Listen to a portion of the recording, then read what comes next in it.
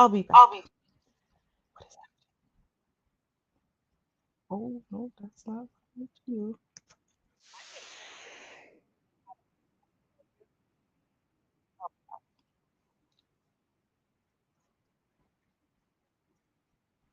What is happening?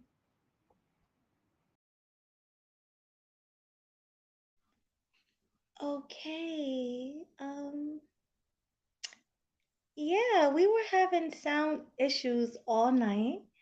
We thought we finally had it together, but obviously we didn't. That's why we started so late. But oh, it's an echo? Oh, come on. Is it still an echo, guys? Put a one in the chat if it's still an echo. Because I thought we fixed that problem. Is there an echo right now, guys? One in the chat. I need to know. I need to know. Two in the chat if I'm fine. Come on, guys. Okay, so there's no echo. So it was only an echo with Ruby, right? Well, while we wait for Ruby to get the technical difficulties together, um, no, you're fine. I think Ruby had an echo. Yeah, it must have been Ruby. I don't know what's going on, but yeah. So tonight's topic is a spicy one. Um, hey Chris, Don Teasy, salute to you. Um, Chef Disaster 3.0. Hey, what's going on? We have Marty McFly. He says, right now you're fine. I think Ruby had the echo. Yeah, I think I read that already. Medora, hi, welcome. Hey, Lando, welcome. GC in the house. We got Blue TV 2022. Salute to you.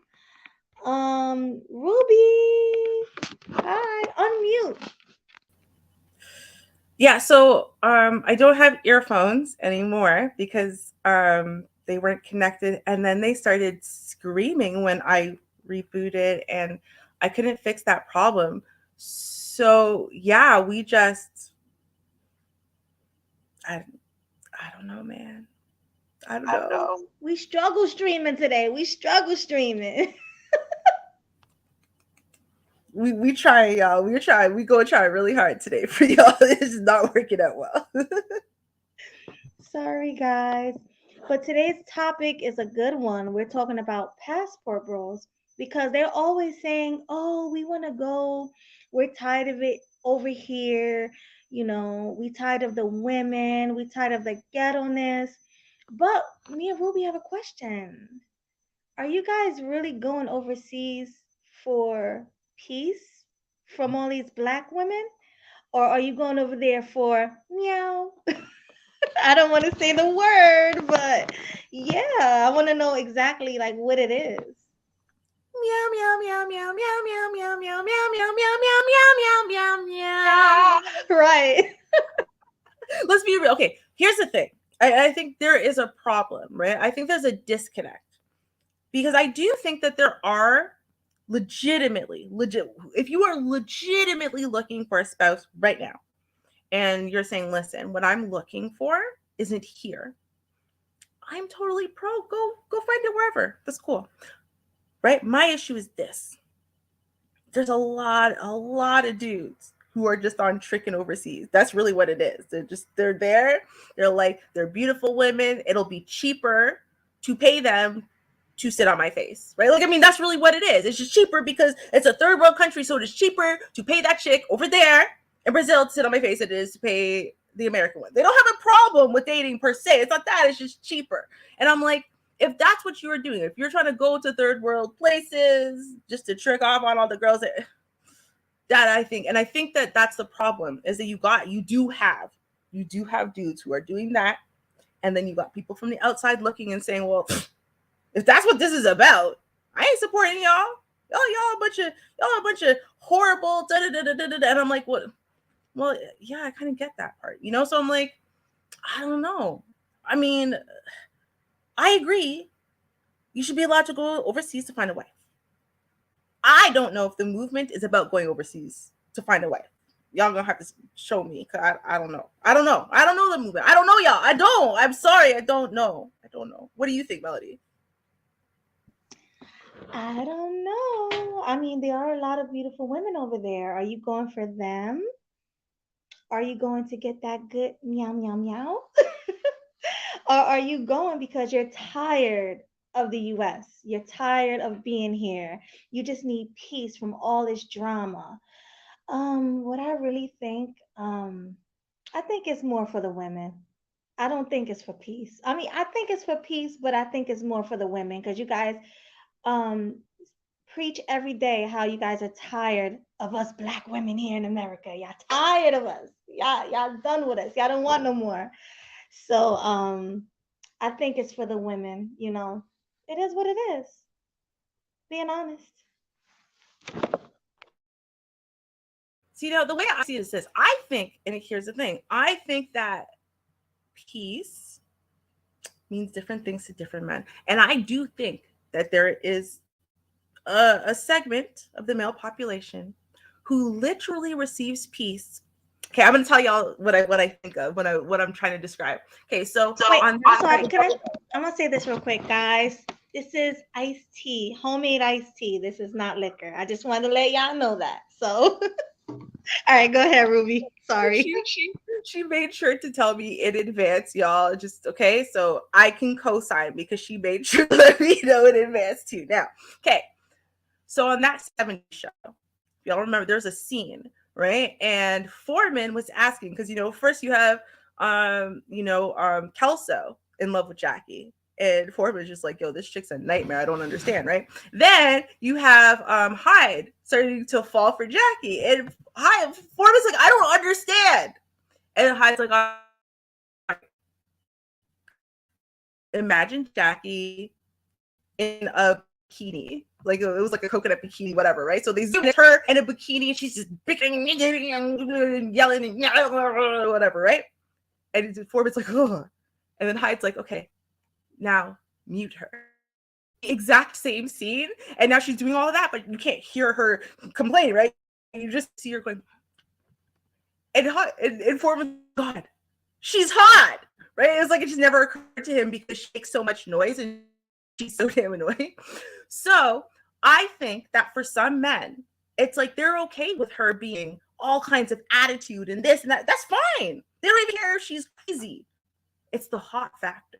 And it's the fact that overseas, outside of America, it doesn't even matter where. Outside of America, America's the fattest place like ever. Okay, even in Canada, we're not that fat here, right? And I think that's what it is. It's like they just want a super hot woman. They want someone they're really attracted to, and that's enough for them. That brings them enough peace. They're willing to put up with her bull as long as she's hot enough, right? And it's her hair. You don't have to invest in a weave every few months because that's her hair, and she wants to make her ass look nice, and she wants to keep her waist looking slim. She don't want to be over 30% body fat, and it's just like those things. And I'm like, I think they really, honestly, legitimately, that just brings them peace. They're not looking honestly for a woman to be perfect or to literally be like a quiet doormat. They just want her to be hot enough that it's worth it. That's what I think. I agree 100% with that, Ruby. Like 100%. You hit the nail right on the head. Like these type of women bring them peace because the women over here, how can you be at peace when you come home from work and somebody's constantly yelling in your ear, you know, hey, you need to do this, you need to do that, or make your own dinner. Nobody want to hear all that. They don't want to hear all that. But I'm hearing when they go overseas, these women are at their like beck and call for everything. Or what do you need? What do you want to eat? What do you want? So that's the difference. So that's their peace.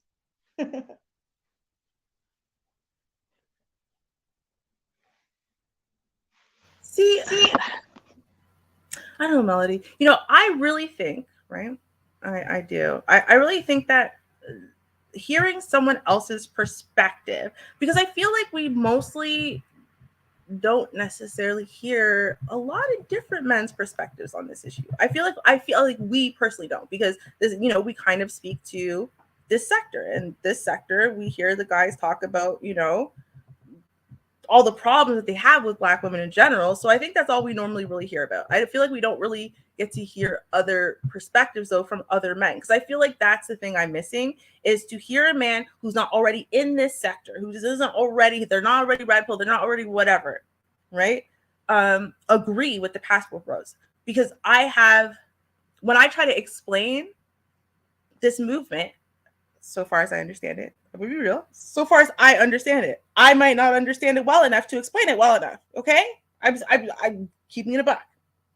But when I try to explain that to Black men that I know who live overseas right now, they laugh at y'all, and they're not blue pill, and they laugh at y'all. They think it sounds ridiculous, just like they think cis BM sounds ridiculous. Save yourself, Black man. I'll never forget the man I spoke to, and I told him, he said, "Save yourself." Save yourself from what? And like he couldn't process it. And so I try to explain the best that I could, and he's just like, I don't get it. Like he just doesn't get it. But here's the interesting part, right? Like I said, he's overseas right now, Brazil. Been overseas lots of other places too. His next place will be Thailand.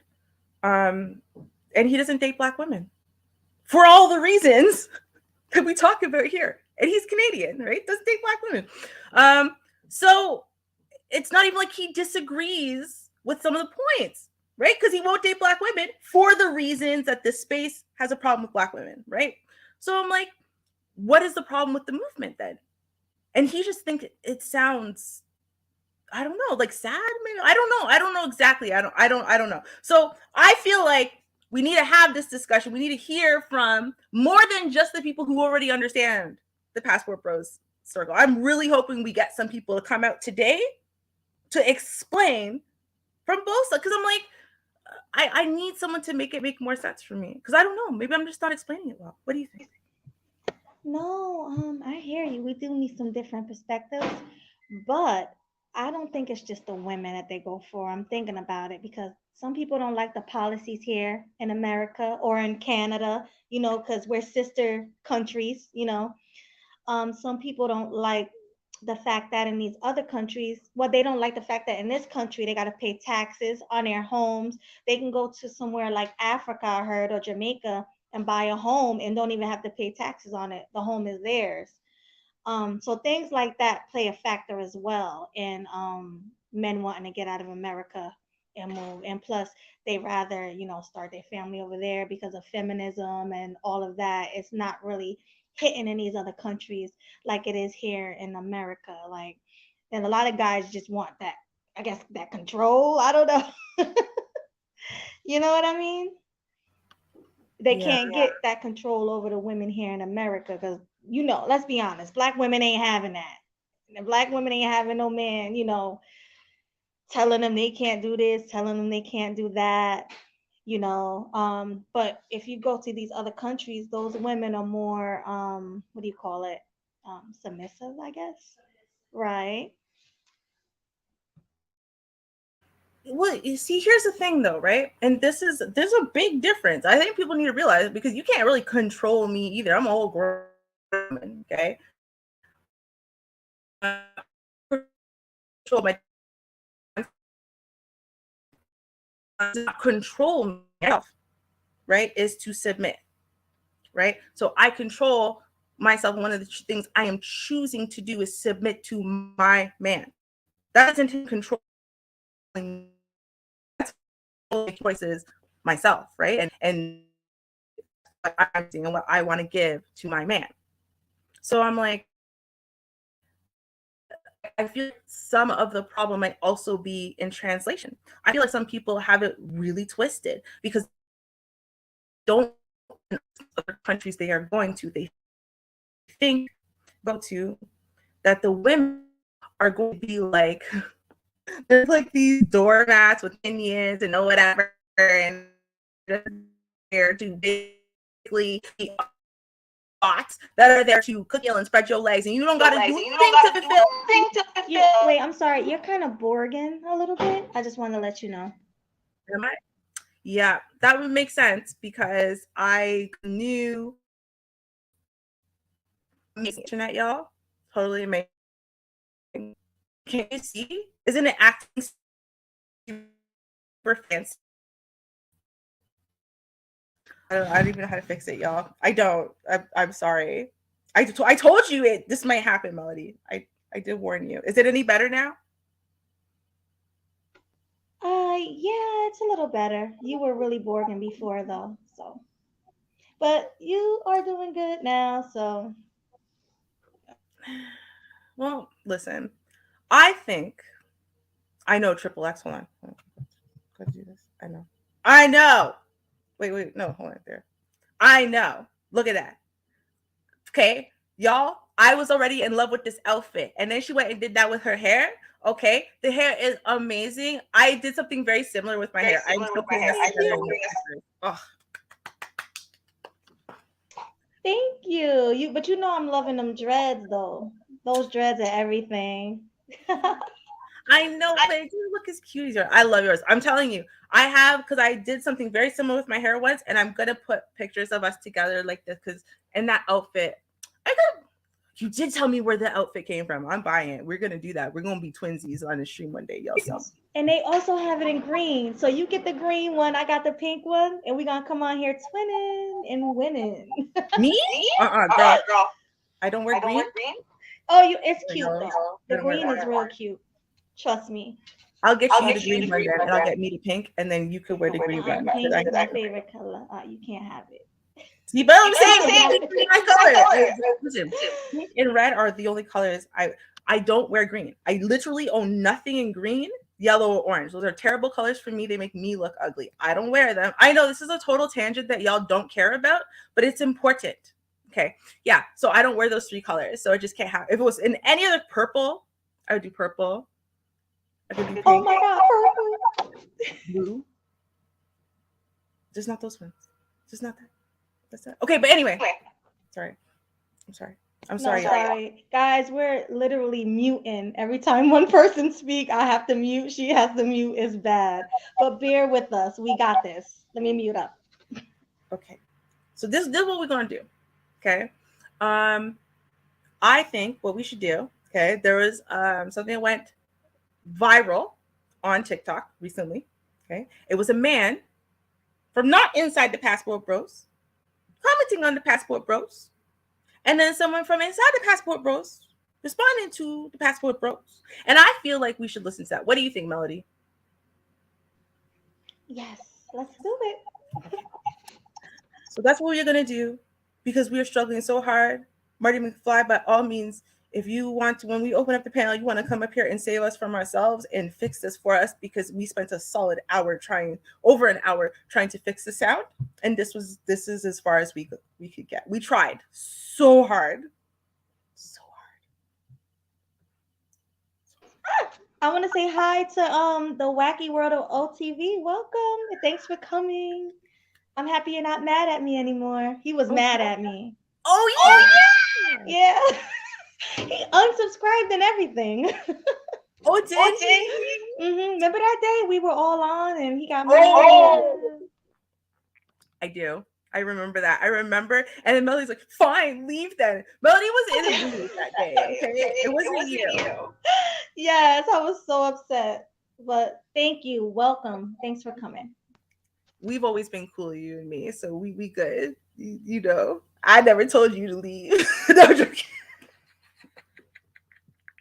I'm sorry. The penny is real. Okay.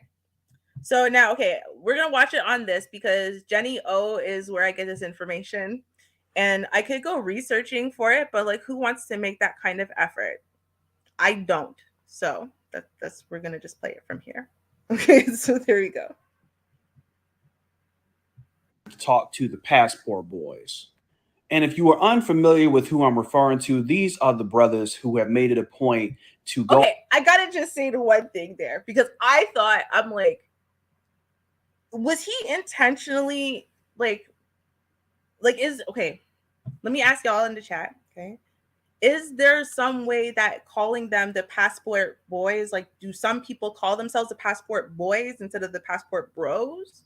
Like, does someone do that? I've never heard of that day in my life. Me either. So I feel like it was intentionally like disrespectful. I feel like that was on purpose disrespectful. But I'm like, I don't know. Maybe they do call themselves the passport boys somewhere. Maybe. So we'll see. Okay, let's keep going. Outside the country to find wives because American black women are just too difficult to deal with. They won't submit, etc., etc. First thing I want to ask is why? You do realize women outnumber men 3 to 1. I believe there's 170 million women in the country of America. So you mean to tell me out of all 170 million, you can't find one American woman that is going to give you what you want? With all the dating technologies, with all the dating apps, with the technology, with the internet, you mean to tell me you can't just go across state lines and find your wife? And second of all, it really doesn't sound like you're going overseas to find love. It seems like you're trying to go overseas, find a woman that you think is dumb, train her up and groom her to be a submissive housewife so you can walk all over her. It doesn't really sound like you're looking for a wife or a love. It sounds like you're looking for a slave that just does whatever you tell her to. But I want to let you guys in on a few things. I watch 90 Day Fiance religiously. Love the show. Love the show. And one thing I see on 90 Day Fiance is that when the people go overseas and they find love and they bring them over here, it doesn't happen just like that. They may be able to get them over here, but they may not be able to keep them over here because that takes a lot of time, a lot of effort, a lot of paperwork. Do you have that much time to spend on somebody? And let's say you go through all that and you make it through the other side and she's officially an American citizen and y'all can get married. There's no guarantee she's going to stay here. There's always a chance that a law might get passed where she could get deported.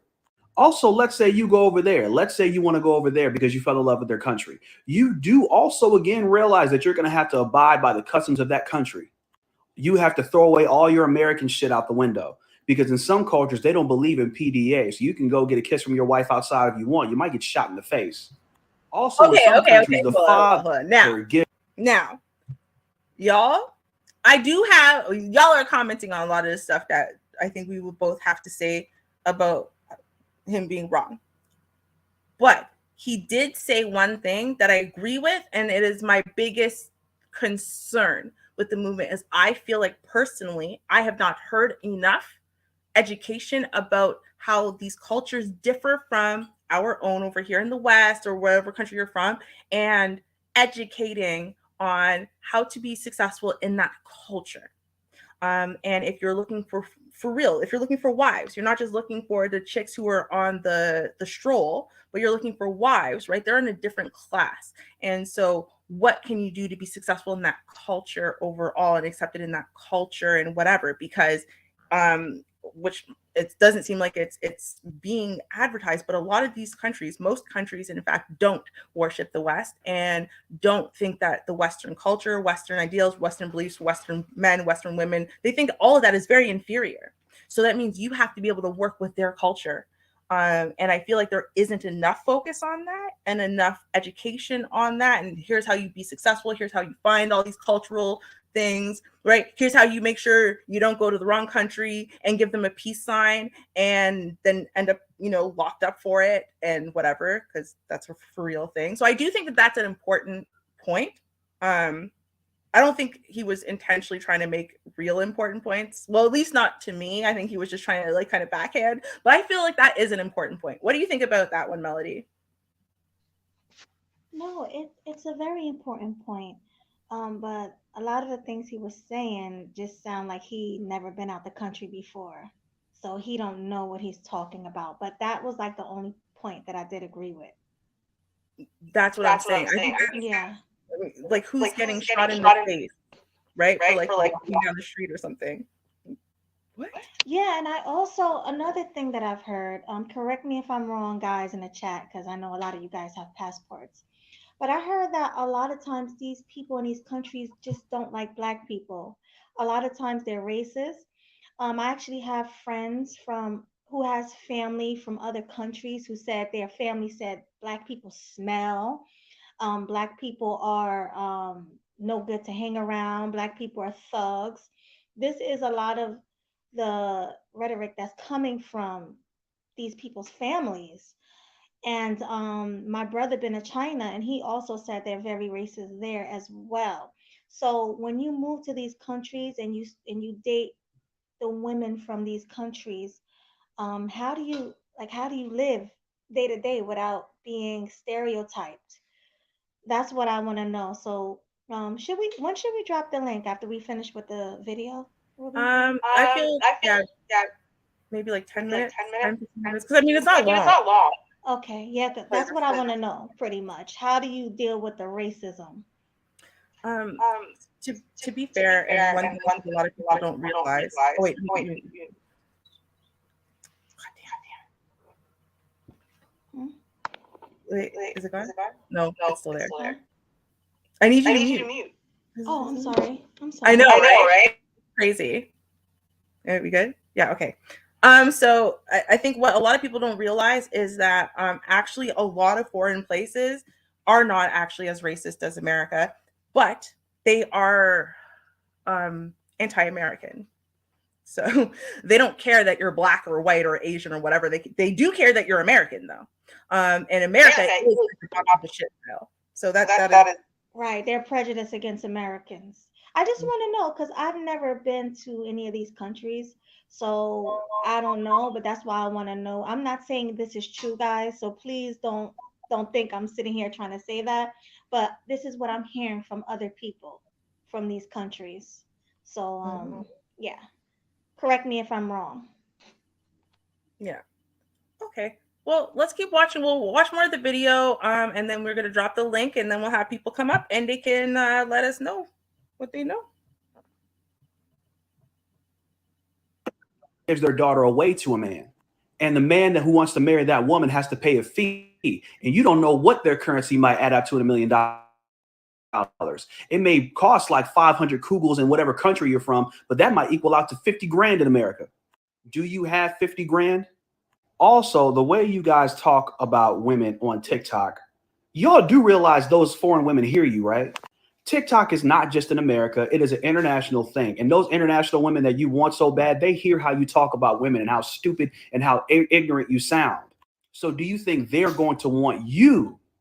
Are you willing to take that L to get rejected in more than one country? And last but not least, there's no guarantee that that person is going to be with you for the right reasons. How do you know that that person just doesn't want a green card to get into America? These are all the things I suggest you guys think about before you guys rush to other countries because you're just sick of black women. That is all. Yeah. well, that is the video you got. So I do think there were definitely some good points in there. I do. Now, because I want to be fair, and I thought it was nice she did this, because she's honestly not on our team. She's not over here on this side, okay? But the very first response she played was this one. Say that they've had enough of these egotistical, unmanageable, unreasonable, majority of these women up here who don't want to be submissive while bitching and complaining about men doing the bare minimum and just wanting to weigh out their options. I'm baffled as to, I want to understand what's the problem of men wanting to explore their options and just saying the hell with it. I don't have to deal with this shit. Let me go to another country and find greener pastures out there. I mean, who are you, or who are you, and who is anybody who is anybody else to question what men want to do with their lives, what men deserve, and what they should seek in a woman? And if they're not getting it here, who are you or I to tell them that they shouldn't go out here and find it by any way necessary? Who are you? Like, bro, like 1 minute you for the men, the next minute you side with the women. I'm confused as like you seem like you worse than a damn chameleon or something. Like you want to be a chameleon. Like normally I don't even deal with head-on collisions with chameleons because they too much in the middle with shit. But man, like here, you way off, brother. You way off. You are completely off. And like I said, I see it every day. Like I said, I got friends that went overseas and married every last one of their women. So regardless of what you believe and what you want to push out there, men are actually going out there and getting married. And there's plenty of stories of where men have actually stayed over there and are living the best happy lives that they have ever lived.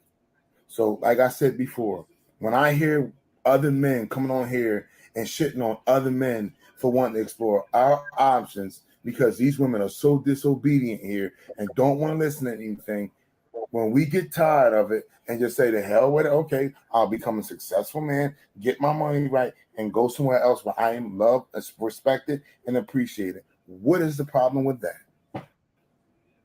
Tell me. I need to know this question, bro. I also find this funny too. I always hear these same black women that you defending, divesting from black men. Yet you got the nerve to attack the passport brothers for wanting to leave. I'm confused here, bro. And that was actually my favorite point of his, even though it was at the end. It was kind of like his mic drop point, but I'm like, why is it that it's okay for black women to say they would like to divest from black men? They want to divest from black men. It's okay for them to do a black men are dusties. Why can't we open up our options as black women? Da da da. But when black men want to say the exact same thing, they are so wholly criticized and shamed and whatever, right? So I mean, I do think it's a valid conversation. I do. Very valid. That guy was speaking facts. The last guy you played, Mm-hmm. facts. I mean, you have these women been trying to shame men for years. Oh, we gonna go get us a white man, blah blah blah. But like you said, as soon as these guys go and say, "Hey, listen, I'm not staying here and dealing with y'all mess. You women are overweight. You you're nasty." All the stereotypes is true for a lot of women. Not all women, but a lot of women, these stereotypes are true. So I mean, they got to deal with it. Take it. you know. Mm-hmm. Look, we Absolutely. got GC up here. He came Hey, first. We got GC. Blue. Hi. Hey, Oh, what's going on? What's and going Marty on? McFly in there. All right. Hey. All right, so let's go with GC. We're gonna go in order. So what's on Okay. your mind, GC? Yeah, so I'm echoing for somebody has That an echo. melody mute. Okay. Okay. Yeah, so he said something interesting when he said there are 3 times more women than men. I don't know where guys get that statistic from.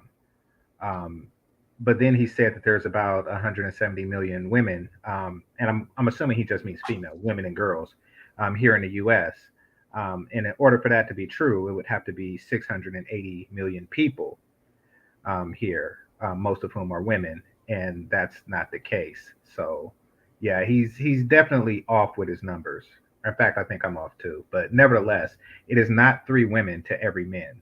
I don't know where he's getting that from, but I do know that it is proof that there is an engine out there to make it appear as if there is a scarcity on the woman's side. And that's something that black women do.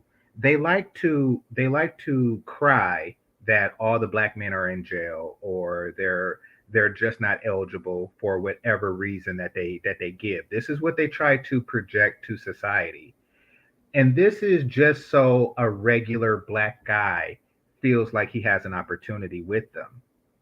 But when they cry, oh, yes, there are no good men out there, and then you bring your good ass on and you swipe right on them, they're going to swipe left on you. For the most part, they do not want an average man. They want an exceptional man, even if the woman is, quote unquote, average at best.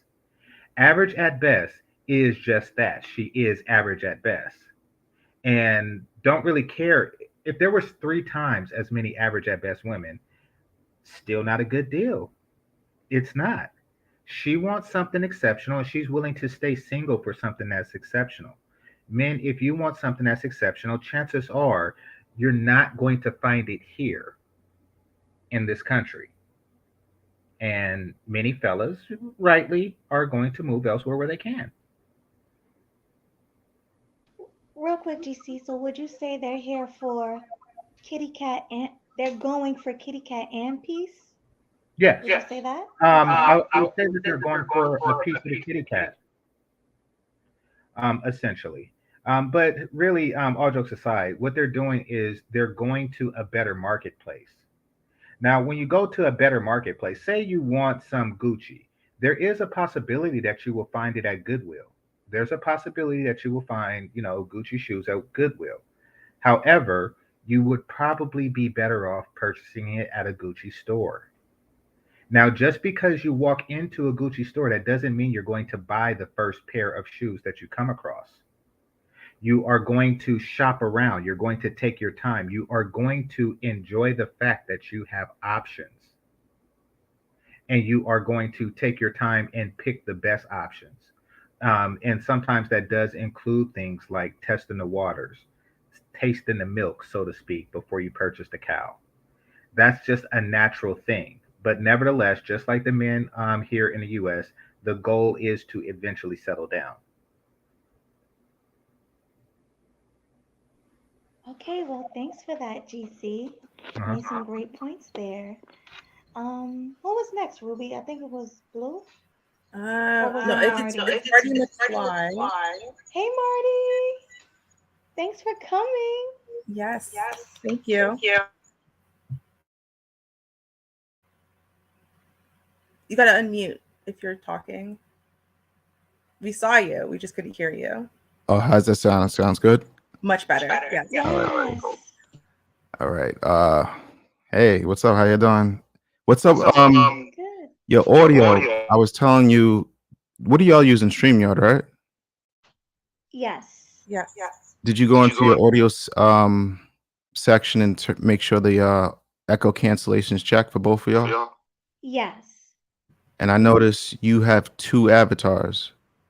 Melody, can you Yes. take one down? Because maybe you're getting feedback there. Well, I'm struggle streaming today. I'm using that avatar in the middle for audio, and then my camera. So I'm kind of like struggle streaming today. Yeah. To explain to you what happened when we tried to not have the second camera up there, a lot happened. But it comes down to basically we can't hear her voice. She's too far away from the camera. Like we can't hear her voice. And it wasn't working. Every other way that we tried to set up her audio, it did scary things. Like really scary things with the audio. So this was the kind of the best we could figure out after like an hour because we didn't want to keep delaying or put it off until tomorrow. Using a Mac or PC? A tablet right now. That's how bad off I'm doing. See, y'all don't know your girl Sweet Melody is kind of a klutz. So my expensive laptop that I bought, I spilled tea on it. So now this is what I'm working with until I get a new one. So that's a PC tablet? Correct. Okay. All right. Yep. All right. So I guess you could say is, I mean, you said a few things I want to tackle, namely the 90-Day Fiance thing. You know, that's like a comedy show. It's not really serious. So if anybody's watching that to get their travel cues, that's not a good look. It's kind of like watching the circus to learn physics. You know what I'm saying? So it's like everybody takes that as like the gospel. I saw it on 90-Day Fiance. It's like the people who travel with, I mean, that's more like keeping up with the Kardashians type of stuff when it comes to traveling.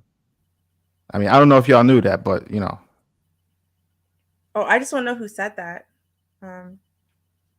Who said the 90-Day Fiance part?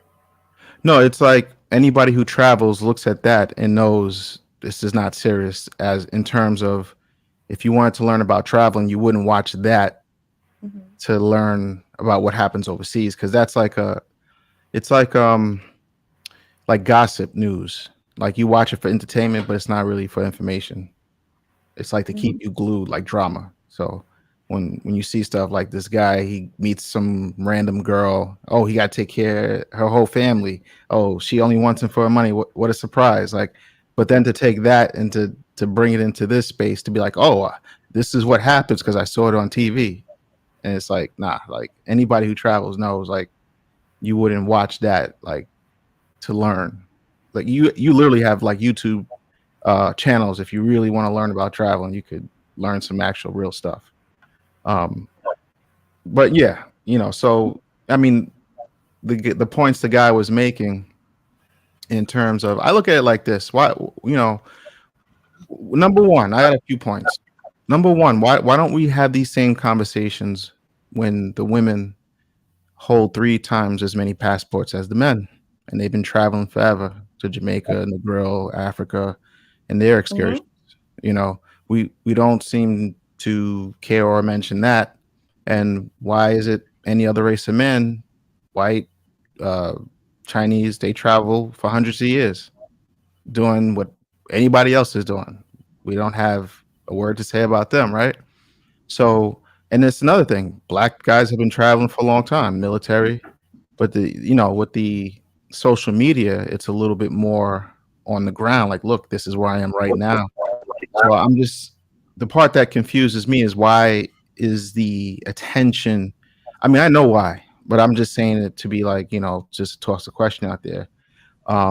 Because the reality of the situation is, and I look at it like this: traveling, you have 2 type of travelers, right? You have the weekend warrior, the guy who saves his money for 3 or 4 months, buys as many shiny belt buckles as he would like, and he goes overseas and he's DD for a weekend, and that's good on him. I have no problem with the guy who wants to do that. And then you have the more sophisticated traveler who's actually going for the culture. But let's not pretend like there isn't women in these countries, and let's not pretend, on average, I'm not going to say all, but you have a higher average of women who are more fit, more friendly, and more coachable than Keisha, right? So, and it's cheaper to live and be over there in general for whatever you want to do. So these are very attractive signifiers as to why anyone, male or female, would want to go overseas. And I just, this whole notion of, because the way it's framed, it's never framed where a successful, relatively handsome guy who has his wits about himself, who can hold a conversation. Like, listen, I cammed up. I can cam up again. I have no problem talking to females in or out of the country. It's Please the do. You same. look good. Can you cam back up? Oh, You look shit. real nice. I liked your setup. All right. Oh, yeah, yeah, yeah. Please Hold on cam one back second. up. We like it. Anybody else want to cam up? Go on it. Yeah, I have no fear about camming up. Like, some dudes, the internet's a really scary place. But Marty stands on his own too. I don't cam up all the time though, but when I do, I cam up and I do show receipts. I'm Mr. Receipt guy, But it's always framed. I hate talking while I'm canned up, but it's always framed where it's like these guys are broke and these guys are incels. Like, here's the thing: if you're on child support, you can't travel because they restrict you from getting the passport. Right? So it's not Dusties that are going overseas. So let's debunk that. These are not broke guys. And if anybody has traveled before, male or female, it is not cheap. Right? So that means you have to be of sound mind to save the money to actually plan. You're not, in other words, what I'm trying to say is, none of these guys that are going overseas are dumb, and they don't lose their intelligent card the minute they step down in a different country. But we like to frame it like that because we like to put everybody in this. It just makes the conversation easier. I get it. It's clickbait. But the reality of the situation is grim. The reality of the situation is the economy is upside down. Trump's on his way back. So you know what that means for a lot of social programs, for all you liberals out there. Oopsie. The inflation is through the roof. Gas prices is crazy, and jobs have been cut. And if you don't have an essential job, which is more so construction, male-oriented jobs, firefighter, police, things that are necessary, we don't need people to file papers anymore. We've seen 2 years of people staying home and doing their electronic jobs. So pretty much 90% of the female workforce, if they haven't been laid off already, have been rendered obsolete. And how do I know this? Boom. You can look at the eviction rates. Who leads in the evictions in the US? Black women, because they had jobs that are really not essential. And I'm not saying it's their fault, but it's the reality. So what does that mean? So now when you have, an epidemic of 70 to 80% of single mothers getting their programs cut, their jobs cut, Pookie's going to Pookie and niggas are going to eat chicken, right?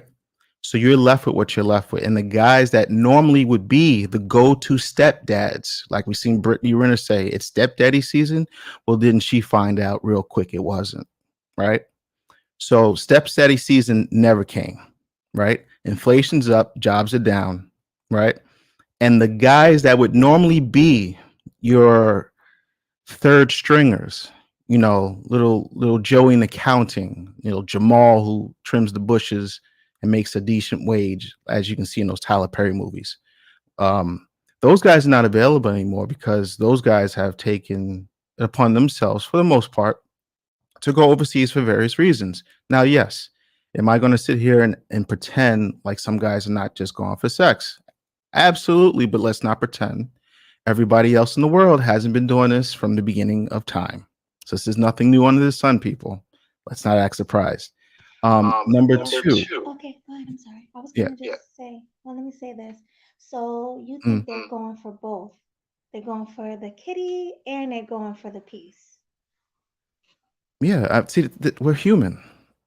Why? There is nothing that's 100% one way and 100% the other way. There is balance. So you're going to have guys that go for that. And my thing is, if women are going to Jamaica and Africa and all these different places for years and they have more passports, they have books showing Stella got her groove back. Let's go to hedonism. Listen, I don't have a problem with none of that stuff. So why are we acting like this? Everybody's clutching their pearls. Oh my God. These men, they're going, well, aren't you taking advantage of third world boys? Those young guys over there who don't have an economic leg up. Aren't you females, you American women, going over to their country, Marty, exploiting those guys? Marty, remember, black women aren't desirable. Remember, No, nobody. no, no. This money talks, because when it's framed on the black end, as far as for black men, we're going over there and we're tricking, right? It's something that in the lexicon that's called you guys are tricking, and I'll display that right here. You tricking, right? So aren't you females when you go to Jamaica and the guy oils you up, rubs you down? Wouldn't that be you tricking too? So let's not act like this doesn't happen on both ends. All I'm doing, I'm just exposing it. Like, yeah, nigga, you tricking. So, But you know what though? yeah, go ahead. I feel like it's more honest. That is part of the issue I have with the movement is if you're going out, if you're tricking, just say that's what you're trying to do. That's why I said at the beginning, I'm like, But just why do say they that even have to say anything to prove to you either way? because what you shouldn't do is lie about your intentions if those aren't your But intentions. why do they even have to say anything? It doesn't matter. They are saying something. So if you're gonna say But something, why are you listening? Why does it matter too? You're married. No, we're not gonna play that silly game. So It's not if you're silly. gonna I'm say just trying to figure something, out what is the vitriol when women go to Jamaica. They do the you same figure it thing. out if you let me get through a sentence. Go ahead. Thank you. Okay. So what I'm saying is again, right, is be honest. It's kind of like the issue. And this is actually one thing that I agreed with Kevin Samuels for a lot of years on, even at a time where we didn't agree on very much many years ago, is that he said that, you know what, he stopped being monogamous a long time ago in his life. However, he doesn't lie. And so all of his girlfriends, no, he's not monogamous. They know he has many women on his roster. He might add more at any time, whatever. And if they have a problem with that, there's a door. It's fine. Now, here's the thing, right? Be honest. My issue is not why people are the other countries might have an issue if men are going down there to run through a bunch of women down there and they're They don't. going about their business, right? But that's not, actually, They don't. do. They don't. I travel. Literally, They don't. literally. Yeah, you know what? I do too. And way before this was a silly little movement. What I'm saying though is that So you they speak to do. the men about men going down there, and you speak to them personally, because I do. Yes, personally, literally. All right. I've So some men that you meet have a problem, and some men that I meet don't. So what's the problem? I literally said the people in the country itself would have a problem, which they do, of you going down, especially if they literally come from a different culture, whereby in their culture, for example, virtue still matters, you know, and the standing of the women still matters, stuff like that. Like it's not like here. So you're Because assuming yes, they every guy do. that goes down there is tricking? Again, if you keep playing these games, we don't get through thoughts. If we don't get through thoughts, then we're playing this game No, where I'm we're just trying to pretending that interject because you everything is monologue. today. I'm just trying to interject before it doesn't go for You 10 minutes. monologued for like 25 minutes. That's true. Okay? I'll give you that. And I haven't been able to respond for longer than 15 seconds. Mhm. So I'm trying to get through a thought, right? And ultimately what it comes down to is this: honesty. The problem versus the women, because that's what you asked, is that right now you have a lot of people who feel the need to lie and say that the reason they are going is for a reason that is not the reason why they personally are going. You don't have to justify yourself, but what you shouldn't do is lie about it. If you are going down there because you know what, you don't even think that the condition of the women in your current country, you don't even think they're worth your $100 to trick. That's cool, but then say that. Right? Don't lie and say that you personally are someone who's looking for a wife when you're not, and nothing that you are going and showing on your channel or teaching people, it has nothing to do with that. Then just say, be honest about why it is that you're going and what it is that you want. And the people who are going down there to find wives they can talk about that, and they're going to be honest. See, the difference is with the women. Women weren't lying. Women were sitting there saying, yeah, I'm going down to the Jamaica or down to the islands or on this trip, and I'm going to get run through by as many hot young Caribbean dudes as possible. They would tell you never that that's saw what that they want before. to do. And to me, that is the only, in my opinion, that is the biggest reason why right now this movement can be under attack, because people started lying. Stop lying about it. Just own it. It is what it is. If you're going down to trick, that's what you're going down there for. Own it. If you're going down there for a wife, you go down, own it. If you're going down there for business, own it. If you're going down there just for culture, own it. But when you start lying and trying to make it, oh, it's got to be honorable, it's got to be this, it's got to be that, then you're lying, and then you're opening up the door for people to come in and feel like they're allowed to attack it because you're lying. I have 2 points to what you just said. Here's the first point. The first point to me is, where are the videos that you speak of these many women over the last 40 years saying, I am going to get railed out in Jamaica, and they put their face on the camera, and it's like, oh, okay, we can respect that because you're a hoe and you're letting people know. Why would somebody even do that on the female side to begin with? So that's cap.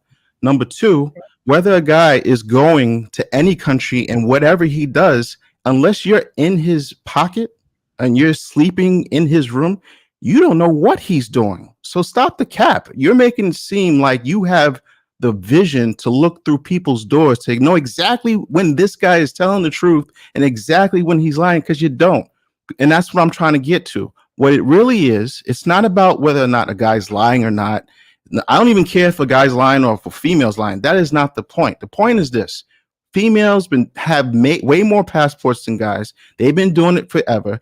They're not telling the truth, and I don't care whether or not they do. Nobody, if Sharonda goes down to Jamaica and gets railed out, whether she lies about it or not, I don't care, because I'm not dating her. So, but why is it the guys that most of you women say you don't want are going to another country? They go find happiness however they get there. I don't care if a guy pays for play. I don't care if he's going to see the statues in his country. That is none of my business. But the point is, that is money leaving the States. And that's the stepfathers that you no longer have access to. So now we have to conjure up all of these things now, because now all of a sudden, now it's the moral police. It's not about just traveling now. It's about telling the truth when you go. This is the bullshit on the highest level. Black women do not care about being told the truth. If they did, they wouldn't be single mothers. Because if it's all about morals and character, you would not be picking motherfuckers like Blueface, who just got arrested for attempted murder. You would not be getting beat upside the head by these guys who look beautiful but are useless. But it's not about character. So stop the cap. Well, before you guys go on, let me read the super chat. Thank you, Go Professor, for Yes, that thank $5 you. super chat. He says, money for the plate. Peace to the panel and to the chat. Go Professor. Thank you. We appreciate you. Yes, Okay, thank you guys. very much, sir. You guys want to continue this conversation, or you want to move on to I'm Blue? just going to respond really quickly, then Okay. I'll go on Balloon. But the fact of the matter is this. Wait, Melody, the thing. Oh, I'm so sorry. I keep forgetting. I know it's hard. We have to fix this for next time. Okay, but it comes down to this. Everything you said might apply to somebody. It just doesn't apply to me. And I can't speak for all Black women. I definitely can't speak for Black American women since I'm not a Black American woman. I can't speak for single mothers since I'm not a single mother. I can't speak for any of the groups that you are specifically referring to and saying that's what the problem is. It's not my problem. So I can't necessarily say that that has anything to do with my issue. So again, when I'm referring to a problem, I'm not referring to, well, it would make Black women feel more comfortable if. I'm just saying overall that you make yourself, you open, this is why, again, in my opinion, right? This is why, to me, Kevin Samuels is incredibly successful. And he was successful in a way that no one else was successful because he didn't mind just standing 10 toes down and owning shit that other people would try to pretty up, try to nice up, try to dance around, try to whatever, you gotta da da da. And like, no, just own it. Right now, again, Madera, to be clear, I wasn't trying to say that women don't lie. That's not what I was saying. I was saying specifically about that thing. The reason why that society and the moral police and cancel culture, all these whatever, decided not to come after women is because women are saying, yeah, that's exactly what I'm doing. Yeah, owning it. Right? It's just like cancel culture didn't come for the too hot to handle and all that stuff with the guys who made billions profiting off of drunk girls showing their tits, right?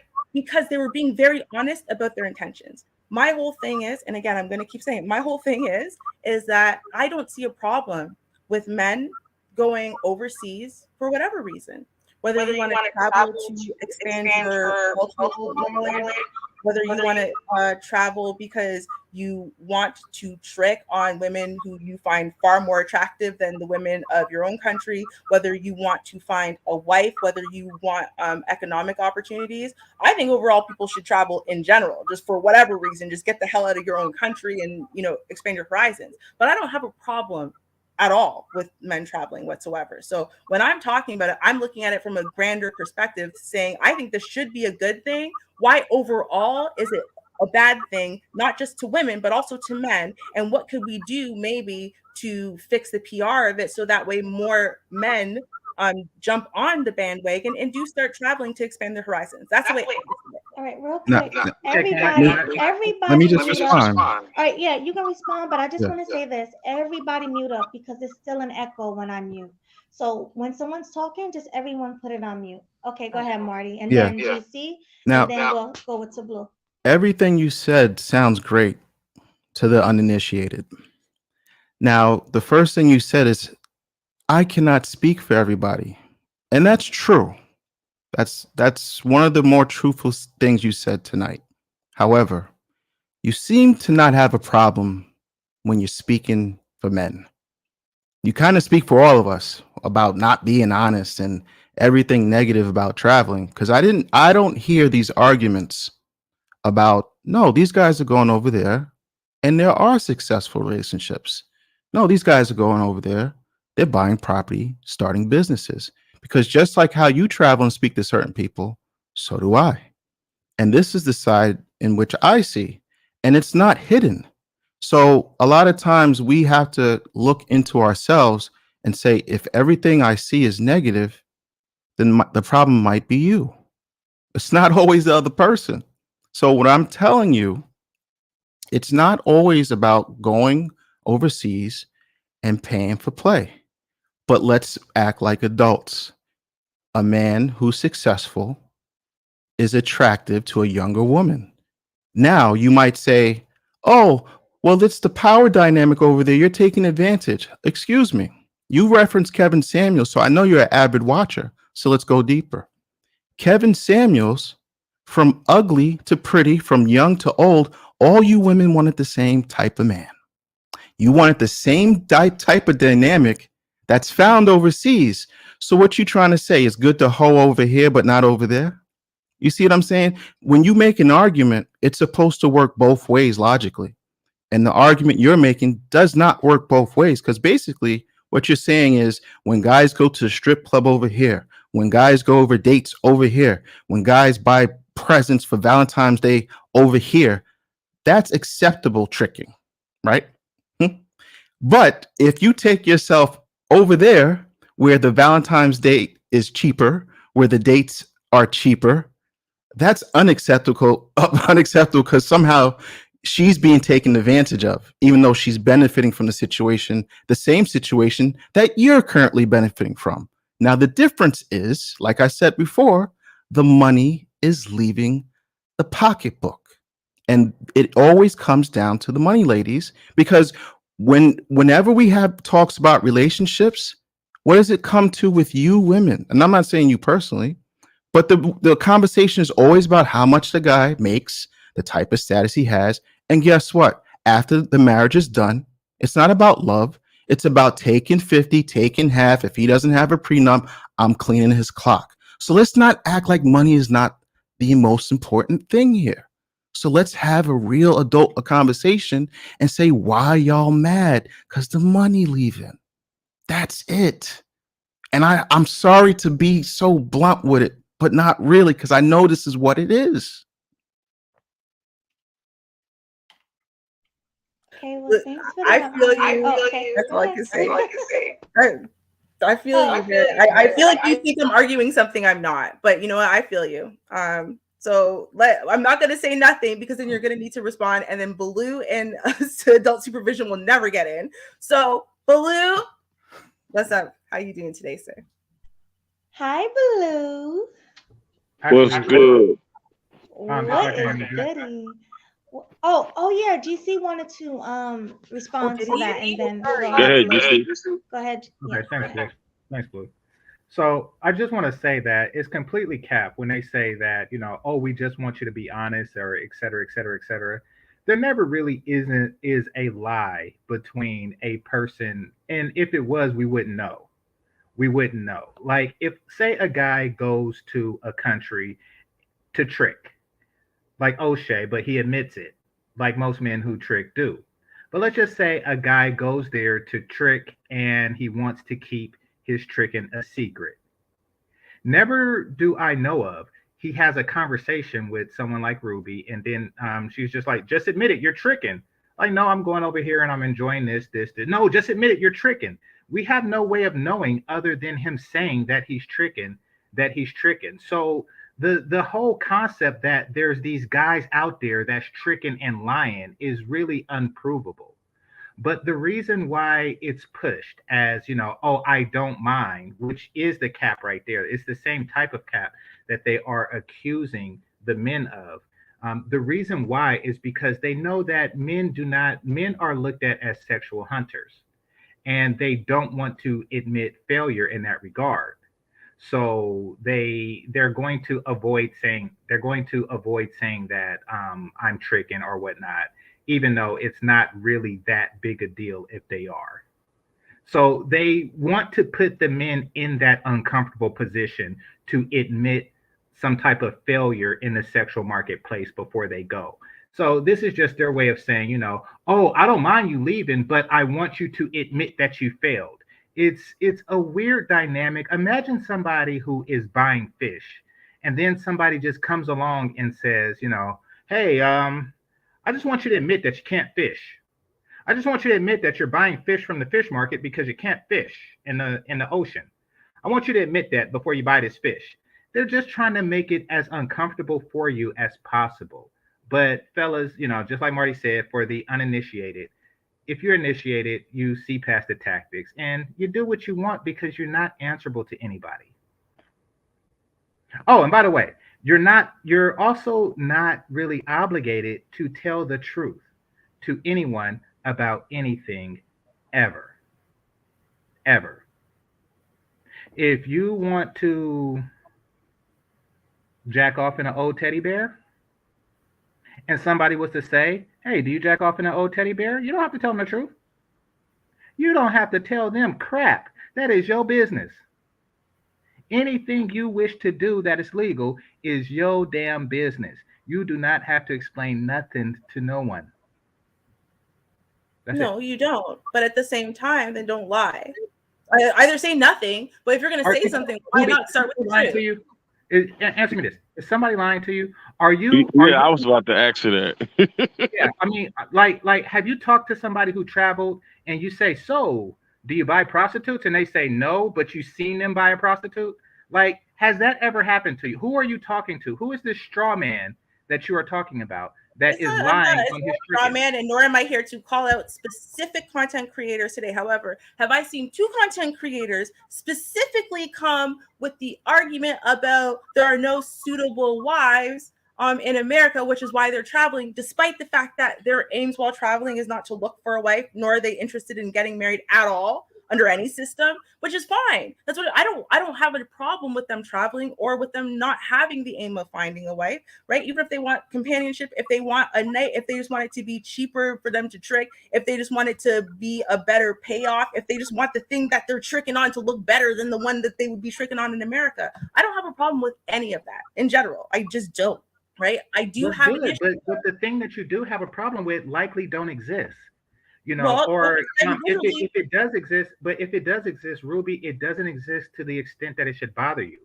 well, because I do, again, if you're gonna sit there, right, and you want to defend the passport bros, right, and I'm Mhm. I'm talking about a couple specific content creators. I'm not calling them out by name here because if I were to do that, then I would also want to bring the specific videos and stuff, which I didn't have prepared here.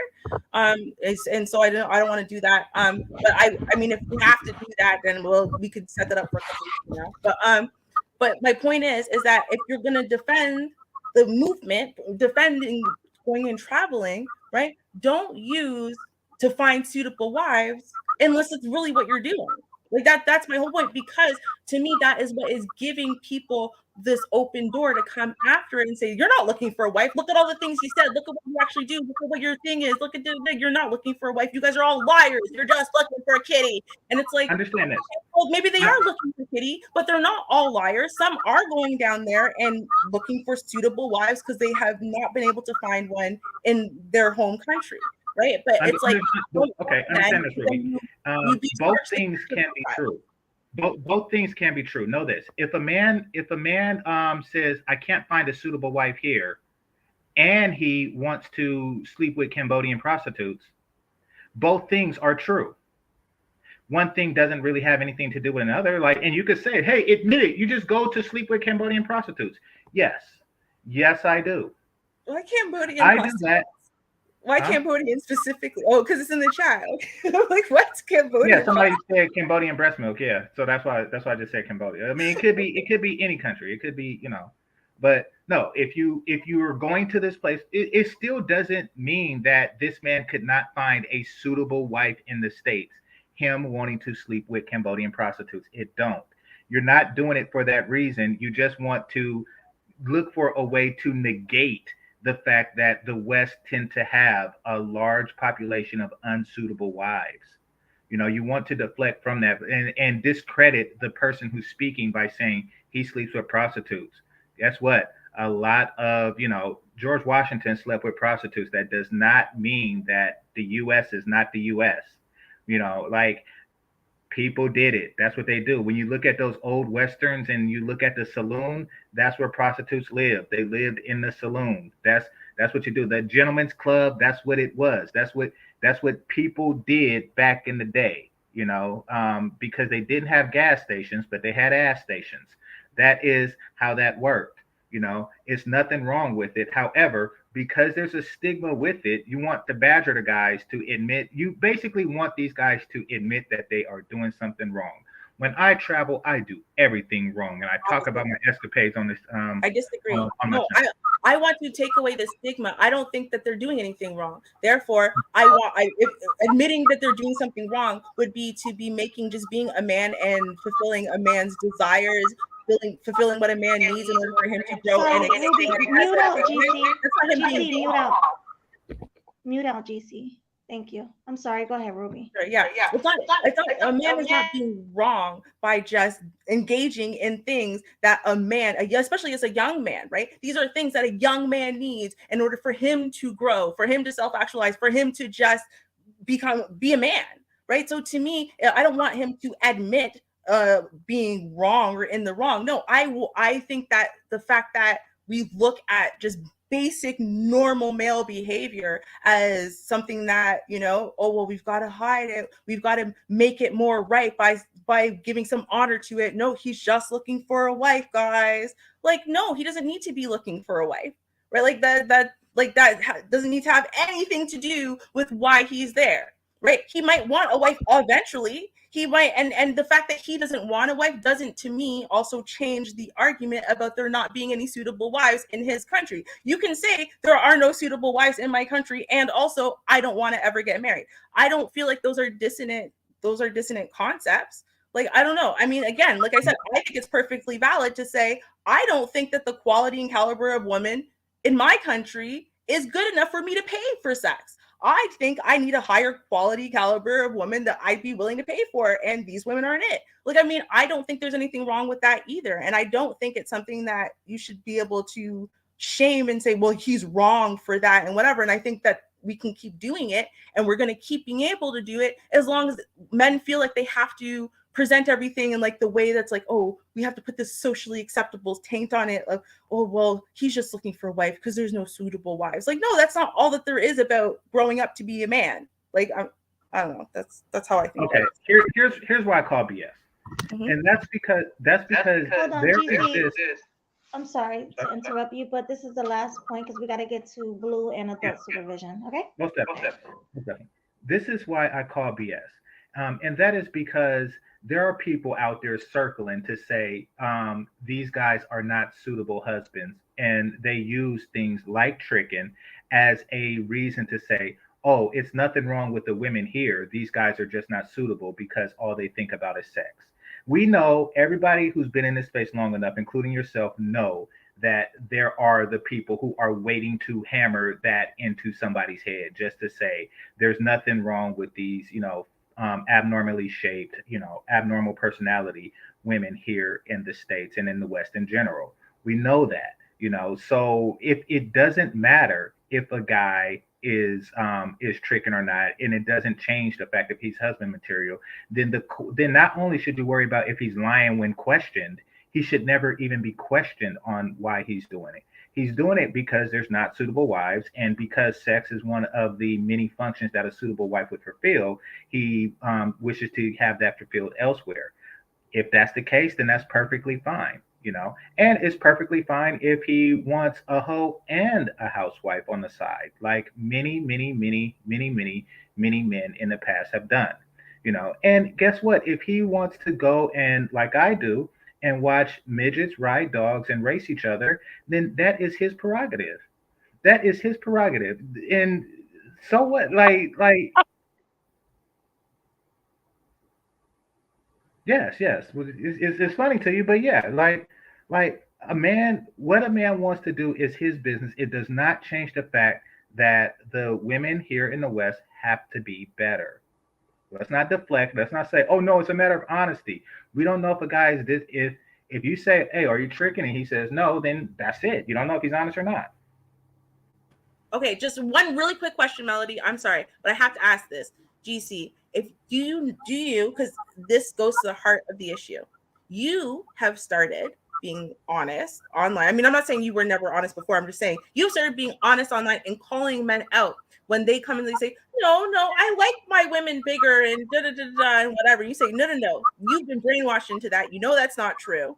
right? But you coming to me, the way I see it, is you coming and saying, no, there is nothing wrong with me finding a healthy woman who's in a healthy BMI, who actually works on herself and whatever, attractive. And there's nothing wrong with me saying that a fat woman is not enough. Mute up, GC. Mute up. And you're not being ashamed of it. You're not being ashamed. And you just being able to speak about these things. I see it as the same as any of these things, right? Men should be allowed to just be honest. But the more that men are not honest, right, is the more that we can, all these different messages can pigeonhole them, instead of them just being able to be honest and say, no, this is how I see things. This is what I like. This is what I don't like. And you can't shame me for being a man. And that's, so I guess, like, to me, I kind of see it the same way as like the weight thing, right? Where it's like, no, men have been having to say, no, I don't mind a woman with the meat on her. I don't mind this. I don't mind that. They're even calling guys gay who don't like a woman who's in shape, whatever, like, if she's muscular, oh, well, he's gay then. And it's like, we have all this conditioning in our community. And I think the only way we break the conditioning is by men being honest and speaking out regularly and banding together with other men who are willing to be honest and speak out until we make that honesty the norm. That's what I think. And then we're gonna go to Blue right after this point. I promise I won't answer. I'll mute right now. Let supervision go. Okay. Yeah. He's there. It's perfectly okay to lie to women. It is perfectly okay to lie to women at all. I know that there's supposed to be a thing where you're mode one, et cetera, et cetera, et cetera. No, it is perfectly okay to lie to them for whatever reason. If you have to say that it's your birthday to get some, then get it. If you have to say, if she asks you like a ridiculous question, for whatever reason, then yeah, it's perfectly okay to do that. That's it. That's all. If she was to ask you, have you ever slept with a prostitute? And you have, and you know that that's a deal breaker, then feel free to lie. You have my permission as if you need it. You don't, but no, it is perfectly okay to lie. Okay, well, thanks for that. We have people in the chat that actually Wacky, disagree with. We have Wacky. He says, I disagree, game changer. It isn't okay for people to lie to anyone. All right, well, that's you, Wacky. That's you, Wacky. Guess what? If you, there's several people that are in life. Mute out. Cops, the IRS, future jobs. If you are in a job interview and they say, hey, have you ever been late to a job? Well, no, I have never been late. I've been working a job 20 years and I've never been late, not one time. Then do it. By all means, lie. But if you feel different, then that's perfectly fine. But they're going to hire the person that lied. Yeah. Okay, thank you, game changer. Ruby, can you read the last super chat? I sitting here taking seriously because I promised I would shut up. Mute out. Okay, Friedman's Journal. Thank you very much, sir. And he said, honestly, Ruby can read the minds of all Black men that go overseas. Ruby's cap is over 9,000. I didn't at any point say I could read anybody's mind. I literally said that whatever reason a man is going overseas, whether it's self-growth, whether it is he just wants to smash, it doesn't matter. My point is that at no point should men feel the need to have to put this moral bow on it to pretty it up and whatever, and that putting that moral bow on it puts a big giant, especially if you don't mean it, but you're just trying to justify it or whatever. Like you don't need to justify it. It's a normal thing men have been doing for like thousands of years.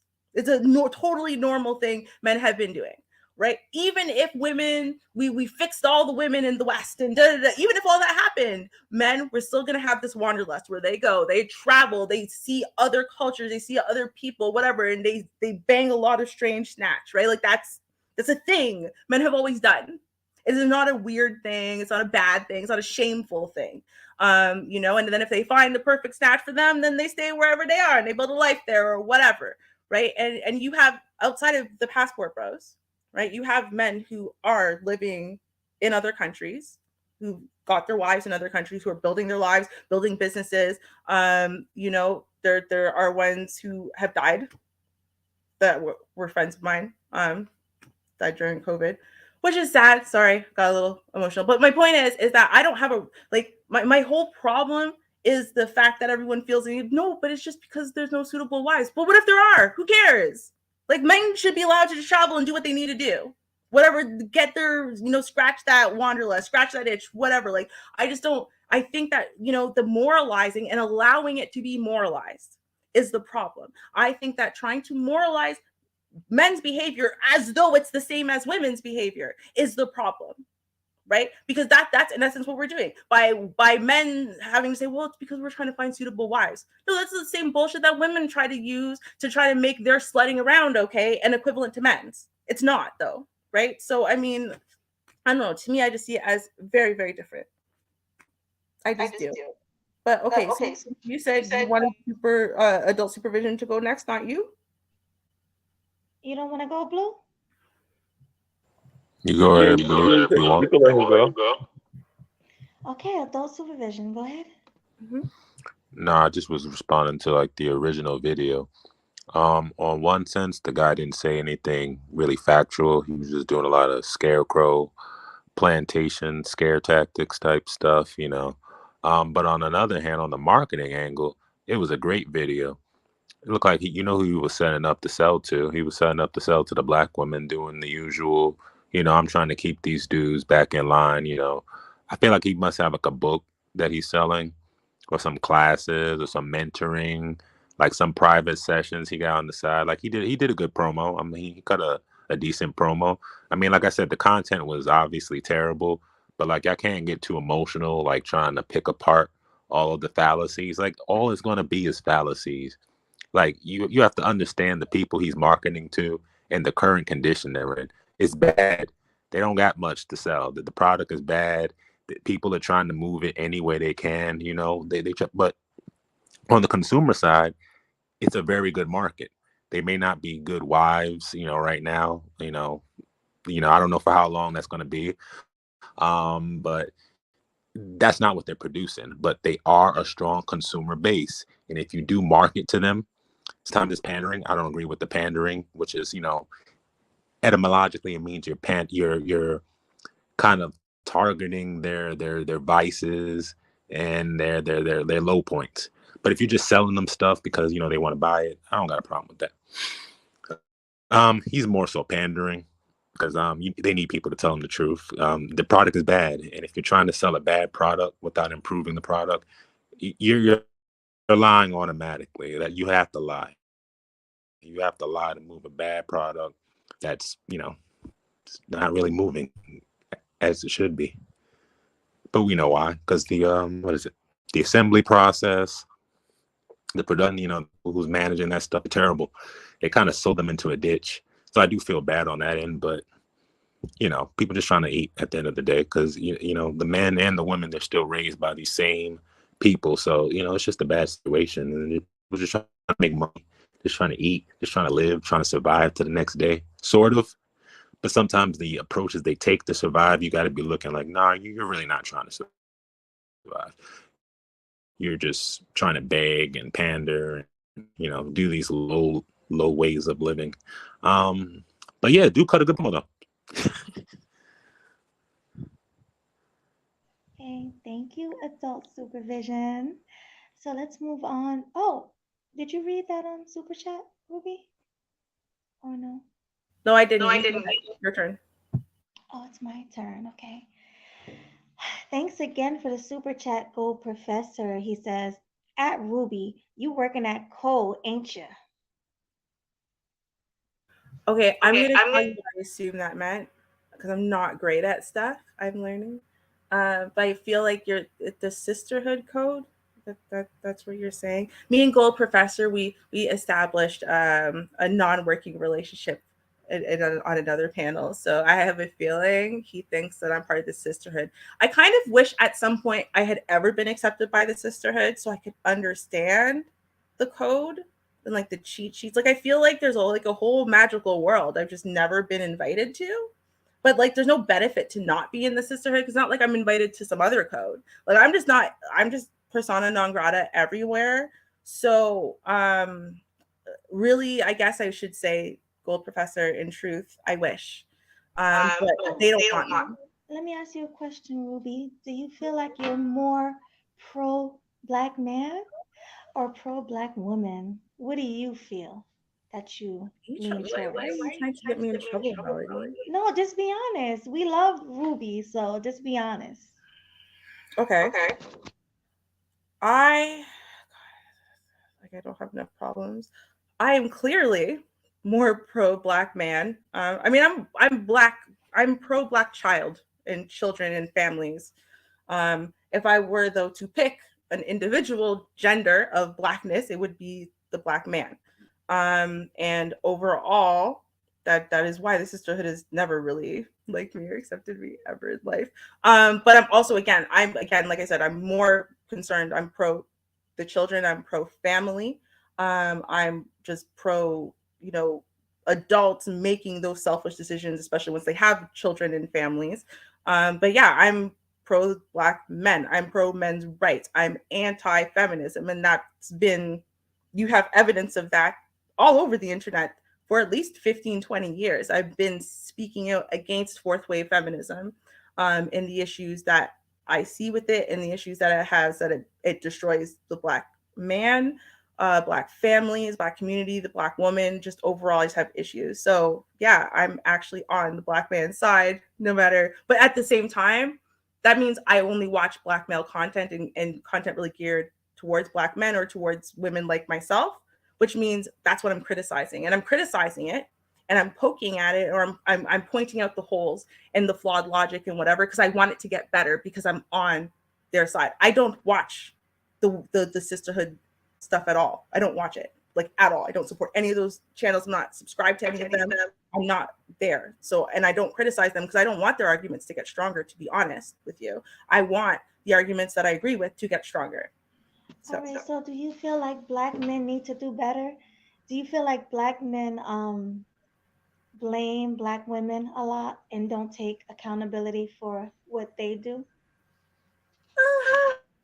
I feel like millennials and Gen Zs do that just in general. I don't think it's a black male thing to do, or a black female thing to do. I think it is a millennial and Generation Z thing, where we just have the easy button and we lack accountability in general. It's very difficult. It's harder for these two generations than it's ever been before to even secretly, privately to oneself admit the kind of accountability that you would really need to do. And if you don't have that problem, you're probably very successful and you're not here having these conversations because you're busy. But like in general, I'm finding that in general, it's very difficult, or people are having way more difficulty with it now than we've ever had before. And I think that's a function of technology, really. Okay, that's all I wanted to ask you. Mm-hmm. Bluey, ready? Yeah. Okay, go ahead. So I think my overall, I mean, I guess men go to other countries, they're gonna see women. You know what I mean? I think the fact that's messed up in other countries, that the women over there are prostitutes or label prostitutes, so that make it difficult. But I think if you go to other countries, it's so much opportunities in other countries, far as like buying land. There's other things just besides going over there to get pussy. So people just think people go to these countries just to go over to get pussy and come back. But the sad part is it's a large amount of people out there that do that. That's the sad part. There are people out there that go to these countries to have sex, and they just go to have sex. But like GC said, that's their business. But it's so much, like I said, so much opportunities versus being in America. As far as if you own land and you want to constantly build, you don't have to have these permits and zoning and stuff like that. So being in this country, you can't really achieve as a black man achieve a lot of things you can outside of the country. And I guess that goes with having a woman that's submissive and even possibly having a family. It's hard in America right now, if you ask me. So you think it's hard to find those women here? You don't you It's don't think hard. it's It's hard? hard. It's just not about women. It's hard a lot of things. Mhm. Even to achieve things, even for people to own and being able to build for you got to mute out. Oh, I'm sorry.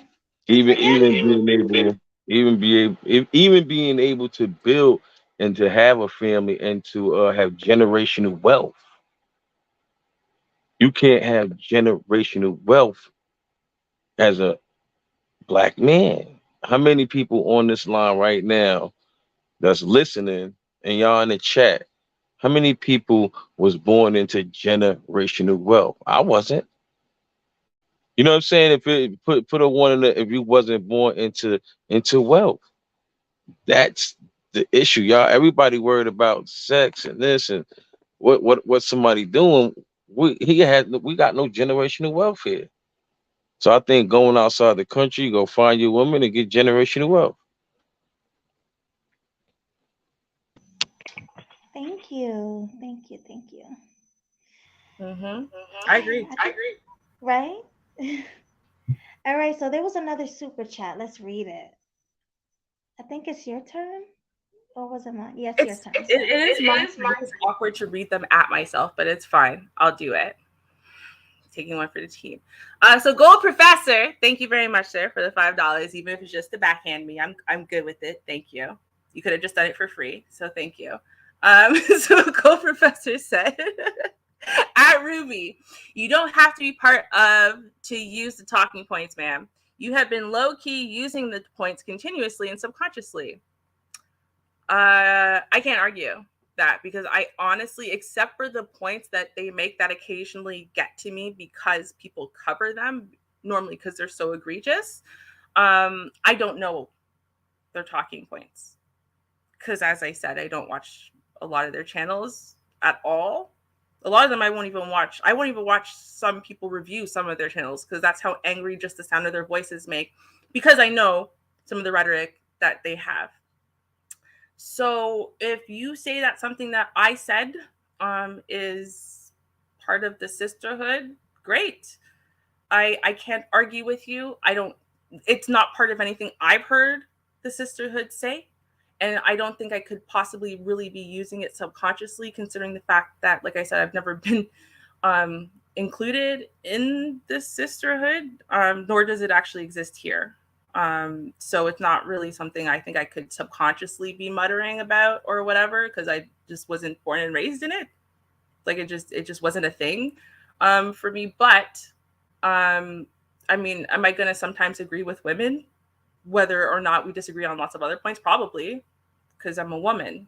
That happens, right? Or I'm going to agree with people I adamantly am opposed to in lots of other ways, but then we'll suddenly agree on one point. That doesn't mean I'm using one of their talking points. It's just, we tend not to disagree with someone 100%. You might agree with 20% of what everyone has to say or something. I don't know. So I don't know. But again, like I said, I feel like that you was already well established from our last interaction that you think I'm part of the sisterhood. So I'm not going to disagree with you. Well, here's the thing, because I think that this is what he's getting at and how the sisterhood works. Whenever there is a topic and the obvious answer is to be a better, more pleasing woman, and that is not her answer, it's anything but that, then that is a sisterhood tactic. If men are saying that, the women here are inadequate wives, the discussion from a non-sisterhood member would be, okay, they are dissatisfied. How do I satisfy you? And then call me daddy. That is the adequate response to this particular situation. But anything short of that is not. It's sisterhood. It comes off as sisterhood.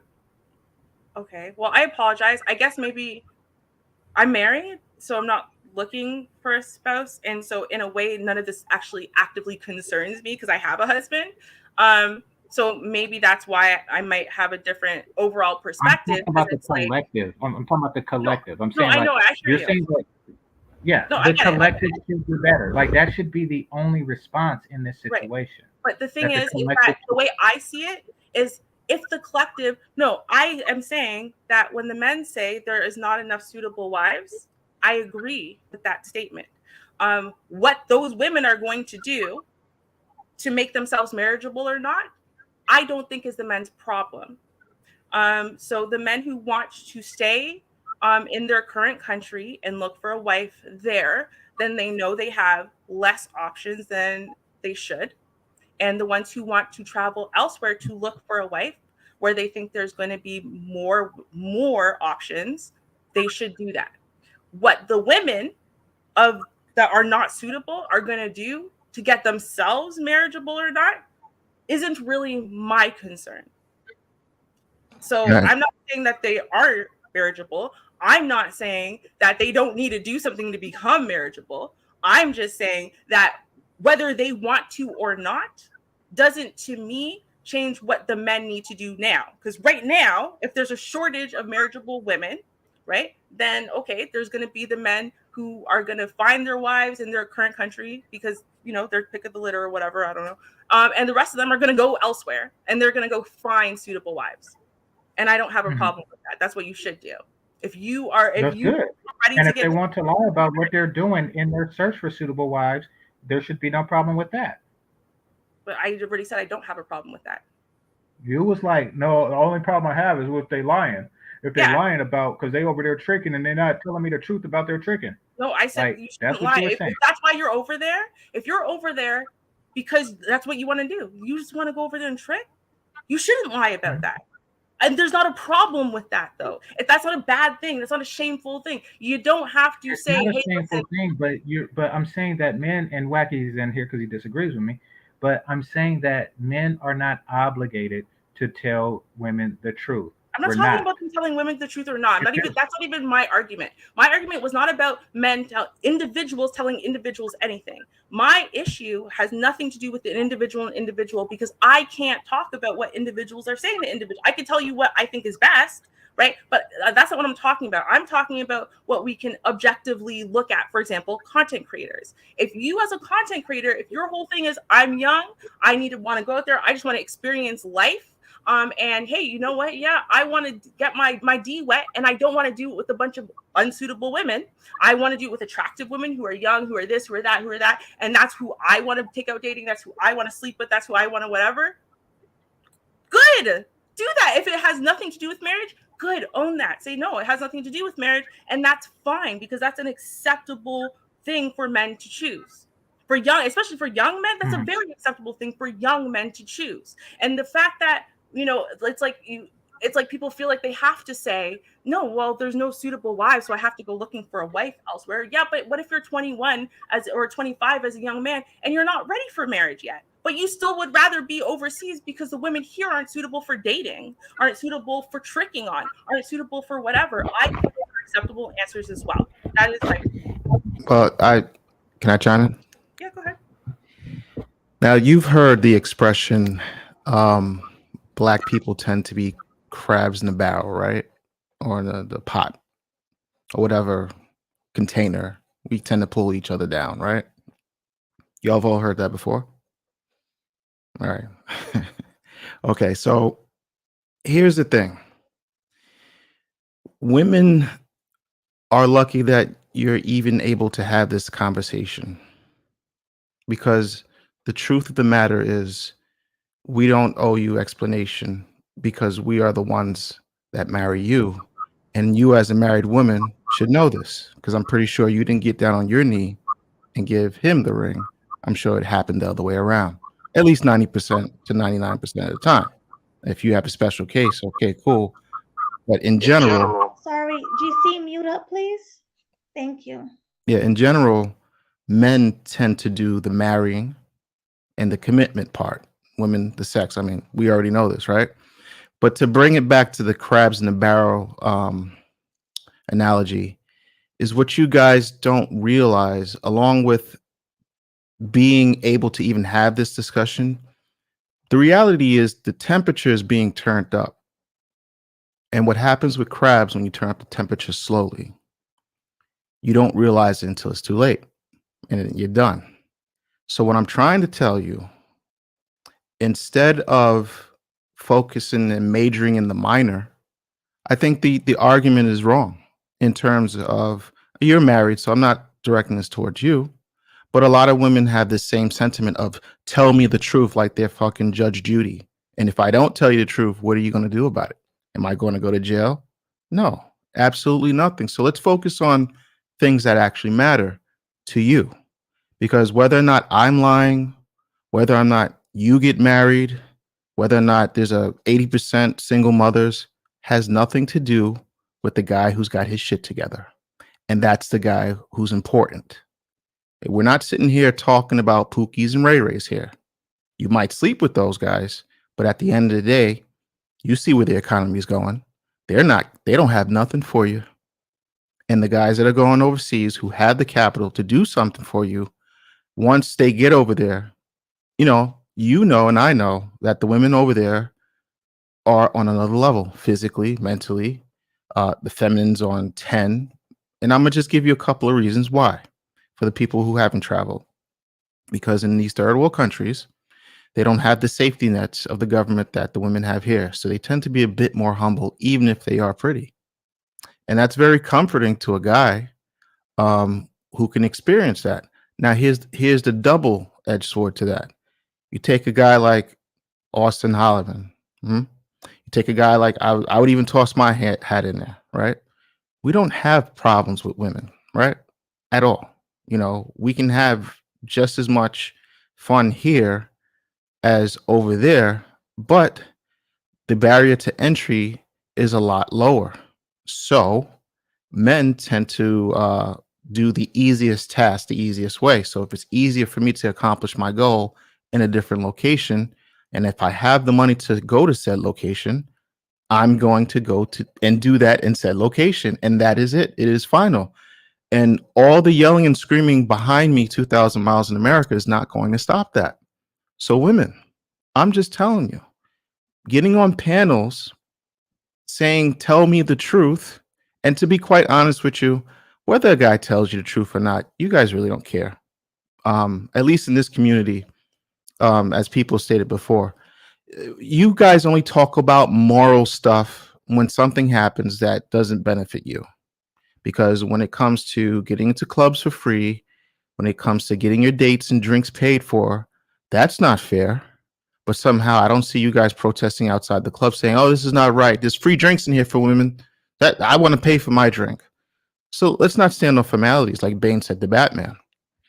So what I'm saying is the temperature's going up. Trump is about to be reelected, right? Once he gets, and he will get back in office, once he gets back in office, a lot of these social programs that are hanging by a thread with your leader Biden, Lord Biden, that's going to get snipped because we have to bring the inflation down. I don't want to get into economics because most people probably won't understand that. But that means a lot of social programs are going to go down the tube. So if you don't have your nest egg, and I think Kevin Samuels made it very apparent what you needed pre-inflation, you could probably double that now. If you don't have your nest egg in place, and if the mindset moving forward, I don't care what you did yesterday, moving forward, if the mindset is of tell me the truth or else I'm perfectly fine just the way I am, I got news for you. It's a dark future. Now, yes, temporarily from 20 to 37, you can get away with it. But things look pretty meek and lonely after 37, and you're still complaining about these dudes ain't ish and all these guys out here ain't nothing, because there's nothing worse than a woman who used to be pretty who squandered her beauty. There's nothing more pitiful than that. It's almost like the equivalent to a guy who was the all-star player, basketball, king of the coaches, all-star prince of the prom. And then you see him 5 years later, he's overweight working at Denny's. That's the type of potential you got girls are squandering. Now you could sit here on the panels and you can cry till the cows come home, but I am telling you, when these men that matter, I'm not talking about the weekend warriors, there's levels, and we have to, and this is part of the problem. The hoes stand next to the regular women. Y'all have similar interests, but men are different. We understand there's levels, there's class, and that's the part that's missing. So the men of class who have money, we're not, we don't care about these conversations to the extent that, you know, the women do, because again, the women are the ones who want to get married. And to be quite honest with you, if you're a man of means, you can ride this out almost till, look at Hugh Hefner. I mean, that he rolled it to the wheels literally fell off. You know, so you have to just understand that in the limited time that you have left, screaming and yelling is not the way to go. Now land a UFO right there. Okay, can you guys hear me? Yeah, I can hear you. Yes, thank you for that. So, Marty, I just want to say that what you said is wrong because you lie. I think that you're lying. I can't prove it, but I think that when you travel, you trick. Therefore, all the other things you say are of no consequence. Personally, that's my opinion on that. Secondly, and this is to the chat room, particularly Wacky, who is speaking ill of lying and things like that. Listen, lying is all a man has in the West to protect themselves, and it's the greatest offensive that we have against modern American or Western women. It's the only one we have. You see, their biggest complaint, what women would do if it wasn't for the power of a beautiful, beautiful, well placed and well architected lie. What they would do is they will wait to the day that they have one egg left, and then they will just ask guys which guy is going to treat me right of all of the hundreds of guys in their DMs, and then they will pick that guy. But because guys lie, they don't or they shouldn't do crap like that. They shouldn't behave like that because they know better. They know that finding a proper, honest mate is a difficult task because men are not always going to be what they appear to be. It is a very difficult task because men lie. And it's a very difficult task for us because many Western women are complete and total trash. Plus, they lie. It's the only defense that we have. It's the only thing to that stands between women and perfect lives. And I see nothing wrong with doing that. You see, here's the thing. This is how you win shit, Wacky. Or this is how you win stuff, Wacky. Like, for example, World War II. Before the invasion of Normandy, what the Americans and the British did was they created a false front. What is a false front? I forget what city, but they pretended as if they are gathering their forces in Area A when really they were going to attack Normandy. Now, they even use Hollywood prompts. They use fake tanks. So when the Germans were to fly over to space and take their pictures and stuff, they would see the tanks and stuff, and they're like, oh, they're massing an offensive here. But really, they were doing it in Normandy. And the reason for this is because they wanted to save lives.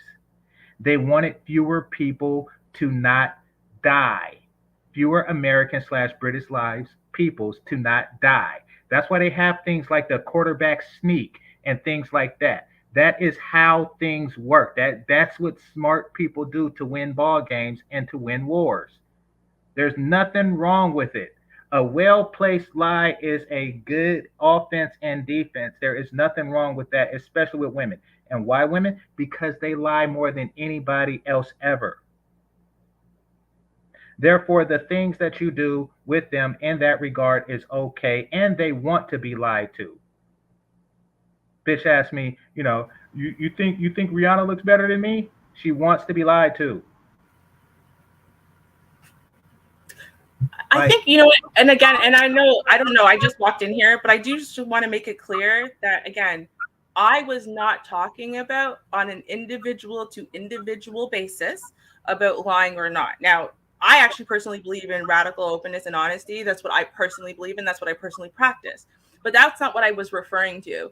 I was actually literally referring to people who are sharing this knowledge and teaching this like online, who are trying to open the minds and the hearts of men and educate them and whatever. And those messages are being obviously intercepted and critiqued by, I don't know, the rest of the community, whatever, everyone else, right? That's specifically what I was talking about. Because, like I said, there would be no way to confirm one way or the other on a person to person, individualized basis. But if you're talking about someone's rhetoric, you can prove that if someone says everything else, everything that they say on a date, like is about, you know, pump and dump, is not about never marry, never settle down, never this, never that, you know, tricking, da da da da da. Well, then, and then they're in a debate about, you know, being passport bros, and they're like, well, there's no suitable wives. I'm like, they're going to listen to, like, all they have to do is pull the rest of your content to be like, you're obviously not looking for a wife. And I just think that that hurts Mute the up, overall. GC.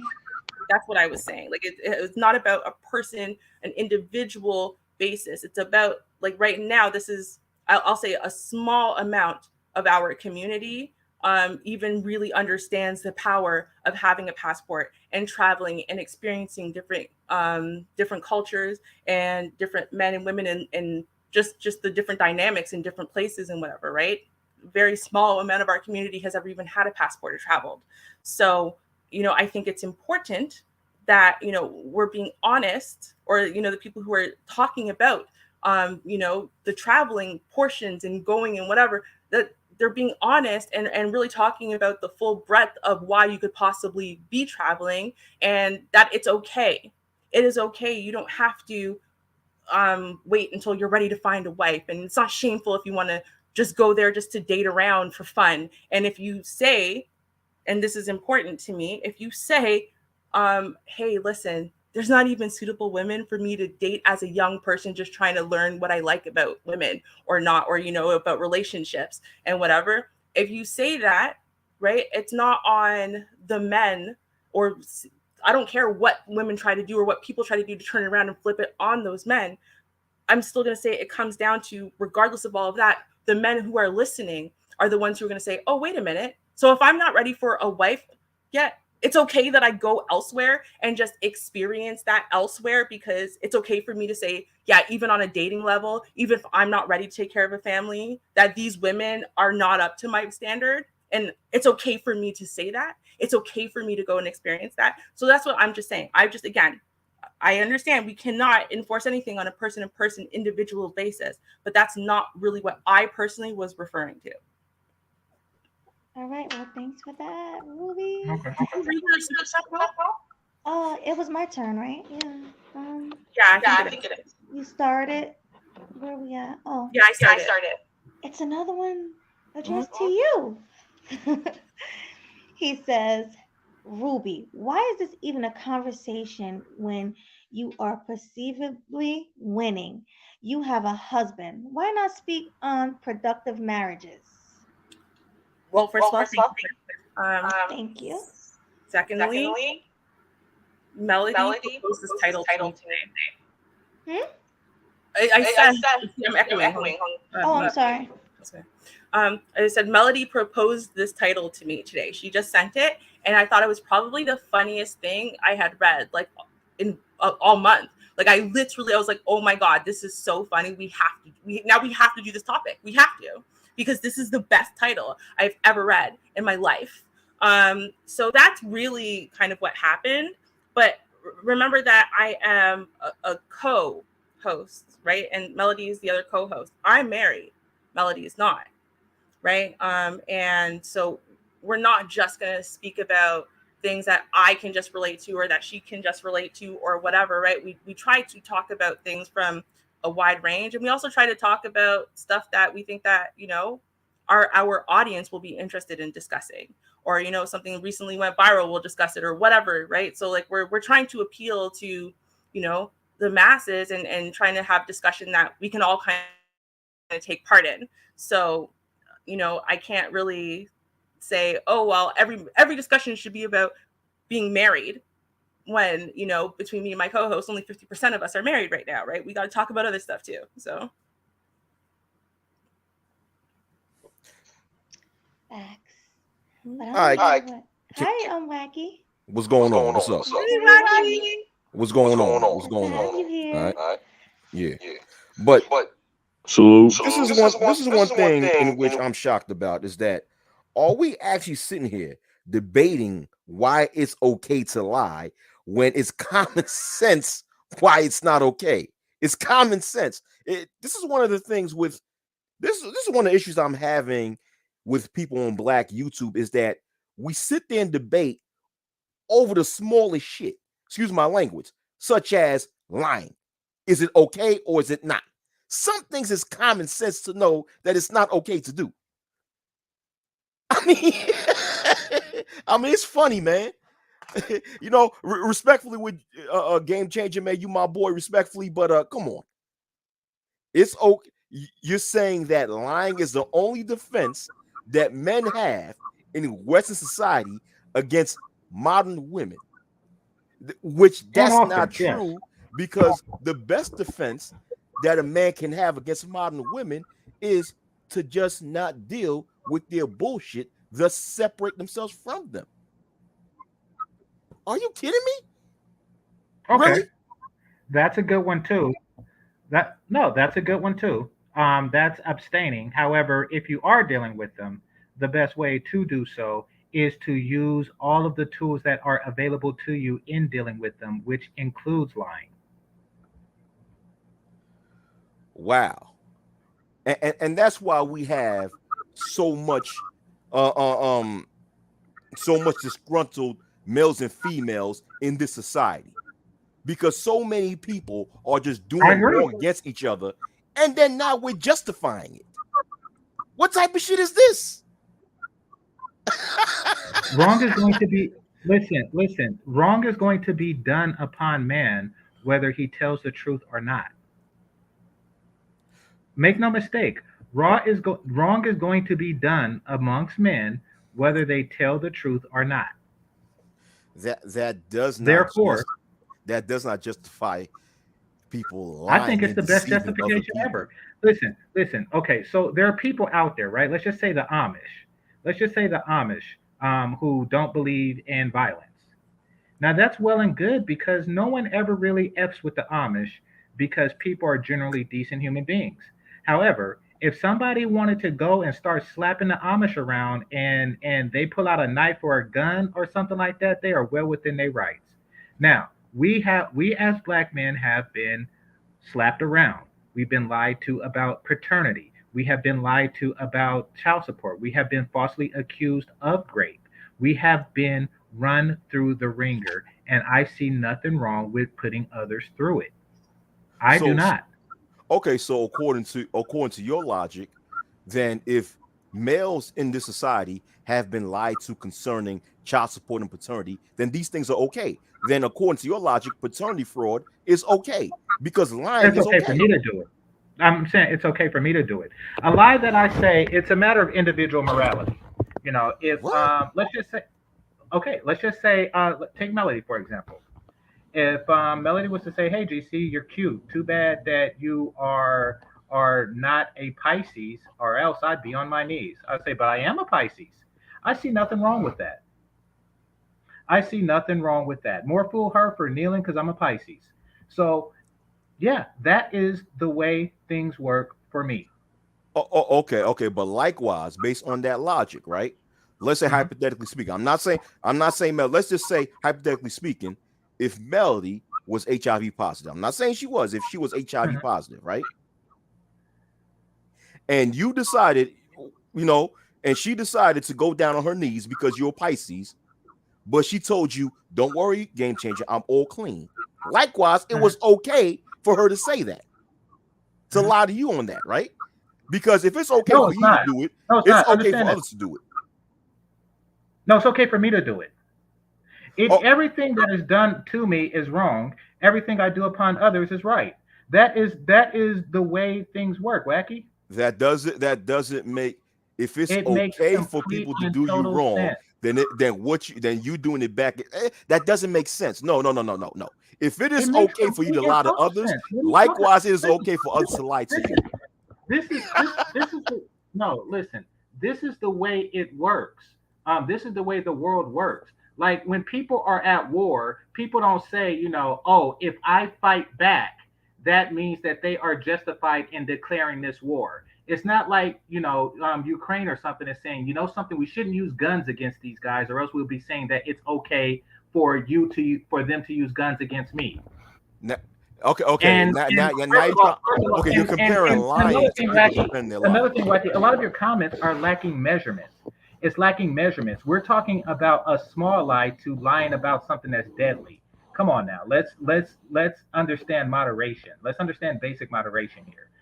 Lying about somebody's in a way that can get somebody's killed is a lot different than lying to get laid. That is Hold on, completely different. but We're in talking general about you measured stated, but responses. in general you We're talking stated it about is okay a for people BB to gun lie. versus a nuclear weapon. But Come but on in now, let's. gen but game changer, in general you said it is okay for men to lie to women. In general, Yes, it is. you Yes. did not measure the No. lie. You said it's okay for men to lie to women, and then you say it is okay for you to lie to other people. So you Mhm. didn't make no measurement on there. You just said it's okay for Well, you to let's put do it it like this. because it's Let's good put for it like you this. to do It's it. not okay. It's Now not you're okay moving the for me to goalposts. lie. It's not okay for me to lie about my HIV status. How about that? So So now now, we're when I'm picking and talking about choosing. when I'm talking about lies, I'm talking about within the parameters of basic morality. So let's be clear. Like if somebody was to say who broke this window, and I say it wasn't me, or what's dude name that made that song? It wasn't me. Though I seen him in the shower, it wasn't me. That is a perfectly okay lie. But you're talking about a lie that hey, I didn't kill him, officer, type thing. Come on now, moderation to everything. Within reasonable moderation, it is okay to lie. But who's the arbiter of reasonable moderation? I Individual Thank morality. you, Classic Ruby. Thank Yeah. you. Individual Thank morality. you. Just the fact that you see it the same. Just the fact that you see it the same means that you don't have the individual morality. You see nothing. You see nothing different between spanking a kid and beating them. Like, oh, it's still hitting. No, there's moderations to everything. No, but I think the fact that you were cheating, and I saw you cheating, and then I call you out on it, and you lied to me, I find that equivalent to you lying about having an STD that you have. Because to me, again, especially as a woman, where we are significantly more likely to catch an STD because we're the ones being penetrated. Um, Mhm. you lying to me about being sexually monogamous with me, about not having recently slept with someone, and so on and so forth, and that that's going to change my behavior, obviously, give you more sex, have unprotected sex with you, so on and so forth. And literally now you're putting my health at risk for maybe weeks or months where you wouldn't even know your status, because when I saw you sleeping with that girl, right? But it's going to take you weeks to find out if you caught something from her, because she might have lied, because the guy she's sleeping with, who's her boyfriend, might be lying to her, and he might have just caught it. I guess my point simply is that to you it might not seem like a big deal, right? But then there's a reason why other people protect stuff like that, like, you know what I mean, with It everything is they a big have. deal. It's a very big It deal. is no, lying about the STD thing is a big deal. Yeah, but lying Which about is cheating According is to for the same reason is a however, big deal. however, however, Hold on, game changer. however, Hold on, game if changer. a woman, Maybe wait, it right may. quick, right quick, Go right ahead. quick, right Go quick, ahead. right quick. Listen, if I at present have an HTD, excuse me, an STD, then of course I would tell somebody that I'm intimate with. However, if a woman says, "Have you ever had an STD?" and I was under the impression that that was a deal breaker with her, I would say, "No, I have never had an STD." Why? Because I want to fuck her. And if in doing so, I have to say because I've had almost all STDs, all the curable ones. So I will omit that information if I were asked by a woman who seems sensitive about stuff like that. Okay, Well, but that's the thing. You would can I also say, admit hold on. I'm not being monogamous, right? But you not being monogamous is specifically how you might be able to catch a new one and give it to me, all while I'm thinking you're monogamous, but you lied to me about it because it would be a deal breaker, then you wouldn't be able to sleep with me. Like, I mean, like, I Yes, think that's that the is problem. within my realm of morality. Let's use That this. is Hold on, within my realm of Let me say morality. something. If Hold on, let me I'm say on something. two vaginas, Game changer. and Let me I say want something. to Let me say lie to something for a minute both because of I've them, been quiet okay, for a while. Let me say something for a minute. Let's take that logic, right? It's okay for me to lie because if I don't lie and told the truth, then that would be a deal breaker in hopes for me to getting laid. So now let's go back to the example of hypothetically speaking, Melody being HIV positive. Hypothetically speaking now, right? Mhm. Let's say if she said she really wants to sleep with Game Changer and she know that if she told Game Changer the truth, that she's HIV positive, it would be a definite deal breaker in her getting laid with Game Changer. Therefore, by your logic, Game Changer, Melody would be in the right to lie to you and say, "Oh, I'm all clean. Let's have sex." Come on now. Mhm. Once again, moderation. Deliberately giving people deadly diseases. And besides, if she wants to suck my penis, I wouldn't mind as much because it's very Guys, can we stop using me as the example here?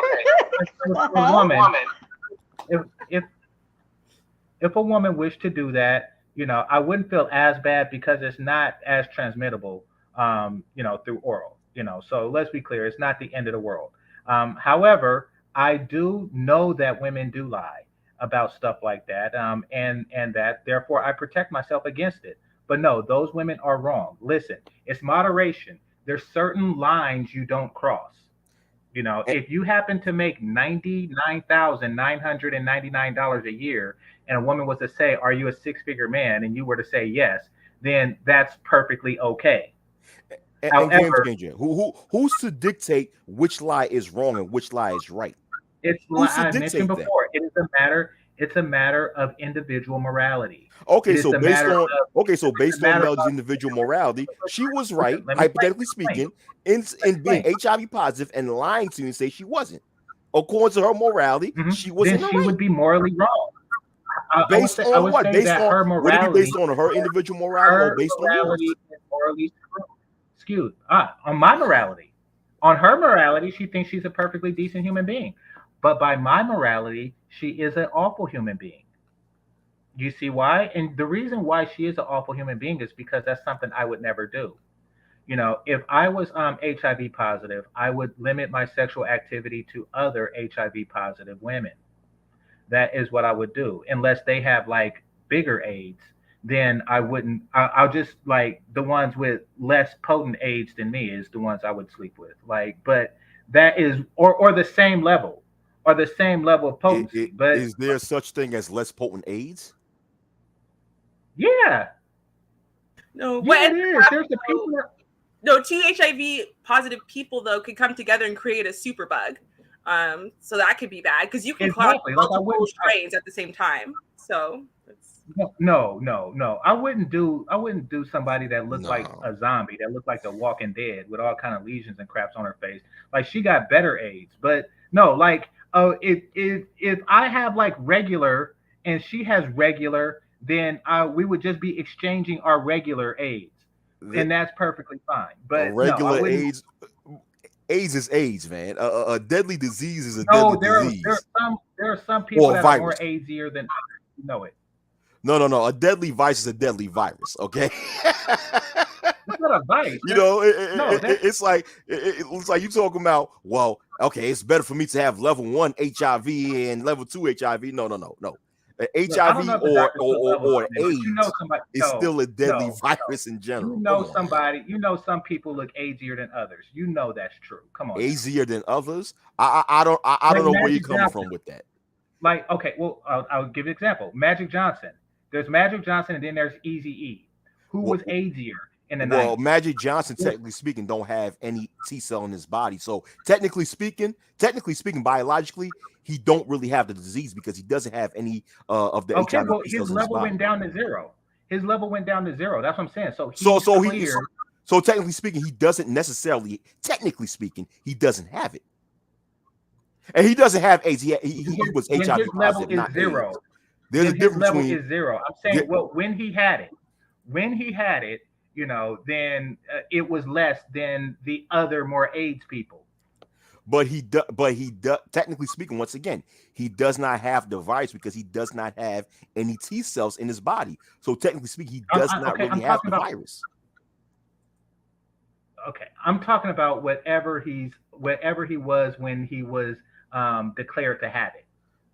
It was less than what the others have it.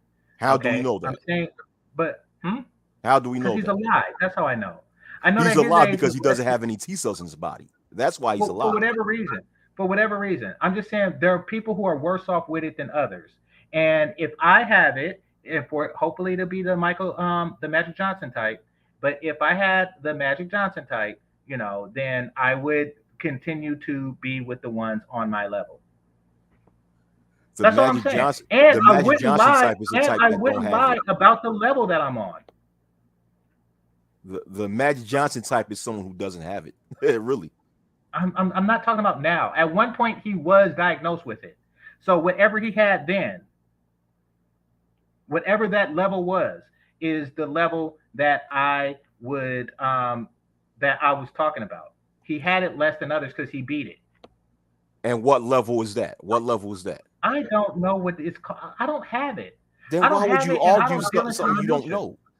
So no, I don't. What I'm saying is, because I don't have it, I only deal with those who don't have it unless they lie. Now, if I had it, I would only deal with the ones that I have it, and I would find out what level of AIDS I have. Okay, so I pulled this up for a reason, because we're speaking about HIV, AIDS, like people don't actually understand it. So here's the thing. This chick, who, I mean, people have probably heard about her now, Gina Q or whatever. And when she got to this place where she literally looked like an actual skeleton wrapped in skin, people went, oh my God, she's horrific, she's hideous, whatever. Horrible disease she has. But the thing is, she's had it for years and years and years. And when she had it before, right, before she got this sick, because she had no idea, she didn't look like that. But guess what? She had the exact strain of HIV that was exactly as deadly, whether she presents looking totally healthy or she presents looking like a skeleton. So I think we need to be careful with this discussion about HIV and AIDS and AIDS here and whatever, because really how sick you get, the reason why she got that sick was because she didn't know that she was HIV positive. She never got tested. And then she wasn't taking the medication. She wasn't doing anything that she needed to do to get herself to be at basically at a 0 count, right? Which is what, if you got HIV, you would want to be at. So I think so there is a count. So there is a count. Yeah, and zero is the, so if my count is 1, I would stick with other ones. What I'm saying is her count now is higher than Charlie Sheen's count. Therefore, Charlie Sheen should stay the fuck away from her now. That's what I'm saying. Yeah, no, well, pretty much, yeah, because when you're at 0, right, like not like they're trying to advertise this necessarily, but when you are at a 0 count, then yeah, you can't really transmit the virus. But that being said, so there's a count. Really and what I'm saying is you stick to your own count. Yeah. Okay. No, and either 0 or you have a count, right? So like, but everyone, that's my point is everyone can get to 0 and stay there. It's just like if you get sloppy and stop taking care of yourself, then you know what I mean. You might start elevating again. So. I mean, I think that's so why. Let's just say a 0. Let's just say a 0 sleeps with a 5. What happens? Well, I mean, the thing is, once they'll get 5. They'll get 5. No. That is how you get 5. Yes. That is how you get 5. No. It's game changer. That's not how it works. That's not how it works at all. No, a 0. Listen, a 0 can sleep with nobody. Everybody in the chat room, listen to me now. Only sleep with your AIDS level. Period. No, that's not how that works, though. Because someone who has a 0 right now and has not had sex with anybody at all could wake up tomorrow and have a really high, very, very elevated count, right? And that had nothing to do with them sleeping with someone else or not. What level you're at has to do with, if you're taking your medication, are you taking it on time? Are you doing the other things, diet, exercise, taking care of yourself, right? Sleep, so on and so forth. Are your hormones in check? All these things that could throw off your counts, right? So like, I just don't want you to advertise that to people because it's not accurate. It's not accurate at all. Like, even people who are at a 0 count last time they went to the doctor could be elevated beyond 0, like in the next couple weeks, just based on the choices that they're making. And so it doesn't make it more or less safe. You know what I mean? Necessarily. Yeah, you want to make sure you're at 0 because that's, the time that you don't transmit, but that could change like tomorrow. Like it's not as stable as people want it to think. And if you get to 5, you're not like at a level 5 forever. That's not what that means. Like it's like 5 is not even really high. Like your T cells would be like through the roof. Like when you have active AIDS, right? Active AIDS is a very bad place to be. So I mean, that's not exactly how it works. It's not like the flu or like, like something like, I don't know. It's not like that. There are superbugs, like I said, and those superbugs are created by multiple people with the same virus sleeping together and catching it and whatever. But that's not the same as like, well, a 0 should stick with zeros because a 0 could be a 0 this week and the next week be at 555 and then in a month be back at 0. So you have to stay on top of your health if you have HIV. That's the point. All right. Yeah. Well, listen, it's not my problem, but I will say that if I ever were to find myself in that situation, I would stick with, people who, if I have the superbug, I will only, get with the superbug people as well. And superbug people shouldn't get with the regular bug people. Okay. That's what I'm saying. Can I say something, right? Because of being in my position, I still stand that line is wrong, right?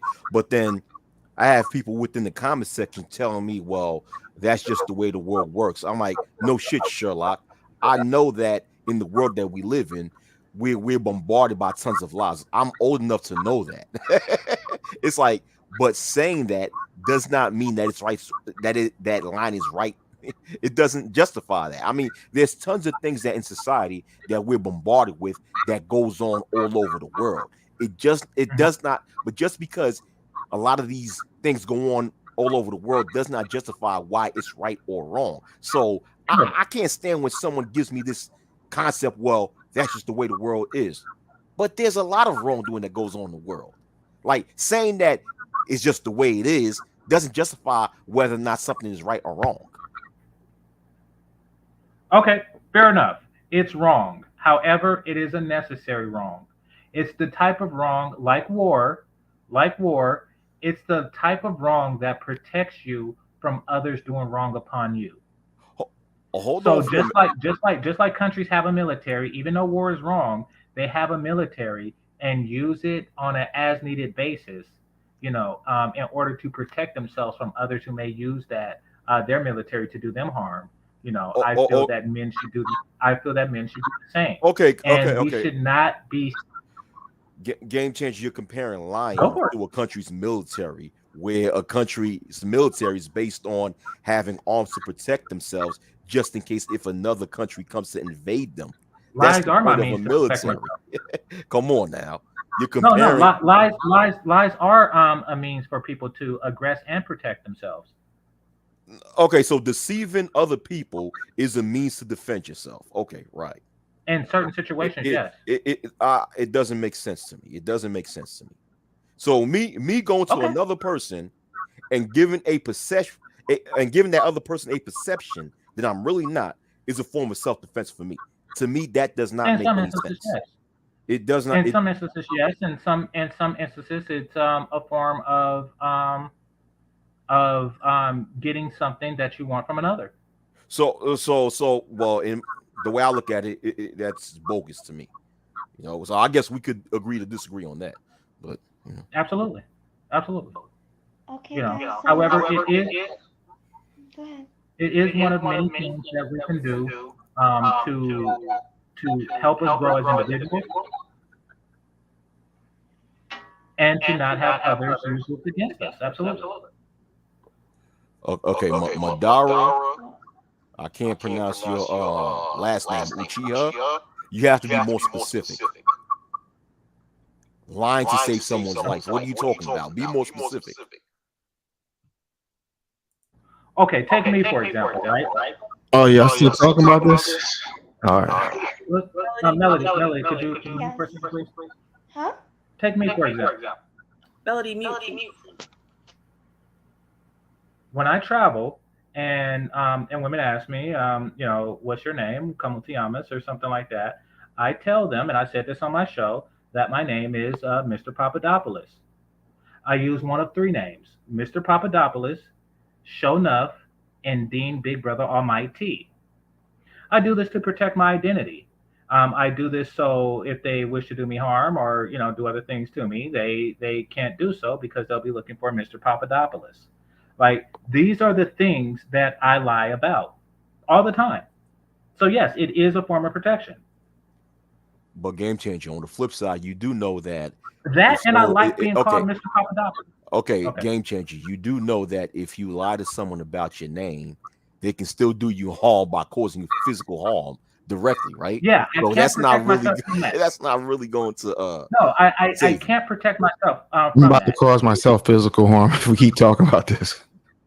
No, Soul Provider says it sounds like a rapper. No, you're young, Soul Provider. Listen, Mr. Papadopoulos is Webster's father from the show Webster. It's the most interesting name I've ever heard when I was a kid, Mr. Papadopoulos. So yeah. But no, it does leave you vulnerable to other harm.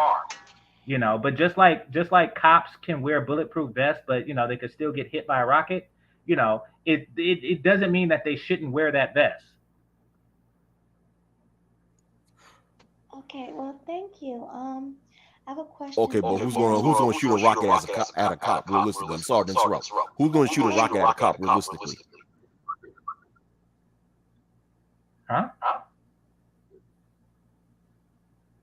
Okay, well, just like you wear condoms as a form of protection, but it doesn't protect against somebody stabbing you or false paternity or something like that. Just because something doesn't offer invincibility. Mute out. I thought I did. Sorry. But that's not a fit. That is not a fair comparison. No, Because what I'm saying is, guys, like one more minute, and then we got to get back to the topic because everyone is complaining now. So yeah, okay. One more minute. No, let's just get back to the topic.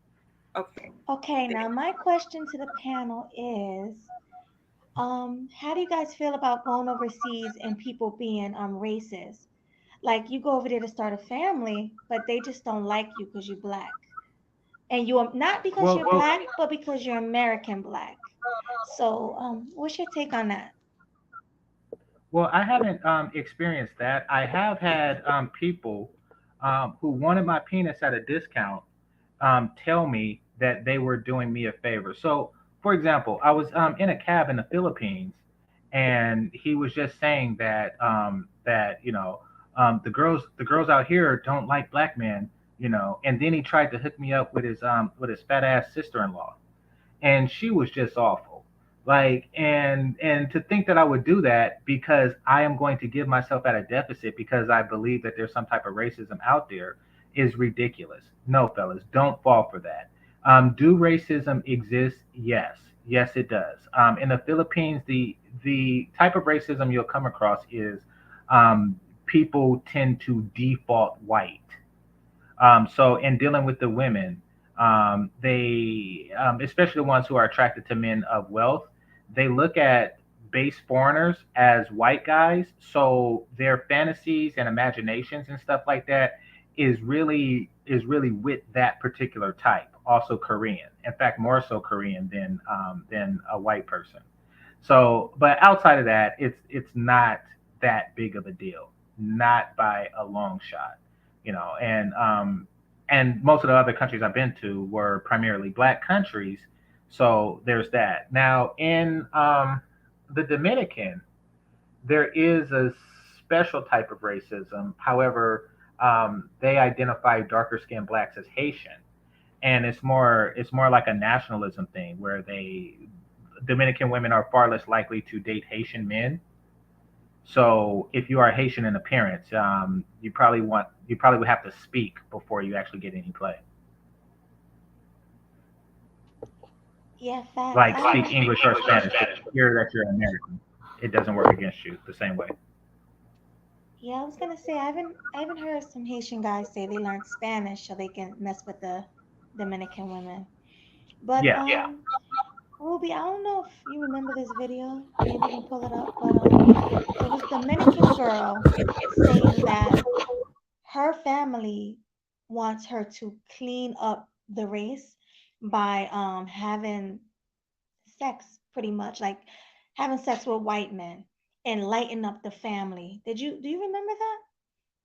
Because you know why a lot of Dominicans hate themselves. They hate their dark skin. So they want to lighten up the family, mess with European men, and that's a big thing in the DR. So what do you guys take on that? Like, do you still think they're not racist? I shouldn't have put that chip in my mouth, but it was just there taunting me. Hey, here's the thing. This is what I'll say this. What we need to realize is that racist and those types of terms mean different things depending on what country you're talking about, right? So let's talk about anywhere that's not North America, right, or like the Western world. A lot of people, right, like, so like if you go somewhere and they don't like black people, it's probably because there's also a really healthy intact caste system, right? So it's not about black from a particular place or not. It's just the darker skinned you are, probably the more they associate you with poverty, with, being the have nots and so on and so forth, right? India, you have literally the untouchables. So they call them. Like, they're literally the untouchables, not African black. They're just darker skinned Indian people, but it doesn't matter. You are worthless the darker you are, right? So there's lots of different places that have like a caste system intact. And that's within their own country. And that's even like in white countries or whatever, right? That's a little different though than when we're talking about the way they perceive visitors. A lot of these countries, when they're perceiving visitors, they don't care about your skin tone. They care about where you're from. The end, right? And so, like, even in Jamaica, for example. Her words are true. Pardon? I said your words are true. Your words are true. Oh, okay. Yeah. So, like, even in Jamaica, like, I'm Jamaican. That's both sides of my family are born and raised in Jamaica. I'm first generation. It don't matter because I was born here. I'm from foreign, so I'm not Jamaican to them. To them, everyone who's born there and raised there and lives there is Jamaican. Everyone else is foreign. They don't care about your skin tone. They don't care about your nothing, right? So a white person or an Asian person or whatever that was born and raised there is them. Everyone else is an outsider, right? And so then based on the outsider, now they're looking at where from outside are you from? Because it matters, right? So like, for example, they don't like Americans at all, but they value the American dollar more than they value the Canadian dollar, right? So they will value your money more, but they're going to be a lot more likely to treat your stuff poorly, to go through your suitcases and steal stuff, so on and so forth, right?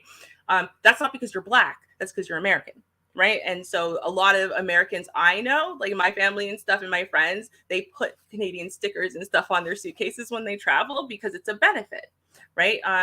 And so you have to look at those things. Like I know someone who's from well, he's from America, right? You guys might have heard about him, Just DeAndre, and he talked a lot. And he used to do like interviews and stuff because he knew a few people who, they live in Japan. Like he lives in Japan too, right? And he's met up with some other content creators who are from Japan.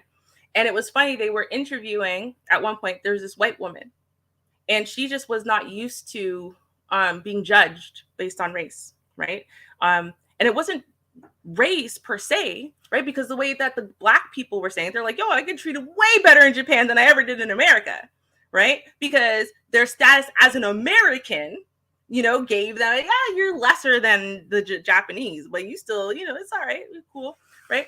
And it's so funny, she wasn't used to being judged as lesser than, and it was very hard for her to try to adjust this white woman. And she was saying like just the police to fear the police and what they might say or do, or to have to measure your words or so on and so forth, right? So it's like she was getting, and she said it and she didn't want to say it in the interview. And I remember her saying like it was like she was getting the black treatment, and it made her finally understand what black people in America go through, You know what I mean? Not even like the ones who get shot or whatever, just what they go through as a life experience. And she hated it and she left. So I think it's not the same experience in most places. Most places don't have race as the same kind of construct that America does or as the Western world does. But it's definitely the fact that you're American will play a part. Right. And Americans are ethnocentric and think they're better than everybody. No offense, but I mean most countries do. But America in particular thinks they're better than everybody, and that's a problem because everyone thinks that way about their own country, and that could be a problem. Okay, so maybe I used the wrong word. Maybe Mhm. I didn't mean racist. Maybe I meant prejudice towards Mhm. Americans. That's what I meant. Oh yeah. And you know, with black men going overseas, knowing that these people are prejudiced, how does it make you feel? Because you're trying to go over there and start a family, and you know, you have to shop over there and you have to talk to these people like on a regular basis. You got to meet these women's families. They're gonna hate your guts just because you're American. So, Well, I right? have an So, how answer do to you that. feel about that? Okay, go ahead. Okay, if you can mute up. Fellas, if you find yourself in a situation where you're interested in a woman and she hates you because you're American, then lie. Tell her that you're Jamaican. Tell her that you're from the Caribbean. Tell her that you're from Canada. Just lie. That is your protection against bigoted people and their families. Lie solves almost all your problems. Lying. That's it. Well, thank you, GC. But yeah, like there was a whole thing on that. I seen recently, I don't know whose channel, might have been O'Shea's, but I seen where they were saying that their families don't like black people and all. I'm not black people, Americans and all that. Yet they still want to travel over there, even though it's uncomfortable for them, knowing that people are going to look at them funny, knowing that the family's going to hate them. They still want to travel. So American women are that bad that they rather leave here and go over there where they're also disliked. And it's a shame that's how bad we are as American black women. So that tells me that we need to get it together. These men rather be over there where people dislike them, you know? So, yeah.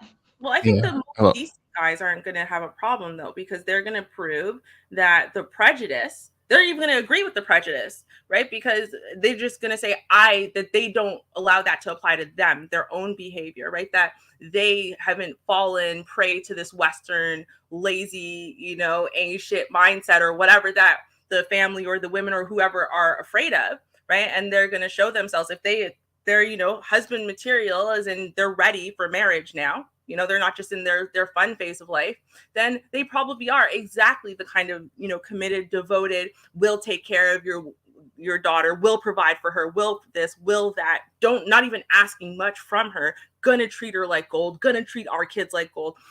Generally, especially black men actually have all of the perfect foundational blocks, right? It's really the prejudice of the way the Western world is, right? And so I think the average man, if he really wants a wife, right? Like, if, for real, that's why he's there. I don't think he'll have too much trouble convincing the family or the woman, because I think, once he's dedicated for real and he's found the right one, then I think on average, especially in the Western world, we had no problem really courting properly, really lavishing the women that they love with everything to Yeah. prove I will take care of you, baby. So Yeah. Let me just jump in because I don't want to take up too much time for the night. But I think uh, what people think about you is more of a fear that you women have than what the men have. Because, and I'm going to tell you why, our international image internationally is great because everything they see is music star, superstar athlete, actor. Everything they see of you is Glorilla, twerking, world star hip hop. That is what they see. So people are going to more so dislike you than dislike us. And you compound to that, like you said before, we're coming with the American dollar. So it's like a fat kid who's a millionaire here, all of a sudden he's cute. You know, now you go there, you're extremely handsome. So I think this, it sounds like fear mongering, like, oh man, you guys gonna go over there and they're gonna hate you. They love us, you know. Now I'm not here going to sit here and argue why every individual woman might love a person. Yeah, there might be some women who like the fact that you can take care of them, but then I would argue there's some women here that like the fact, even if you're ugly, that you could take care of them. So it's really, it's like international hoeing restrictions that you guys are trying to put in place, and I'm just here to just crack that egg and just call it bullshit. Because when we go overseas, the um the odds are in our favor. Like that movie, that I forgot the one where Jennifer Lawrence was in. Um yeah, the odds are in favor. It's not the opposite way around. So if you guys are thinking that we're going somewhere, we're going to have more of a tough time as opposed to what's over here. Again, I think you guys are arguing the wrong points. What you guys really need to be arguing, you guys actually need to have a panel of women who are young and figuring this out. And that would be between you women to figure out, not really to cross examine men, and make them tell the truth as to why they're doing what they're doing. That's not going to help you. I mean, it's cool to understand, but at the end of the day, um, men can just explain it simply like, listen, it's just more fun over there. And that encapsulates everything. These women are just more fun to hang out with. Now, you could take away what that, with what you will, you know, more fun to be around. What, so what? Their cultures, they cook and clean. If the guy likes that and they do that, what's the problem? You know, now, if more women did that here, then maybe it would be more comparable. But you know, quite honestly, you know, you guys started off the conversation of saying things like, "Oh yeah, you're going overseas and taking advantage of these poor women," not understanding that most of these foreign countries have better facilities, cleaner railroads, and better looking malls than you do have in your big city. But most people wouldn't know that because you don't travel. You watch 90 Day Fiance. You know, so it's like, Well, let me say this. Um, okay, yeah. So I wasn't saying that what I said about the prejudice and racism to be funny. This is what I actually heard from my friends of different nationalities. This is what I heard from my brother, who's a black man who travels and dates outside of his race. I heard it from different people, and I just wanted to ask you guys, is that true? Is there any truth to it? I wasn't trying to be combative or tell you not, you're lying or anything like that. So but I here's just the want to thing. clear it up. It's a minor Yeah, melody. It's a minor yeah, obstacle. yeah. Hello. It's yeah. I'm here. Yeah. One moment, Marty, if I may. Okay. It's a minor obstacle.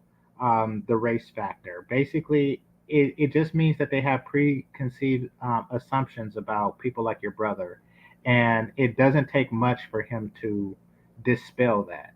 I had the same problems with African girls domestically.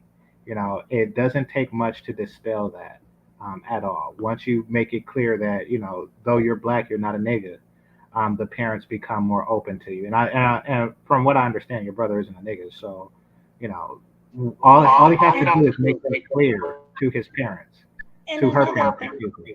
and black women, all over social media, couldn't even say it. Black women all over social media saying black men ain't shit and all this other stuff. And other people watch this and they probably really feel like this is true, even though it's not true. Well, Also some what they perceive, how they perceive black men on TV with shooting and thugs and gangsters and Pookie and Ray Ray. That's another reason why a lot of people from different countries might look at black people in general, not just Wait, black men, not just black women. There's well, here's black the women thing. twerking all over well, nobody Instagram. who's I met me, mean, Here's nobody the who's met thing. me ever accused me of being Pookie or haven't shot anyone. So yeah, and if your brother has that appearance, then he don't have that problem either. I mean, the stereotypes is easily dispelled because Pookie makes it a point to advertise that that's what he is. So as long as you're not doing that, then you're okay. It's not really racism; it's Pookieism. And here, And go and for it. and and here's the thing. I'm not saying you're trying to be combative, but when we have these discussions, it tends to lean towards everything negative. So I'm just going to ask you, it seems like you clearly know every negative part about man traveling. So tell me some of the good things about what are the good points a guy will have traveling? Okay, well, I actually I'm called a pick me in the space because I agree with everything the men say, but I'm trying to be I'm trying to just show a different side of myself and just ask you guys these hard questions that people are putting out there about you. It's not Right, that but I agree with what you guys yeah, say. Everybody in the space know that. But I just want to ask you the hard questions. I don't always want to have an echo chamber. but I You know, think I that's a want to hard ask. question because I never hear people answer it. Because when you always hear, I mean, everything that you're asking, we kind of know the answers like Spitfire because we tend to answer these questions all the time. So what I'm saying is I'm saying something new. I'm like, we already know all the bad tropes. It'll be unsafe. You'll get drugged. You'll get robbed. She doesn't like you. She'll take you for your money. There's prejudice. All this stuff has been covered ad nauseum. There's no new questions here. But what I'm saying is, what are the good things that you know of that, since you know people that travel, I'm pretty sure if people travel often, they don't just come run to you and tell you all bad stories. Like, oh, I went to this country. They used me, abused me. Oh, I went over here. Oh, don't go there. You're going to be scared. So when they come back and say good things, what relationships, the people, what do you hear? I hear the women are nicer, the women are more submissive. I hear the it's cheaper, like the living is more affordable. You can buy a house tax free. The of course the air is cleaner in some places, not all places, but in some places the air is cleaner. Um I guess Which countries are these that they go to? my brother been to Thailand. He been to the Philippines. He been to I think he been to Brazil. He been to DR. He been to Puerto Rico. He been to Colombia.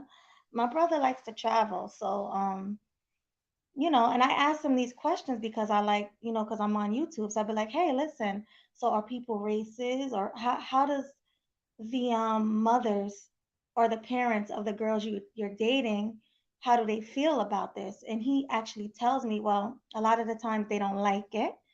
It's just I like So to get the good and the bad of things. so my question would be this. My question would be this. Given that you've heard all the bad things, we're just going to take the bad things for right now because we know there's good things, but we seem to always hear the bad things. And I'll leave after this. What does it say that somebody will pay $1,400 in general to go to the Philippines? Because the tickets to get there is really the most expensive thing. Once you get there, you're good. So what does this say? Somebody's going to, on average, take a 36-hour flight, maybe have a few layovers, pay an expensive ticket, go halfway across the world to get away from you. Not you personally, but you're black, so we have to lump you in. And if you're not, you said you're a pick me, dope, but let's not act like we don't have girlfriends that aren't. So do you have these powwows with your girlfriends when y'all going out, when she's about to date that guy that she shouldn't be, when she's about to do something she shouldn't be doing? Do you have these very intricate, well thought out conversations? And do you go ask men to come in to give their opinion on stuff that your girlfriends are clearly doing wrong and make them hold them to court like you do us? Like, don't lie to me. You sucked his dick the other night. Don't lie to me. Tell the truth, girl. Like, but no, I already know the I answer. don't talk like that. No, I'm just I saying, don't talk like that. I already know the answer, but I'm just trying to show you the behaviors of what you do and don't do. And again, I always say this: people are watching you. You guys, you girls say girls watch you. They want to be like you, they want to style like you, walk like you, talk like you, right? So understand they're also still watching you when you don't think they're watching. So what is that? So if we're watching you and we're getting away, and then the other races of women who are here are also watching you, so they're picking off whatever's left over. Um, are y'all feeling this? Like seriously, like are y'all feeling the drought that's about to come or here for most? I Uh, think I, people who are in relationships are not feeling it, or married, or well, people who know that they're not like that. I'm not feeling it because I'm the total opposite of these sisterhood women. So, no, no, not you per se, but oh, what I'm saying is this. You might be a pick me and Ruby is married, right? So this is not necessarily pertaining to you. Maybe you a little bit because you're still not married. You could be picked up, but you also could be dropped off unless you're married. That's just the way it goes. So I don't know how old you are, but statistically over a certain age, it don't look good for having children or being married. I don't know if you have kids or not. And if you do have kids and if you're not married, well, that statistic drops even further. You be the judge. I don't know your life. I'm just saying. But I also understand that we have Google and you can use the internet just like anybody else. And I think when Kevin Samuel was here, people were looking up marriage laws. People were talking about it online. So I just don't see the value, the value proposition other than your mama black, other than you hate yourself, which is like when you think about it for a second, just think about it a second. If you want somebody to play on your basketball team, wouldn't you be like, oh man, I like the way you play. Oh, that crossover move you did, like LeBron, like KD, I like that. You wouldn't tend to say, oh, you suck, you're weak. Think about it. If you wanted somebody to get on your team, you tell them you're weak, we don't want you here. What's the outcome eventually? You're not going to have anybody playing for your team. You're going to go out of business, right? No more hot dogs and Franks. It's all over. So I'm just saying, do y'all see?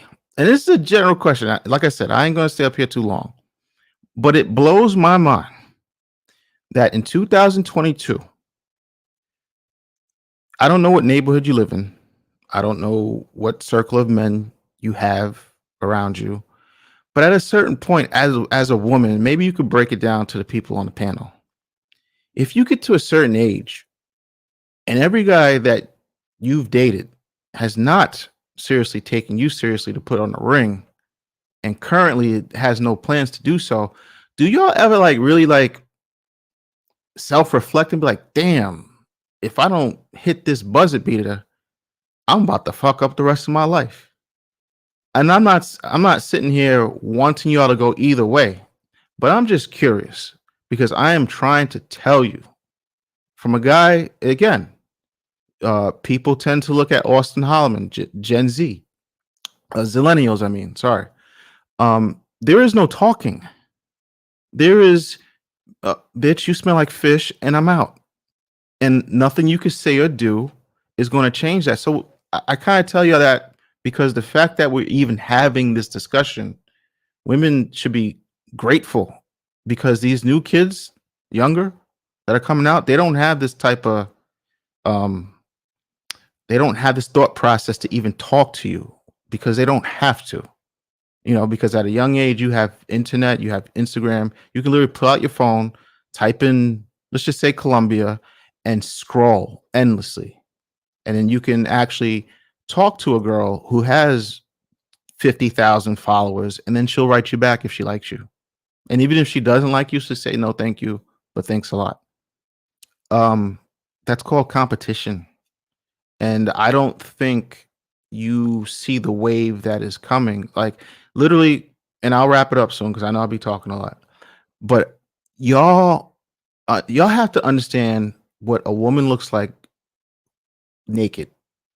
See, we have this culture in America where people can kind of get away with waist trainers and spandex and angles. Take it up. I'm a photographer, so I kind of know these things. I know all the little secrets. It's like a gift and a curse. I talk to y'all women. That's another thing. That's why a lot of people, women tend to like me because I already know the plays they're gonna make. I call them out audibles, and they're like, "How did you know?" I'm like, "Bitch, please! Like, this is what I do." So I get the inside scoop to all the bullshit. So what I'm saying is, I don't think y'all even know what a bad bitch really looks like.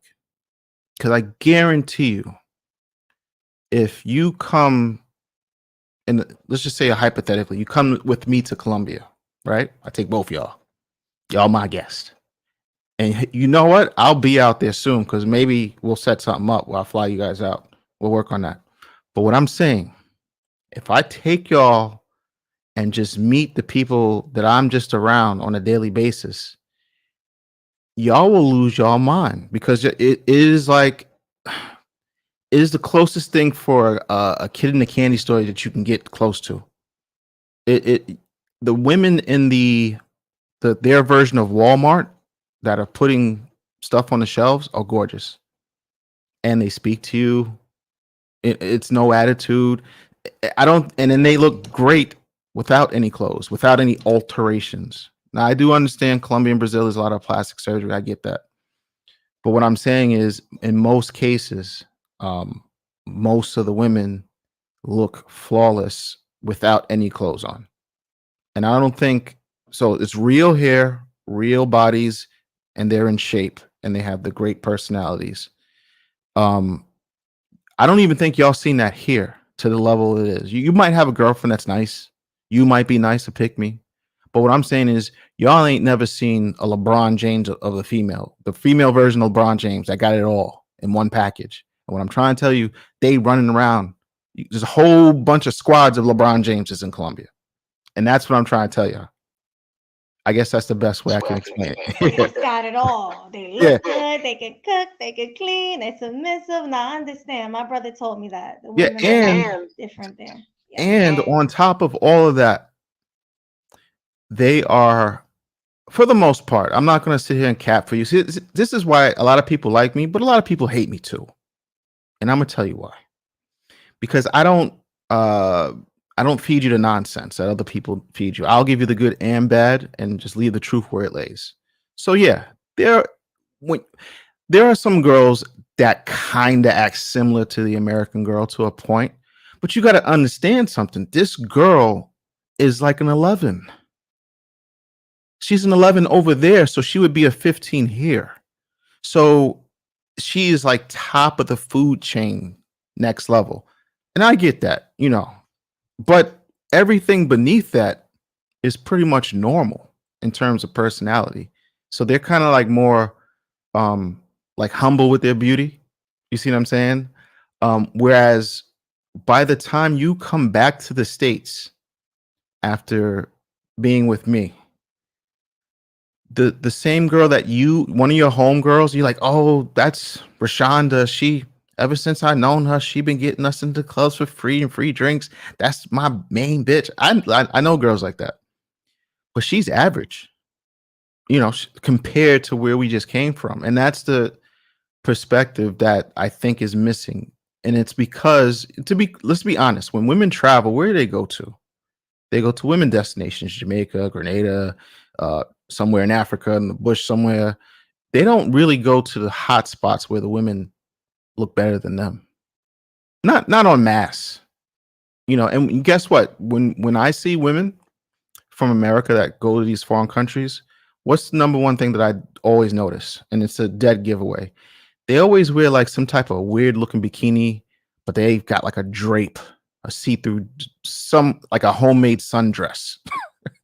And you think by you wearing this see-through polka dot bullshit that I'm not going to notice the fat rolls that are popping out the side. I don't know what y'all women be thinking, but I see everything because I got those photographer eyes. So, and it's like, damn. And they feel that pressure.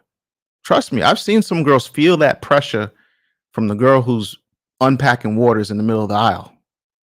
I don't think y'all ever felt that before. So it's like, it's real cute to have these discussions and tell the truth and you're taking advantage of these women. But what I'm saying is, if you've never been there, it is not this. The way y'all make it sound, it's like it's chattel slavery. Whoa, Like, I have a question. Who on this panel at any point said y'all are taking advantage of these women? Who said that in any way? Because you keep saying that, and I'm like, but who said that? No, like, All right, let me clarify. It's the context and where you have the conversation. For instance, like this: if you met me on the street and I'm constantly telling you about how these bitches ain't shit and they're fat, they're this, they're that, and I have nothing positive to say about these women that I personally deal with, you're gonna be like, "Yo, what's the matter with you? Like, why don't you do this? Well, What's good about these women?" but Marty, we're on your side. I'm I not didn't saying get you're it. not, but what I'm saying is, we just went through 2 hours of trying to get niggas to tell the truth if they tricking or not, and I'm trying to say that's the least of your problems. Niggas who have the money to go and trick, you should be trying to figure out how to bring them back to trick on you. Oh, I'm not sorry. I'm not Courtney Michelle. I'm not talking about you. Right. No, but I'm saying, listen, our goal over here, we're not Courtney Michelle. Courtney Michelle is trying to save the community and trying to get black men to save the community, trying to get black men to stay here. Let's figure out how we could steal them back. That's her. Yeah, that's a different narrative. That's a different folk. We aren't here trying to make that happen. Okay. We fully hear and understand. If I didn't believe, I'm not even gonna lie. When I first got to this space like 7 years ago, I didn't even believe the men because I had never seen it. It's not what I was born and raised with. It was not in any of my circles. It wasn't in my family. I had just never seen any of these things. I didn't even believe it was real. I'm not even kidding. Until I stayed around, and then women started showing up and talking on panels and stuff, and I would defend them. I'm like, you guys are so wrong about these women. They just seem perfectly nice until you push them a little bit. And then I went, oh my God. Yeah, the chameleon comes out. Really happening. Yeah. Well, I mean, all the other men, the men saw it, right? I just wasn't used to seeing such a thing or like these belief systems. Like I just wasn't raised in it, right? But my point is to say that, when I saw it, I went, oh, okay, yeah, then yeah, everything you guys are saying makes perfect sense. Even at the time, I would say, well, if you're telling the truth, then yeah, of course, but come on, that's got to be like what 2% of the population at max. And they're like, that's not 2%, Ruby. It's not.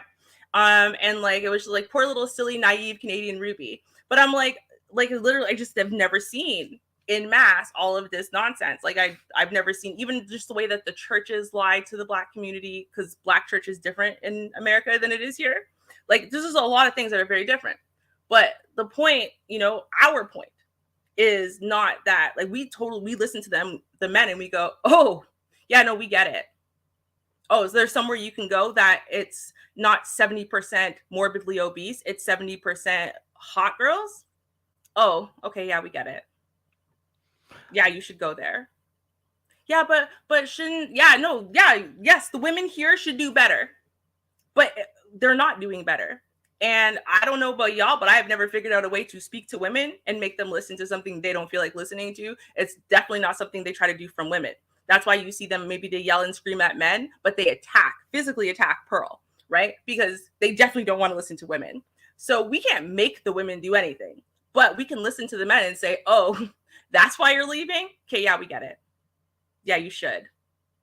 Oh, you know what? That's why you don't want to marry American women? Yeah, I get it. Oh, that's why the only way you would ever even consider marrying that particular woman is with a pile of prenups? Yeah, we get it.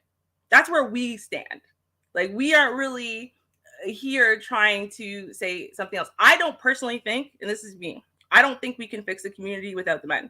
It is literally impossible. Women and children are not capable of fixing a community. We need our men desperately. However, I don't think that regardless of whether or not we need the men to fix the community, should not dictate what options the men have. Now, if the men would like to do, say, like what Phil from the Advice Show did, right, which is he went and got himself a better second wife who's not from the community, and then he still wants to invest in the community, I think that would be probably the most ideal thing. But I don't think that Black men should limit themselves or be forced to choose from slim pickings or for any part of their lives. I think that is, again, this is why I personally mentioned all the things that I did, because I think it's ridiculous to suggest to men, and trust me, no other culture of men would suggest to the men that the only reason why they are allowed to go and see Asia and other places in Europe and Africa and all over the world is because they're looking for a wife. Otherwise, it's wrong. So Like no one would ever suggest that to white men. They would say, "Yo, go spread your seed all over the goddamn place. Go learn about what Chinese kitty and Japanese kitty and African kitty and Pakistani kitty. Go and learn what all that smells like and tastes like. Go see what go taste the rainbow." That's what they would say. They would just tell those men, "Go and expand your horizons. Plus, you have to go learn how to market and to do business with men in a variety of different countries, make those contacts, make all the expand yourself, grow, and do that when you're young, right? Because the mark of a man and the mark of manhood and adulthood for men should not just be, well, they found a wife. So therefore, when a man wants to go overseas to become a man, in essence, well, it's because he has to find a wife. No, he doesn't. And so that is, again, I'm going to keep saying that is my issue. And it's my issue that, like, content creators, not individuals, but content creators would lie about it in an argument to try to win an argument. Because to me, it's ridiculous that you have to try to moralize men's behavior like they're women, right? And say, well, the only reason why they'd be allowed to do that is because marriage, because, otherwise it's morally incorrect. No, men and women are not the same. We know So men and women are not the same. So my question would be, All right. I why want to say don't this you right quick. talk to females about this the Right same quick. way? Just, Sorry. right quick. If I may, please. Ruby. The thing is that there isn't slim pickings in America. It's fat pickings here. Okay, you got it, Marty. Why do you make me laugh at these things? I'm gonna get in so much trouble, GC. God. And you can be honest. Are you? Do you have a fear of talking to women who sit on the opposite side of you about these same topics? Since you know where the men are coming from now, it only takes a few panels to really understand where the men are coming from. But I don't think this information is relayed to the women who are on the opposite side. So, do you have a fear of speaking to these women? And if so, why haven't you yet? No, I just don't like the way that I am. I listen to content for two reasons. I think most people are like that. One would be something that's beneficial to me, right? Or something that I am deeply invested in and care deeply about, right?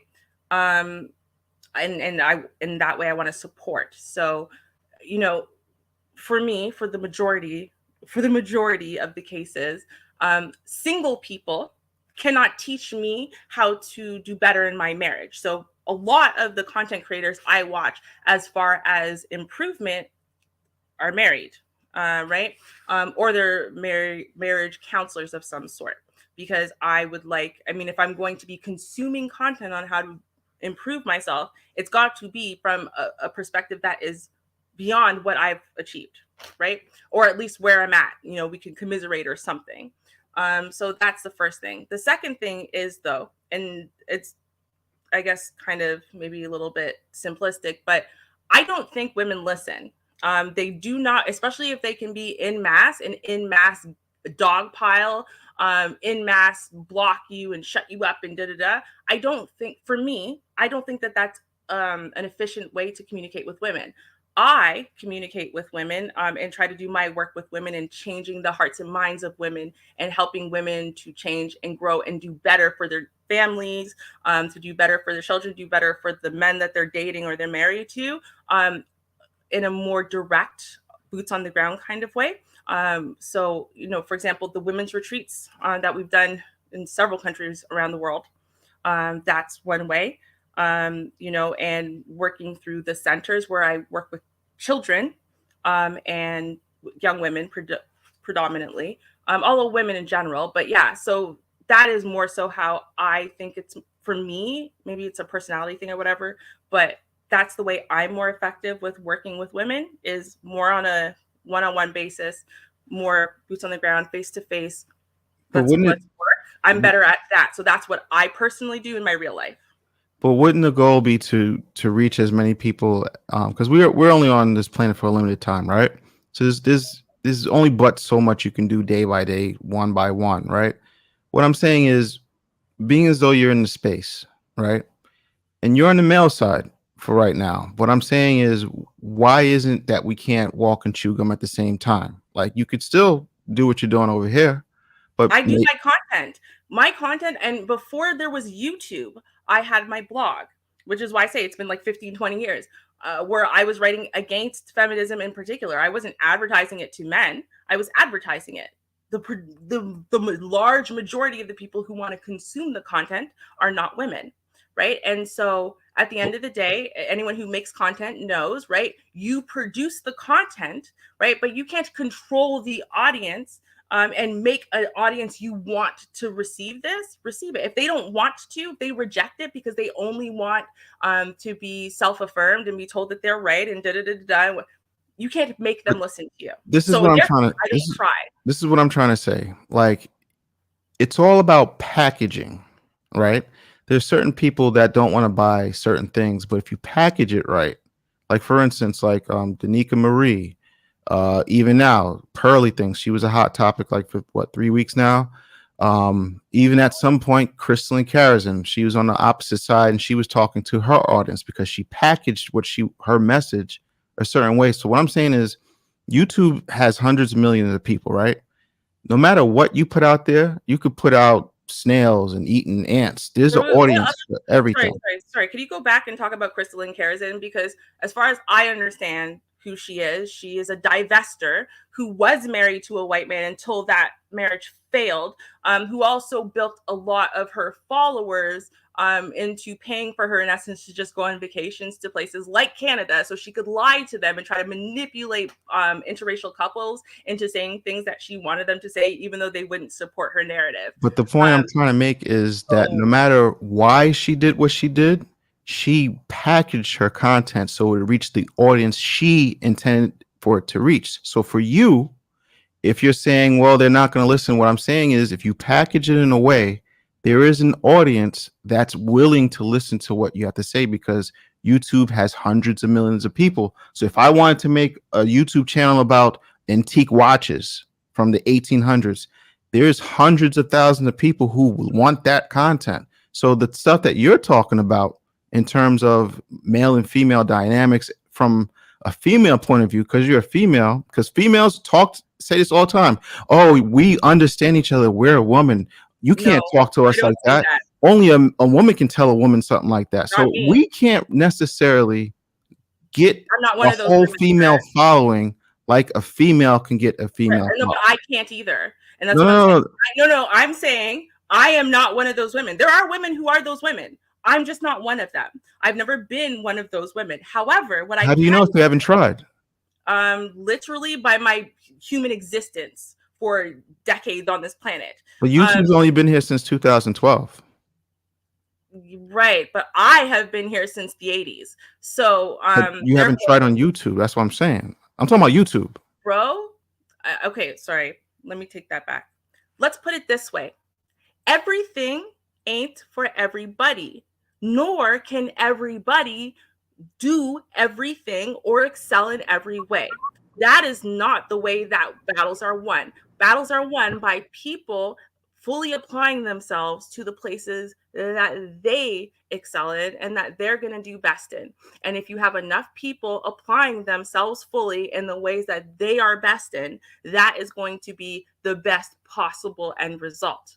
So as much as it would be wonderful if I was like this wonderful, excellent orator who both understood the sisterhood and their positions and whatever, and I was able to relate to them in that way and and I could, it would be great. But guess what? I'm just not that woman. There are women that are that women though, and they're doing their thing, and I'm very happy for them. They don't have all of their education in psychology, neuroscience, and behavior, but I do. Right. And so we all do different things and we apply ourselves in the ways that we are strongest, right, to make this the impact that we need to make. Because no matter how much YouTube touches your soul or makes you feel away or whatever, as we all know, the next steps as far as the therapy, right, life coaching, stuff like that, the more direct hands-on stuff, the more getting into the nitty-gritty of your personal life and whatever, that type of stuff is also incredibly important. Right. That's the place that I shine. I don't shine in the other step, but I do shine here. And some of the people who don't shine here are going to shine in the other step. That is just what it is. So let's I'm glad you said fully into it. I'm literally glad you just said everything you just said. And I'm going to tell you why. Mm-hmm.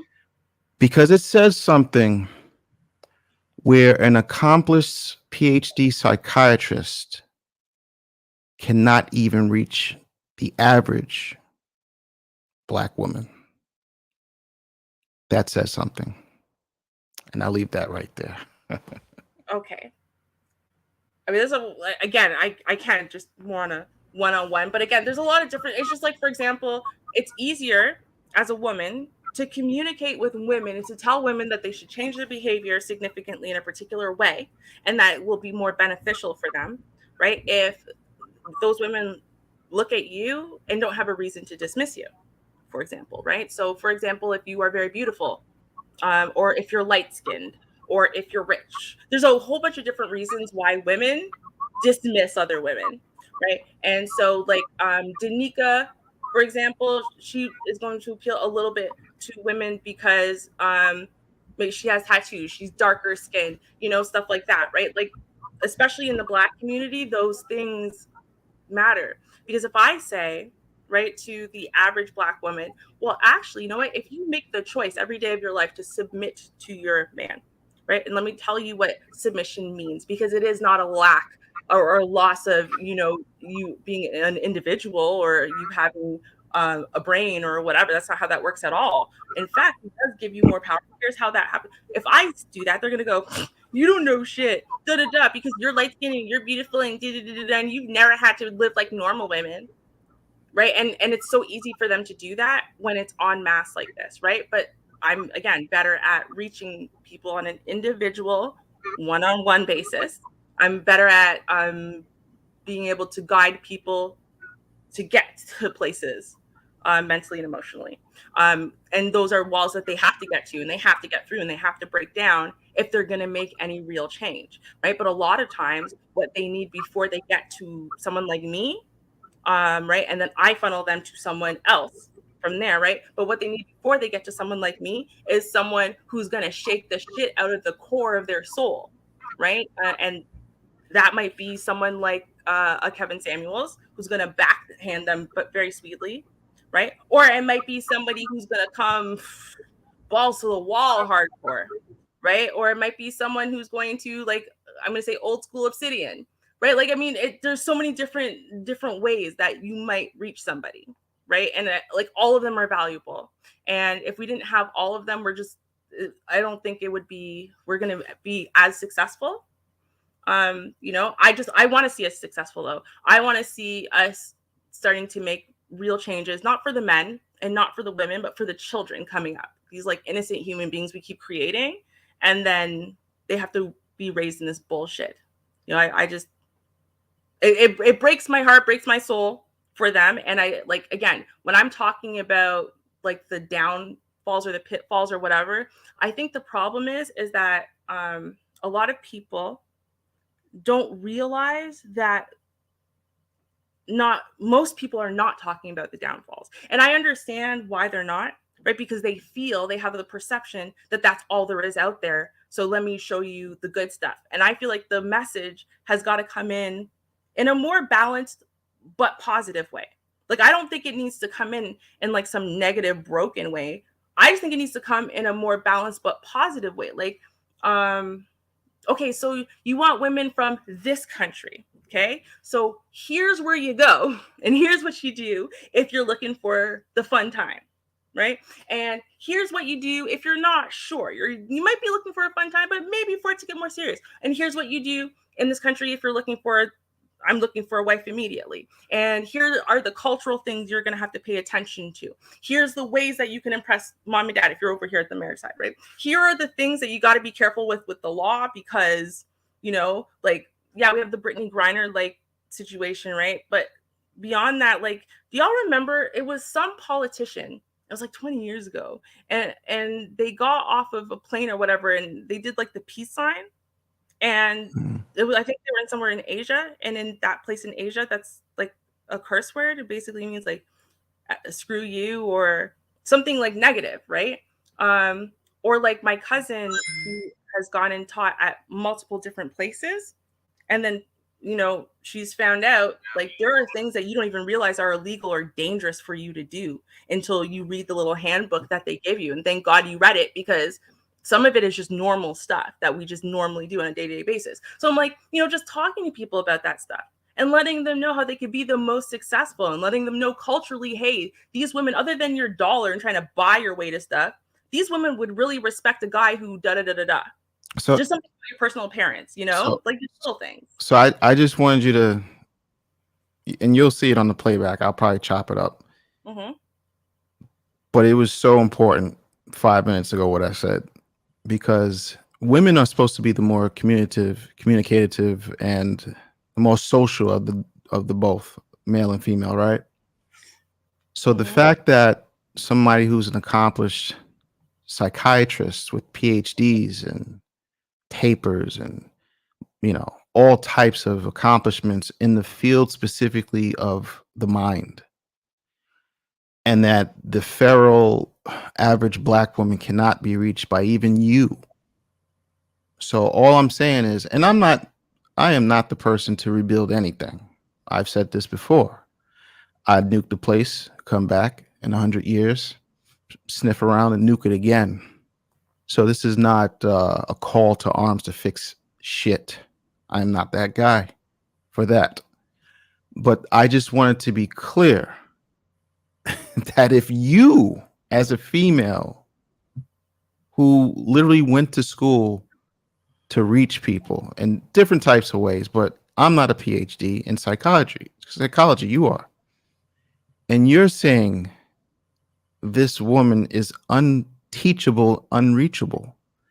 I'm just saying when that wall of silence hits down, I don't want anybody, because what we see what's going on now is people in the streets saying, oh, fix your community, talk to these people, protect, provide.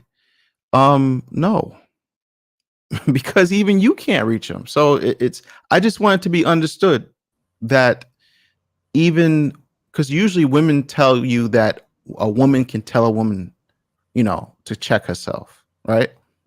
But we've gotten to the point where you're not just a woman, you're a superwoman. You're a psychiatrist with PhDs. I'm not looking at you like the average runner. I don't have my PhD yet. Yes, but you'll have it. Thesis. Yeah, I'm writing my thesis. Yeah. That's what I'm saying. You're writing all this stuff. Listen, you'll have it. You seem to be the type of person that's academically sound. I'm around a lot of females, so I understand the vibe. So I'm addressing you as if 2 years from now you'll be certified and all that stuff. So I'm just saying, like, when it comes down, I really don't want to hear, you know, my baby, save me. Like, no, because the time to talk is over. And I don't even know what to say. Usually I have a lot to say, but I'm just like, damn, it's like you pretty much said these bitches ain't shit, and I can't reach them. And I'm like, if you want to say that, there's nothing. I'm not going to say anything because that's not my job. But for the people that want to stand and cheer from the bleachers, say, yeah, we're here to fix things. If she can't do it, good luck for y'all, because she can't even do it. And she's telling you straight up, like, I'd rather talk to the men than talk to these women. That's basically what she said. And I'm just like, wow. Mm-hmm.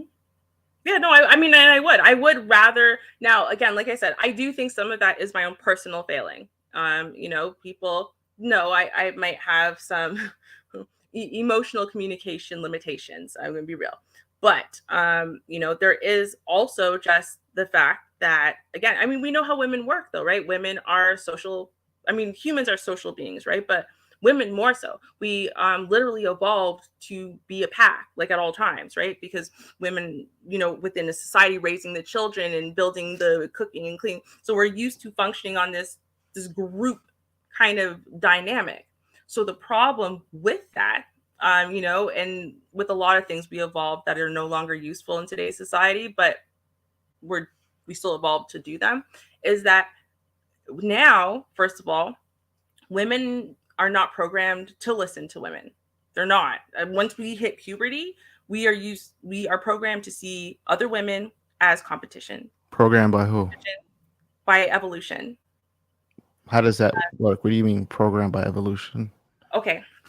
So like the way evolution would work, and the reason why we evolved to be the way that we are, is that people who had more of the traits and qualities that overall humanity has now were more likely to survive and get to reproductive age and reproduce, and then keep those children safe until they were old enough to get old and reproduce. That's basically what evolution is.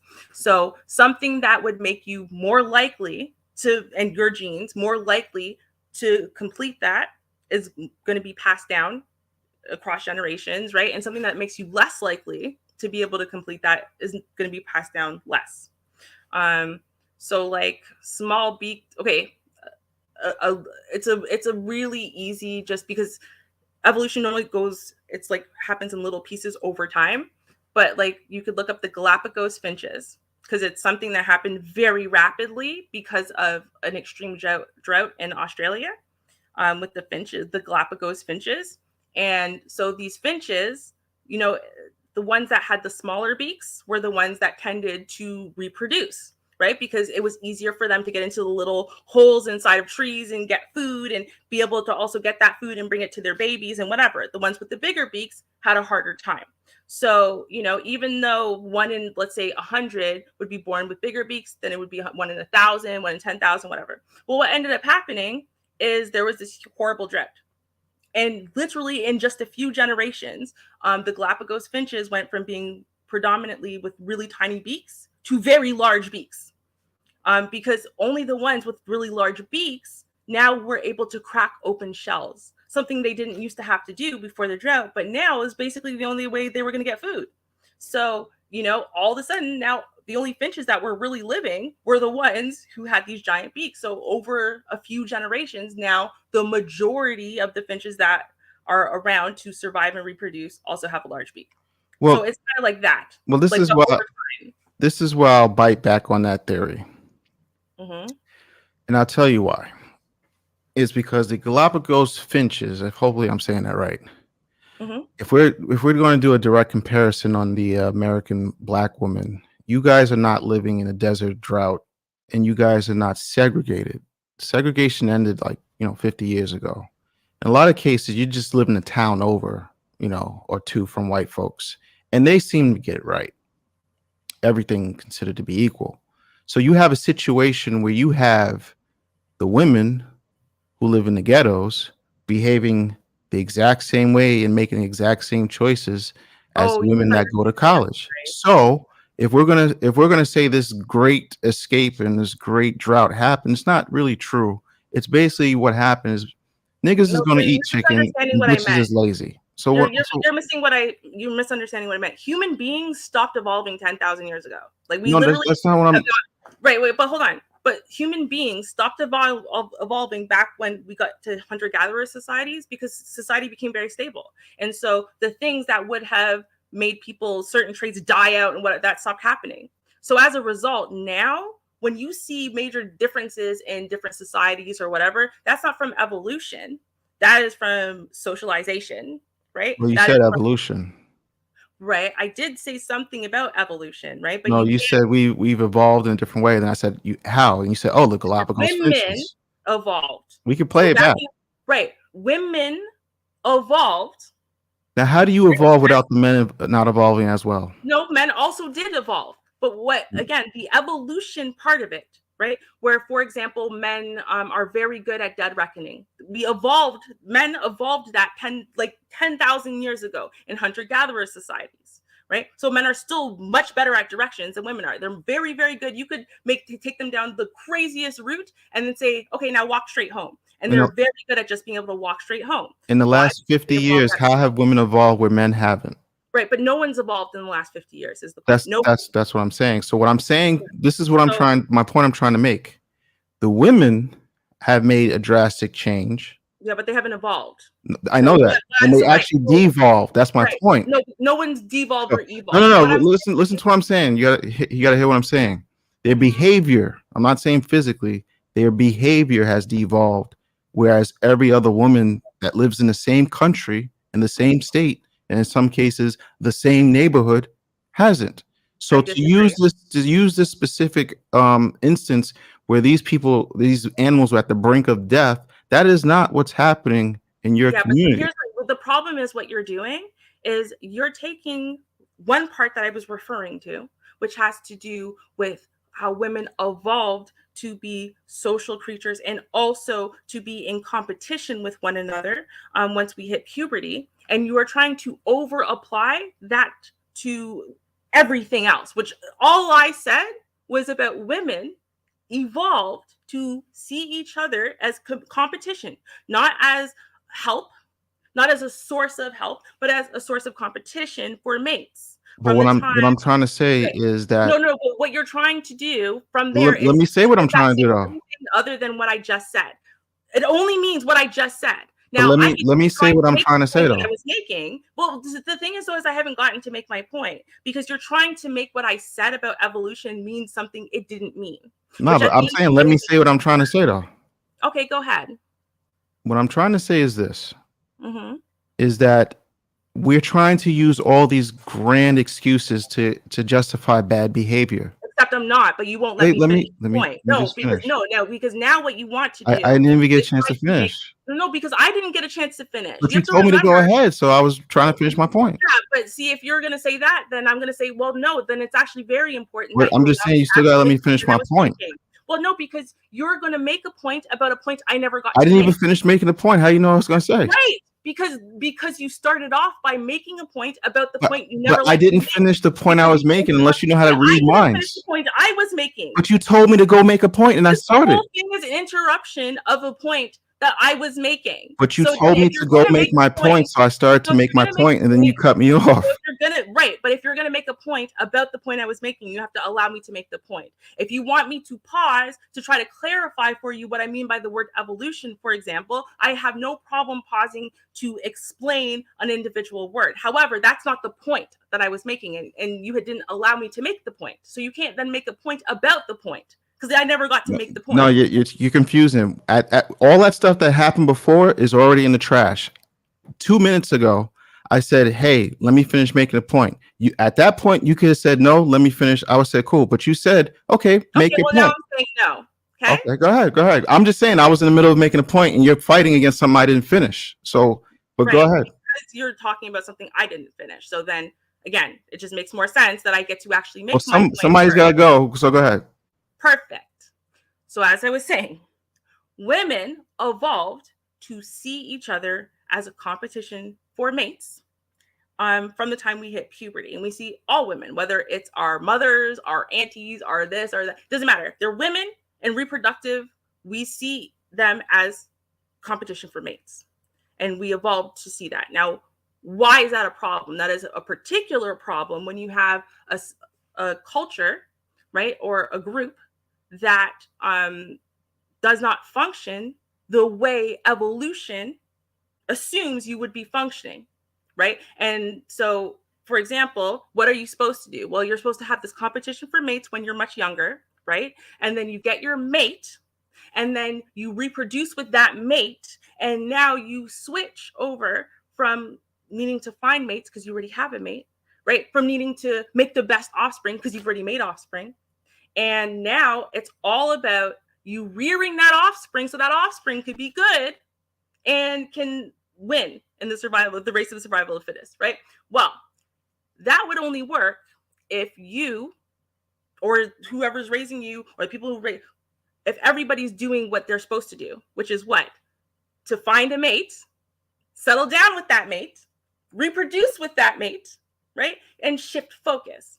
But what happens when you have a dysfunctional society is they don't do that. So that means that your mother and your grandma and your auntie and all these older people who you're supposed to kind of see as when you first hit puberty, you're like, oh, everyone's competition. And then you realize, wait, they're not competition because they're not looking for mates. But that doesn't happen in our community because they're still looking for mates because they didn't do what they were supposed to do. They didn't settle down with the mate first and then have all their children with this one mate and devote to this one mate and blah, blah, blah. So they really are actually competing. They are still in competition mode.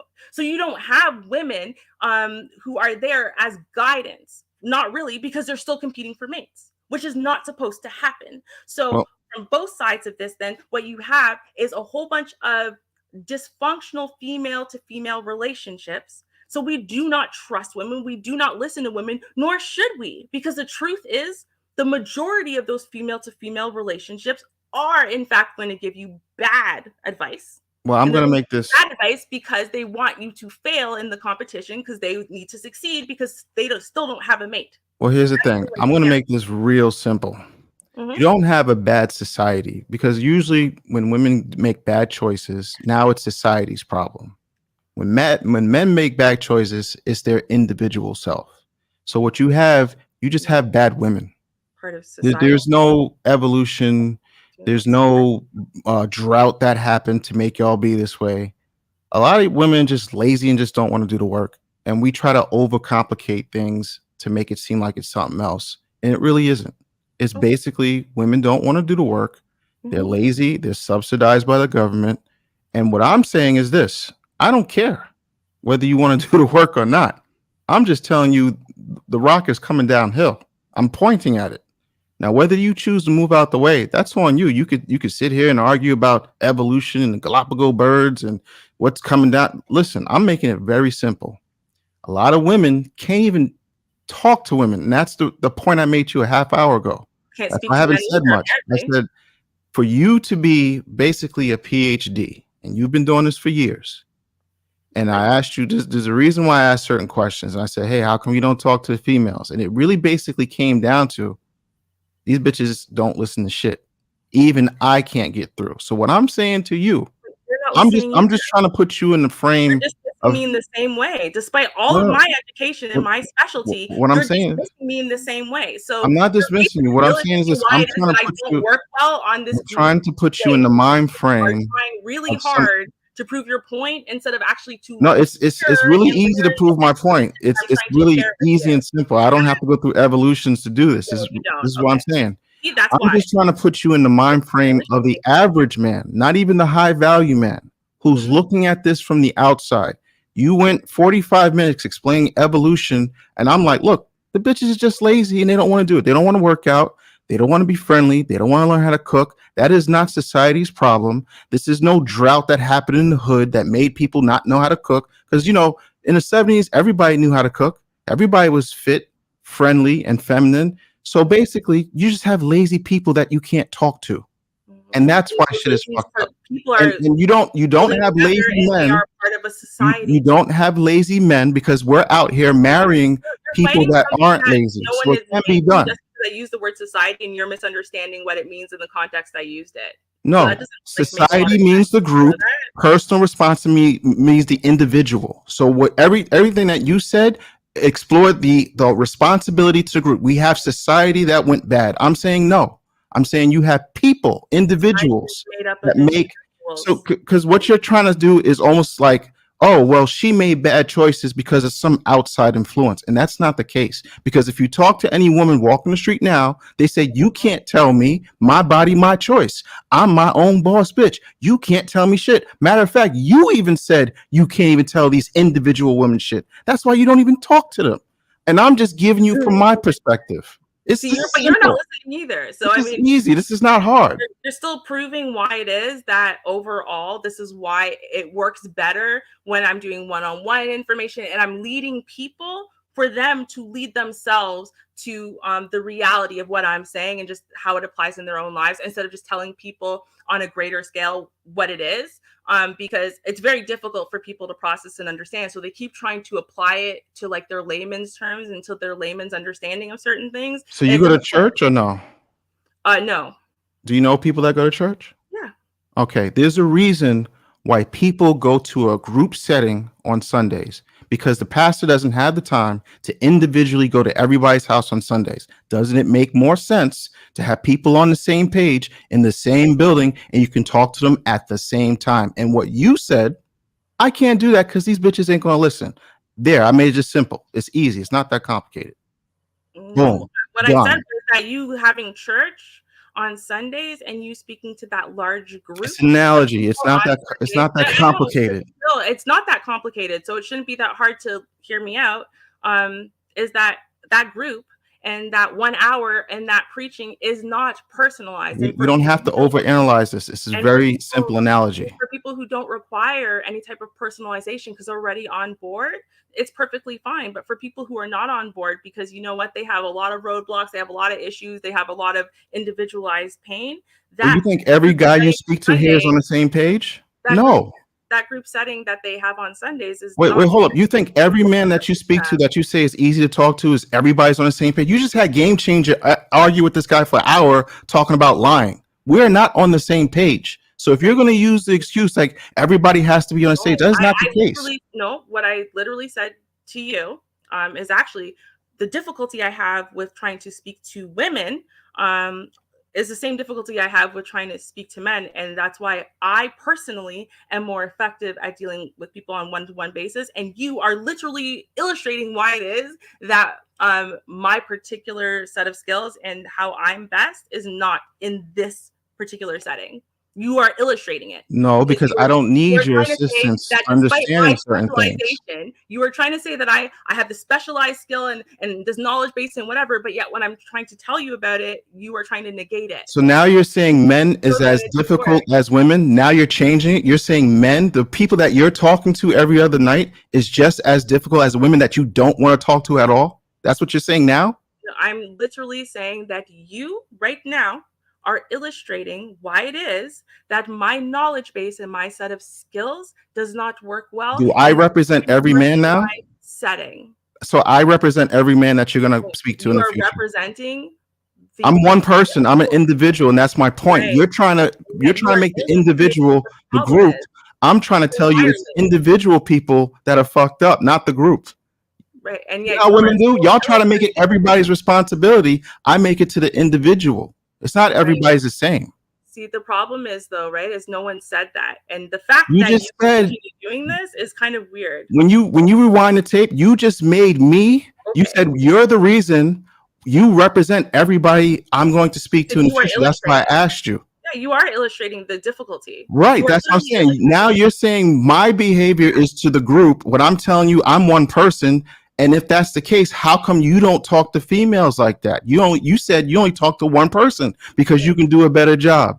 But you know, I said again. My question is, are you saying the men are just as difficult as the talking to the women? I am saying they're not. I've been saying this since the very beginning that I never said, see, look, even me, a woman who's pursuing a PhD and has all of this education, can't even speak to women. And so, no, I didn't say that. And I repeatedly said that that's not what I said. I said that my skill set does not apply well to this setting. It works better on an individual, one-on-one type of setting.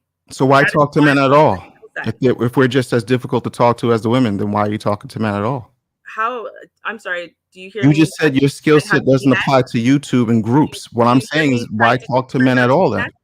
Do you hear me trying to teach men how to be men?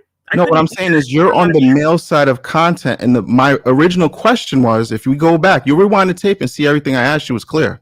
I said, if you're a PhD, about to have your PhD, and you have the capacity to talk to people on a mental level, but you don't because you admitted that these women ain't going to listen to you.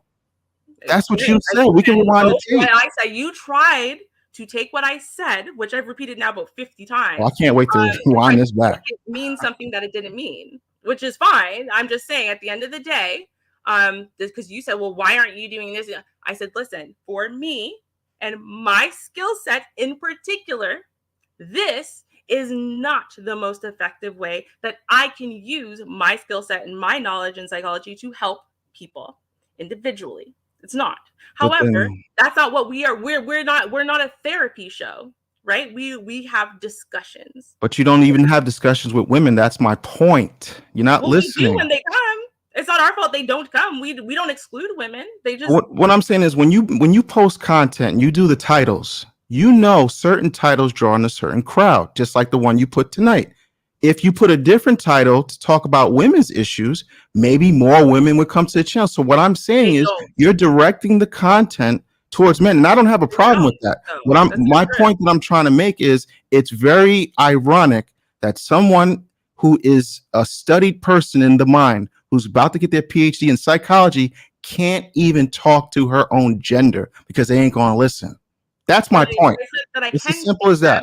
I speak to them on a one-on-one basis, and that's who I work with professionally. And I said that multiple times. I said, again, my skill set does not translate well to this impersonal, speaking to millions, whatever. My skill set My strengths don't translate well in this particular setting, which is why Why wouldn't it translate well? It seems to work well for Jordan Peterson. It's not working well for me, is it? Why? I'm asking you why. Enough for me to just explain something. Why won't the women listen to you, but the men will listen to you? I'm just asking you why. Because it's the same problem. You're not listening to me either. No, I am listening to you. I'm actually bringing back everything you said. I'm listening to you very carefully. So I'm asking you, why is it that the women won't listen to you, but you're comfortable talking to the men? Why? Yeah, see, this is, again, do you okay, yeah, you're not gonna get it. Okay, so I feel like we're really talking in circles now. Is anyone else awake? I asked a direct question. That's not a circle. I know you don't feel it is. I feel like it's like 3:40. Melody, are you awake? I don't know. I am. I'm awake. I was just walking the dog. My questions are tough. Okay, perfect. Well, it is 3:40. I'm going to shut down anyway. So, I mean, I don't know what you want to do. I mean, we almost at 4 hours. You might as well do the extra 20 minutes. Let's talk about something else though, because this is just going in circles. Yeah, it is just going in circles. So, how about if you run the panel for a second? Let me just get the thing started, and then I'll be back. Okay. Okay. All right, Ruby. So everybody here, GC, you there? Blue, you there? Look like everybody. Yeah, everybody probably left. Everybody probably sleep. So Mars. Yeah. No, I'm there. GC is there. Y'all there. So I'm just gonna rewind the tape tomorrow, and you'll see. Okay. Well, yeah, you do that if you want to, but I understood where Ruby was coming from. I understood where you were coming from. I don't know. Listen, it's all good. It ain't no beef. Yeah. It's just I'm just asking a question. I'm like, look, she's a psychiatrist, and even the women won't listen to her. I'm just pointing out this obvious problem. I'm not blaming her for nothing. Right, but she was saying they don't listen to her in this setting. I guess you mean like group settings. They don't listen to her in group settings. But when she take them one by one and talk to them, give her all their time, give them all her time, then that's when it sinks in. But in a group, no one listens. So let me ask you a question. You can mute up for a second. Mute out. Oh, I'm sorry. Okay, I'm gonna mute up. Go ahead. Usually when they want black men to do shit, they don't come individual. They don't come to our doorstep and say, "Hey, black man, we see you out there doing your thing." No, what do? They go on the radio. They go on YouTube. They go on TikTok. They go on Facebook. They speak as a group to shit. And I'm saying that's fine. Men will take advice if they're wrong and they're correct. But what does it say to the women that you can't even do that? That goes beyond some type of evolutionary issue. It's like you have bad people. I think and I you can have good answer people. that. Let me see if I can answer that. Sometimes it's hard for me, but let me try. Because as we speak about in this space, women don't listen. We know that. Everybody knows women don't want to listen. They're stubborn. They see everyone as competition. Like Ruby said, when you're light skinned or you have something about you that maybe they don't have and they wish to be, they take you as a joke. They don't want to listen to you because of what you look like. You might be mixed or whatever. Like, why should I listen to this chick? She don't look anything like me. She don't have the same struggles I have. That's what a lot of women do in the black community. If they feel like you don't have the same struggle, they just don't listen to you. And I think that's what Ruby is trying to say.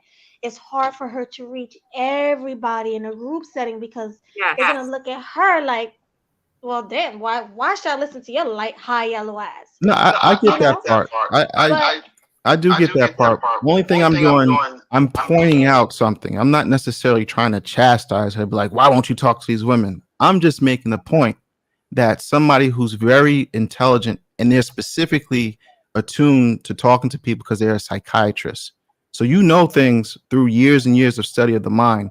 And what does that say for the average black woman that can't be reached just by simple things? Because we know black women use social media more than anybody else. So the fact that you're telling me that you can't even reach these people through the very thing that they pay attention to the most, I'm just pointing out the simple problem. So when you come to us and then demand us to tell the truth about what you think some people are doing overseas, we're looking at you like, yo, you can't even get your own house in order. You can't even have the own gender talk, a PhD talk to you about the bullshit that you want, but you want me to tell you a lie or a truth about something I'm doing 3,000 miles away. I'm just pointing out some bullshit, but I had to take you around the globe just to get there. That's it. Can I say something? Yeah, sure. Go ahead, Chaos. What you got? Who has feedback? Somebody got my all right. You gotta understand this. If the women question you and they're not going back questioning women, like any in touch person, you ignore them. This is that simple. Now, Ruby is in the field where she has to sit there and possibly consultate people. If women don't come to her door, get consultation, that's where they're at. They feel they are above approach. They don't need no therapy, nothing like that. No one should be forcing nobody to really fix anybody, man or woman. Either they want the help or not, they're going to know where to find the help. Now, regardless what the men do overseas, that's optional. But like anything, you don't have to respond to nothing like that. If they think you're buying pussy from non-black women, and go. And say, and you don't have to tell them nothing and say, oh, it is what it is. Let them think about that. Because let's be honest, when they travel, they're paying for the dick. It is what it is. We don't have to waste time questioning it because we know what it is. They've been traveling longer than men since the 70s. A book was written on that. Hope that answers the question. No, I think you answered the question that I didn't ask. You know, all I'm saying is this. I'm saying I get it. I know they go overseas and do this and do that. I don't particularly care. I'm not here caping for anything to be fixed. I want it to be fixed. I'm just saying that if we're going to have panels where we're putting people, these unknown straw men, on trial because you think they're lying about this and everything I hear is negative, and I'm saying that's cool. We could take that. We've been taking it for 50 years with Ricky Lake, Oprah. That's no problem with me. I can handle that. But I think it's very hilarious that a person, you know, who's a psychiatrist basically admitted that these bitches is too unruly that I can't even talk to them unless I'm sitting right in front of them like a fucking child. That's like some retarded shit. I can only talk to you unless I'm sitting right in front of you and looking in your eyes so you can pay attention to me. And I'm not saying to slight her. I'm just showing you a mirror like, yo, these bitches are retarded if that is the case. That's it. Women are childlike anyway. So I know that. So it's like making it more complex than it is, Marty. It's not complex at all. Marty, let me ask you a question. Since you travel enough times for a few years now, do you do what they say? Do you pay for it, or are you just traveling for something different? No, I go and I travel. I'm actually going to be moving there soon. So you go for a purpose. Okay, good. You're the exception. But I'm not going to deny that people don't. I give you both sides. I'm not going to be like, oh, everybody who travels doesn't do that. You're going to have guys that do that, and so what? That's all I'm saying. Is like, I'm not here to sell you. I don't get travel packages to nobody. I'm not telling you travel because I get 15% if you get a passport. Niggas be thinking I'm trying to convince them. If you want to stay here, and I'm not talking to you, but if people want to stay here and fucking go through the mud, I don't give a shit. If you want to stay in the community and be with whatever you want to do, you want to go overseas and pay for it, I don't give a fuck.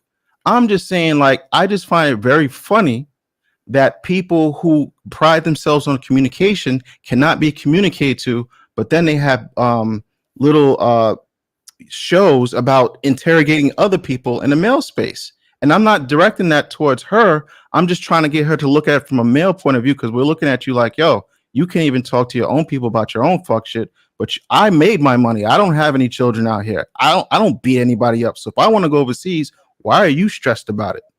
Like, it's just stupid to me. And the fact that I'm just trying to get her to see that, yo, you're a PhD and you're basically admitting that you don't even have the solution to talk to the average black woman that you might know unless you're sitting right across from them face to face. That is some retarded shit. And you're going to try to tell me it's evolution? When you rewind the tape back, you're going to see she was like, oh, black women act like this because evolution. I said, oh, really? Tell me more. And then she said all that stuff. I said, no, it's basically you have bad people with bad behaviors. Has nothing to do. We didn't go through a nuclear holocaust in America. Y'all motherfuckers acting like the A-bomb was dropped on us and we fucking came out like fucking mutants. I'm like, no, you just have some fucking lazy people that don't want to cook and don't want to clean and work out. It's really that fucking simple. And we try to fucking intellectualize and go around. I'm like, yo, I'm gonna make this shit really simple for you. Everybody's a fucking individual, and if you fuck up in life, you have to deal with the shit. It ain't no mystical society shit that people ain't no evolution. This shit is real simple. That's all I'm saying. It's not complicated than that. Okay, thank you for that. What about you, Chaos? You have any response to that? I mean, what response? you was talking to him, so I mean, I'm seeing. I know it's not Mary. You gotta turn the YouTube off. That's some of this device on. I'm hearing myself. Hello. All right, good. Thank you. There's not really much response because it's going in circles. The one thing, and there should be no frustration. Like how I deal with people, if they're gonna sit here and interrogate me about if I travel like that, I'll tell us that I travel because I travel. This is not no interrogation. What I do overseas is irrelevant to what you're doing here in America. It's that simple. Keep pushing. You keep them guessing. It's that simple. You see, a lot of men need to stop getting their feelings what women think and feel what you're doing if you're still doing things in the States or outside the States. Because let's be honest, if they're watching you, that means they have not doing what is necessary to even get or keep a mate. When you watch other men, that means you're trying to snag one of them, and the pool of men that you're hoping to snag because you wasted your precious days fucking around, and God knows we have a child in the fucking around, that's on you. Men not just gonna sit there and sit there wait on certain women. Especially some dudes that's not getting women like that. It's simple as that. As men get older and he really wants something maybe suitable, stable or something, and let's say he don't get it here, well, most likely he's gonna find somewhere else, different states or whatever. He's willing to travel to get what he needs. See, men, we won't waste time when it's needed, but after a while, we had to come to the realization that we want some at the end, and we're going when we set our mindset to get it, we get it, and we're not gonna wait 5 to 10 years on that nonsense like some other the opposite sex that fuck around for as long as whoever, and then said they weren't ready, and then they said we're all the men at. We don't feel like that as men. When we're ready to get what we need, we say, all right, time to get the shit straight and get what we need. No, like I said, I don't disagree with you. So I don't want you to think I'm like going against anything you say. Oh, you mute up, Melody? sorry. Yeah, Yeah, I'm not man. going against anything you say because that's what I'm saying. It's like we're not having an argument. We're just saying two different things. I'm just saying like it's just. And back when I asked like an hour ago, I was like, do y'all just just to have a level conversation, no funny shit. I was like, do y'all not see the fucking rock that's coming to hit y'all? Seriously, like I get strong and independent. I don't need no man. I'm that bitch. But everywhere I look, I see other races of women get married. Now it might not be the top dude. The dude can make 60 grand, 70 grand, but he got a decent job. He got a decent head on his shoulder. He might not be 6 feet tall. We already know the tropes. But I'm like, niggas is making it happen, even here in the States still to some degree. I'm like, I have like a very diverse group of people that I hang with, right? So you kind of get a feel for what people are into and what they not into. But I'm just saying, like, when it comes to the average black woman, I'm not saying all, so I don't want nobody, but this is kind of like a hands-off thing because, there are some stereotypes that have truth to them. I'll say that. Doesn't apply to every single person, but I mean, like, if we're just gonna go by statistics, all of which I'm sure you already know, it don't look good. Certain things just don't look appealing to other people that could potentially, be your future husband, whether it's your race or outside of race. So all I'm saying is like, all right, if we put all the bullshit down for a second, we just have like a regular conversation. Do y'all not see what's happening in real time? I mean, I tried to come at a different angle. I said Austin Holland is 23 years old. Now he doesn't even talk to y'all motherfuckers. That nigga said, y'all smell like fish, I'm out. And I'm telling you, that's what the new Z's is on. I said the older dudes will entertain the conversation, but when you want somebody to play on your team, you kind of want to encourage them, like, yo, I like your style. I like the way you dribble. What you don't want to do is like, I hate you. And listen, you do whatever you do. I'm not here to complain about nothing, but I'm just like, man to woman, like, do y'all not see? And if y'all do see it, are you saying you can't talk to these women? on YouTube. YouTube is 100 million billions plus. Even if you made it some content here and there, you reach people. It ain't gonna go unseen. So to sit here and act like, oh, there's nothing I can do on this entire YouTube space, but at the same time, you're here talking to men. So I asked her a question. I said, are you saying the men are easier to talk to than the women? But she went to the girl code. She coded up. She was like, no, y'all are equal. I said, well, how can we be equal when you're talking to us? No problem. But you're saying you can't talk to the women. Do you not see the double standard that you said? I didn't say this. So I'm trying to point it out to her, but she's fighting me. I'm like, look, I'm just telling you what you told me. You said you can't talk to the women, but you can talk to the men. I said, well, why don't you try to package it in a different way, just like every other female content No, creator? because that's not what I said.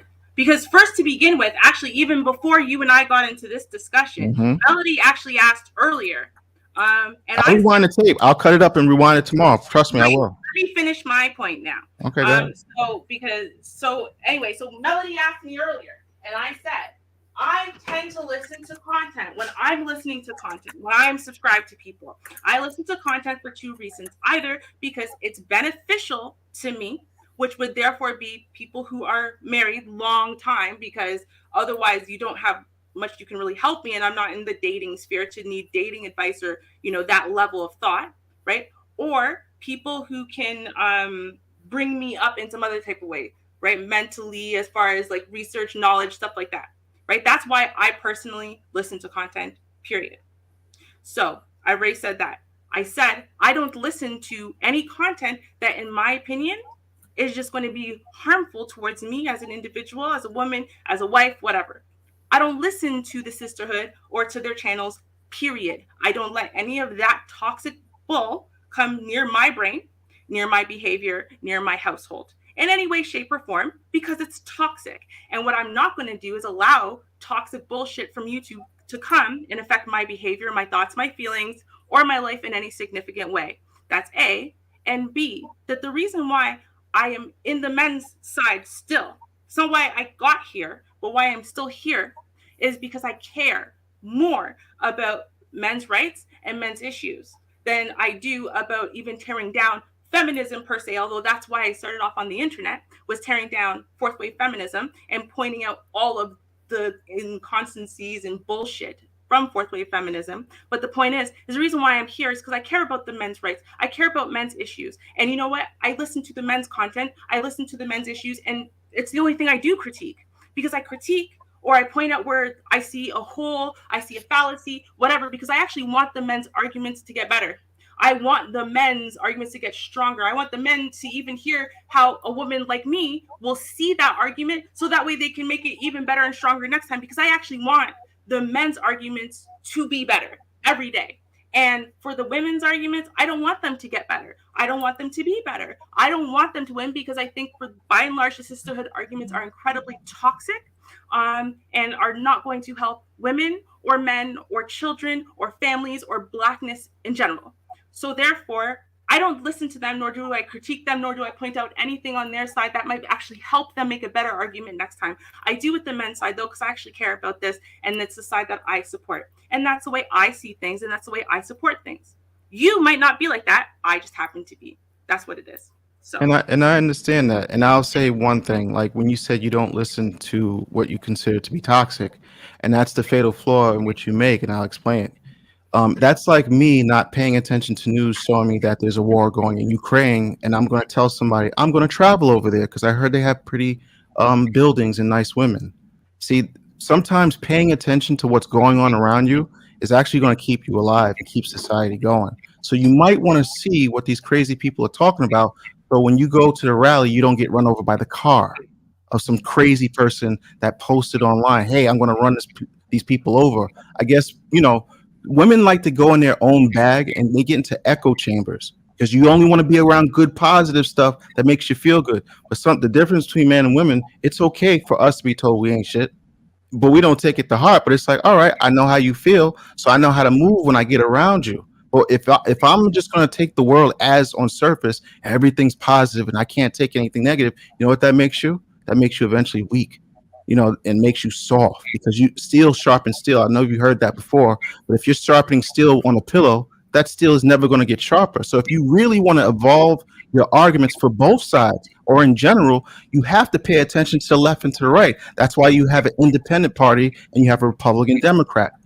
You just don't have Democrats not paying attention to the laws that they're doing. You don't have Republicans. That's why you have inflation right now, because you have one side doing too much.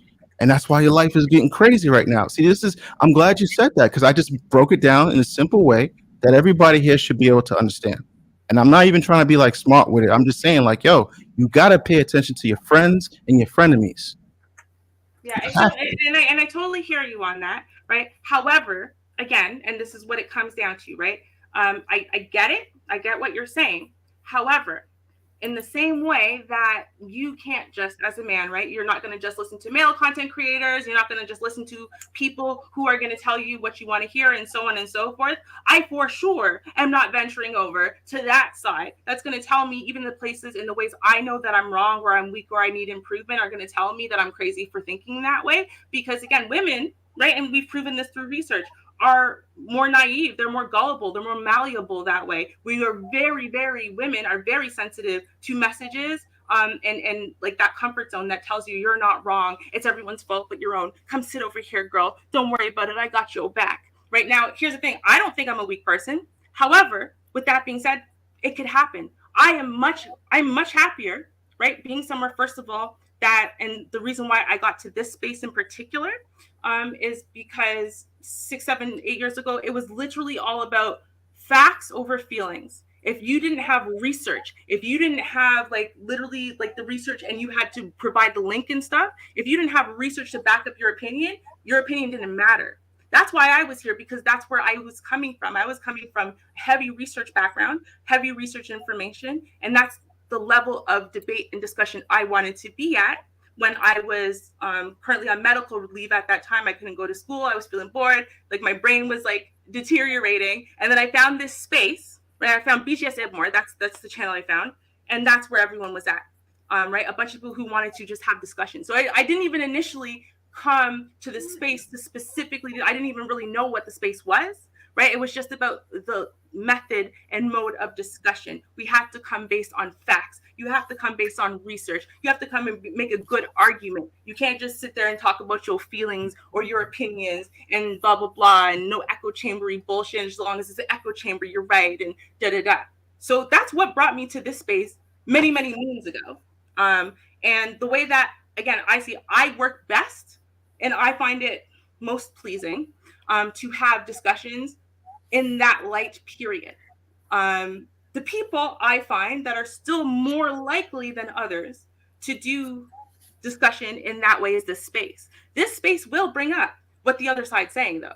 It's not like they don't. It's not like they don't analyze it in deep. It's not like they don't review the video. It's not like they don't pull up the research or the magazine articles or da-da-da to give me a jump off point so I can know what the other side is discussing. And then I know where I need to go and jump in and do my own research to get a full understanding, right? So, I mean, I am staying pretty well versed, I would say, but I don't listen to the specific content creators because, again, that's how you let poisonous, toxic bullshit come in and warp your mind, and suddenly you're getting divorced in 3 to 5 years and you don't even know how it happened, or you're being a shitty ass wife, or you're cheating on your husband, whatever it is. And I'm not about to let their toxicity and dysfunctionality come in and affect my life in any way. And Well, if I have to be a little less unbiased, a little less balanced as a result, I'm okay with that. I'm okay with working with that because my husband and my marriage is a much bigger priority to me than anything else. That is what my number one is. And that's cool, because that's the fundamental difference between male and female. So it's funny when I hear these women talk about how we're so strong and independent, when we actually know they can't take negative thoughts, criticisms, or I say it, even listen to something that they don't agree with. That's the difference between men and female. Where as a man, I'm able to process the good and the bad and not lose my mind. I can listen to somebody all day say this bullshit, this is it, but at the end of the day, I know where I stand on my square. It's not going to phase me. I could take the meal and spit out the bones. Women, like you just said, cannot do that because it's going to affect your life. So everything I say is with a point.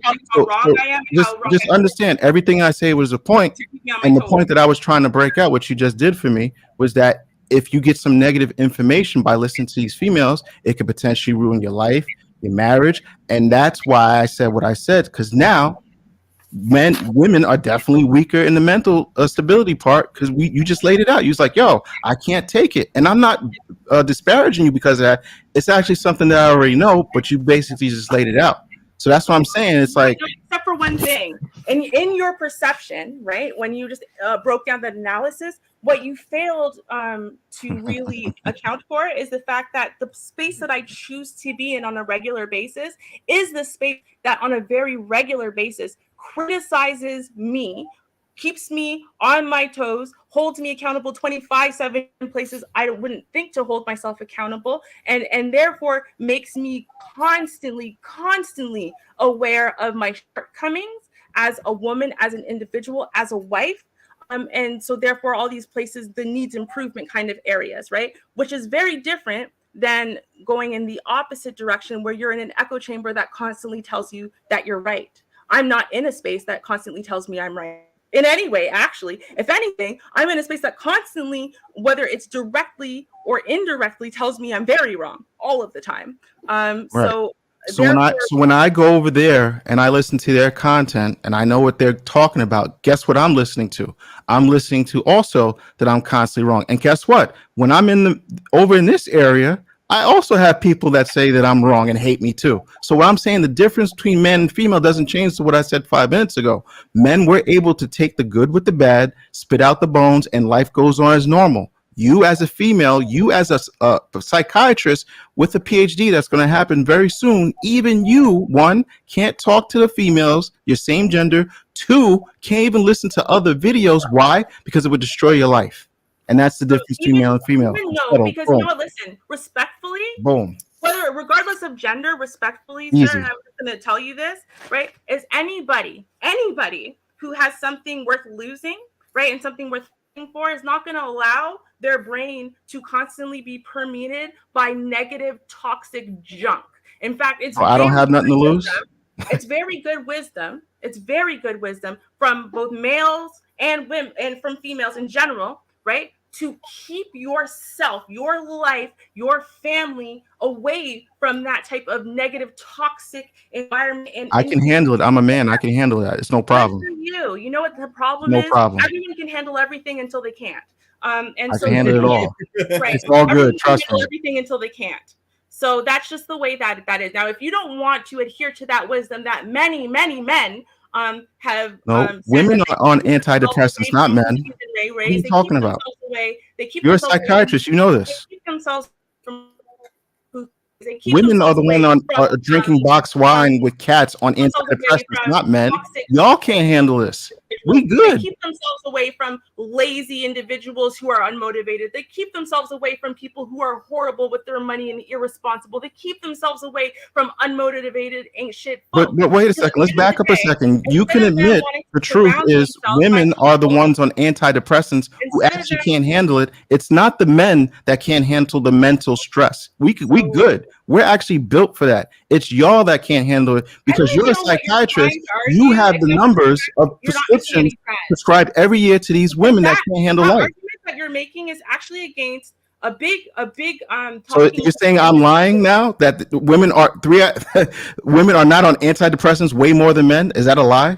Again, the point that you're making right now, is that a lie or not? I just want to answer the question. Again, the point that you're making. Okay, she don't want to answer the question, so that's this is too easy. The point that you're making right Marty's now, a fucking beast, man. Let's go.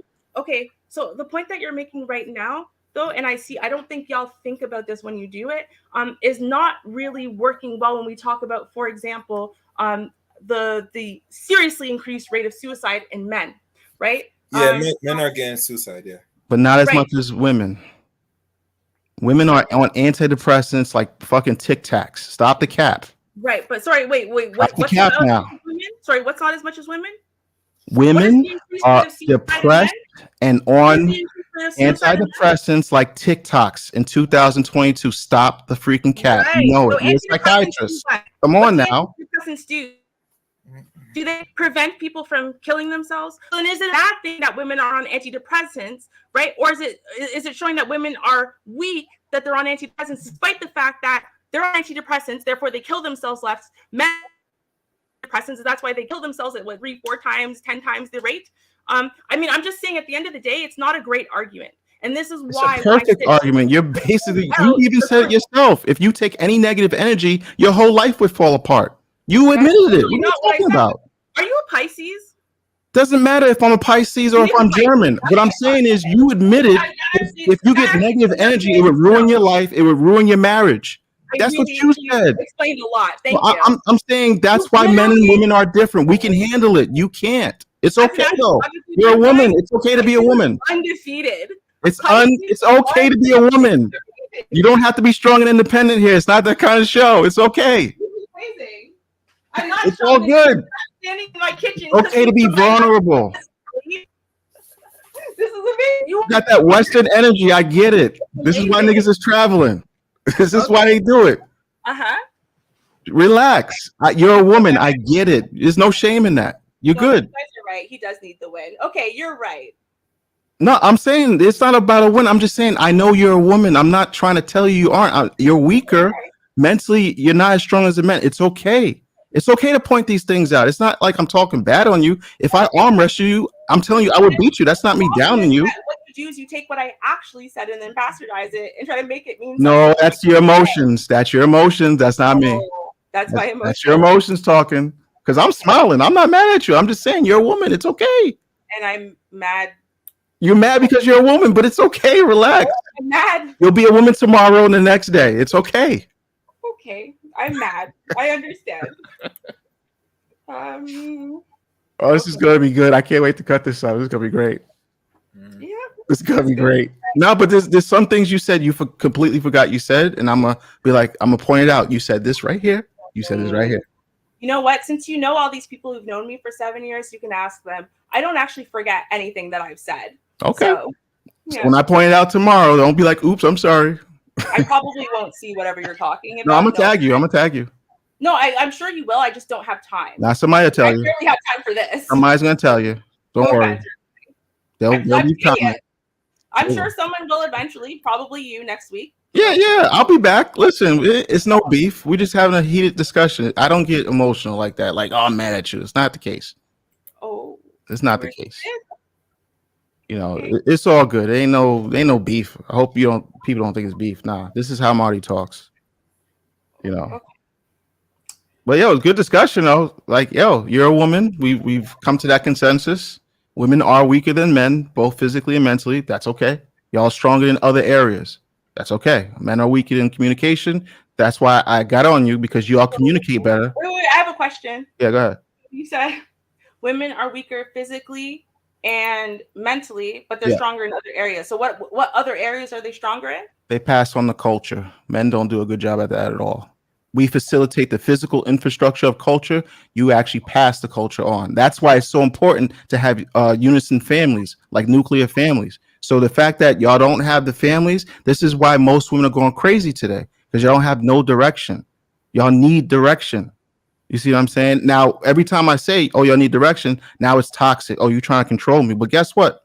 The rest of the world seems to get it. That's why I say you don't see the boulder coming. Like, if we put everything down, I'm like, look, the boulder is still going to hit you. Now, right now, you're stuck in the mud. I'm just telling you, don't be mad at me. I didn't push the boulder. I'm just here telling you, like, yo, it's coming. What are you going to do? So arguing at me is not going to stop the boulder from hitting you. You see what I'm saying? Like, it's not your problem ain't with me. Your problem's with the other women. That's what I'm trying to tell you. Maybe you should talk to the other women. The other women, though. Like, why would I personally have a problem with them? First of all, you're talking about Black American women. I'm not American. I'm not talking about Black American women. I'm talking about all women, the West, on the West. I'm not talking about Black women in particular. Okay, well, either way, why would I personally have a problem with any other women? Because the women in my circles and in my microcosm don't behave in any of these ways. They're all married. Right. I'm married. Right. But do you think every man that you're talking to acts just like every man you know in personal life? No. Everybody's different. So that's why it's okay to branch out and talk to different people. Wait, no. You're not answering the question. I said, why am I personally, right? Why do I have a problem? Why is my problem other women? Like, I'm trying to figure out what you meant by that. No, what I'm saying, they're not affecting me. No, I don't mean they're affecting you like, they're going to take your lunch. What I'm trying to say is this. The problem you have with women is that you've already admitted that they're so far gone, you can't even talk to them, and you're a fucking psychiatrist. That's the irony. That's what I'm pointing out. The irony. You're a freaking psychiatrist, and you're saying, yo, I can't talk to these wild bitches. I can only talk to them one-on-one because I can fucking hold them. Like, I'm not saying, I'm just being joking, but I'm saying I gotta look at them so they can pay attention. I'm like, yo, men, we can speak. Therapy. Like, do you know what therapy is? I'm very confused here. People because, do therapy online. They do group sessions online. This ain't nothing new. No, actually, generally group. They didn't make computers yesterday. Right. Again, but group sessions, almost like, for example, AA, not run by psychologists or psychiatrists or even counselors, right? Those just ran by other alcoholics. You know, you can see doctors online now, right? Right. So the thing is, again, right, online would still be one-on-one, right? Because so like it's the same thing. You've never had a group Zoom meeting before? So it's the same thing as when you need to see a lawyer one-on-one, for example, because there's a bunch of different protections you have with the lawyer. We are currently doing a group meeting right now. What are you talking about? That get invalidated as soon as a bunch of other people are witnessing it. Wait, am I going crazy? We're on stream right now. It's 4 of us. What are you talking about? Yeah, but I'm not your therapist. No, but the point is we have the technology to do what you're saying can't be done. That's my point. So what do you mean can't be done? Who said that we can't? You're making it seem like you can only talk to people one-on-one like it's a handicap. What I'm saying to you, we have technology. We have planes, we have cell phones, computers. Like it's a handicap. What I said is that this particular skill set of mine, right, works better. You don't give yourself enough credit. I think you're amazing. One-on-one. You don't give yourself enough credit. You can do it, girlfriend.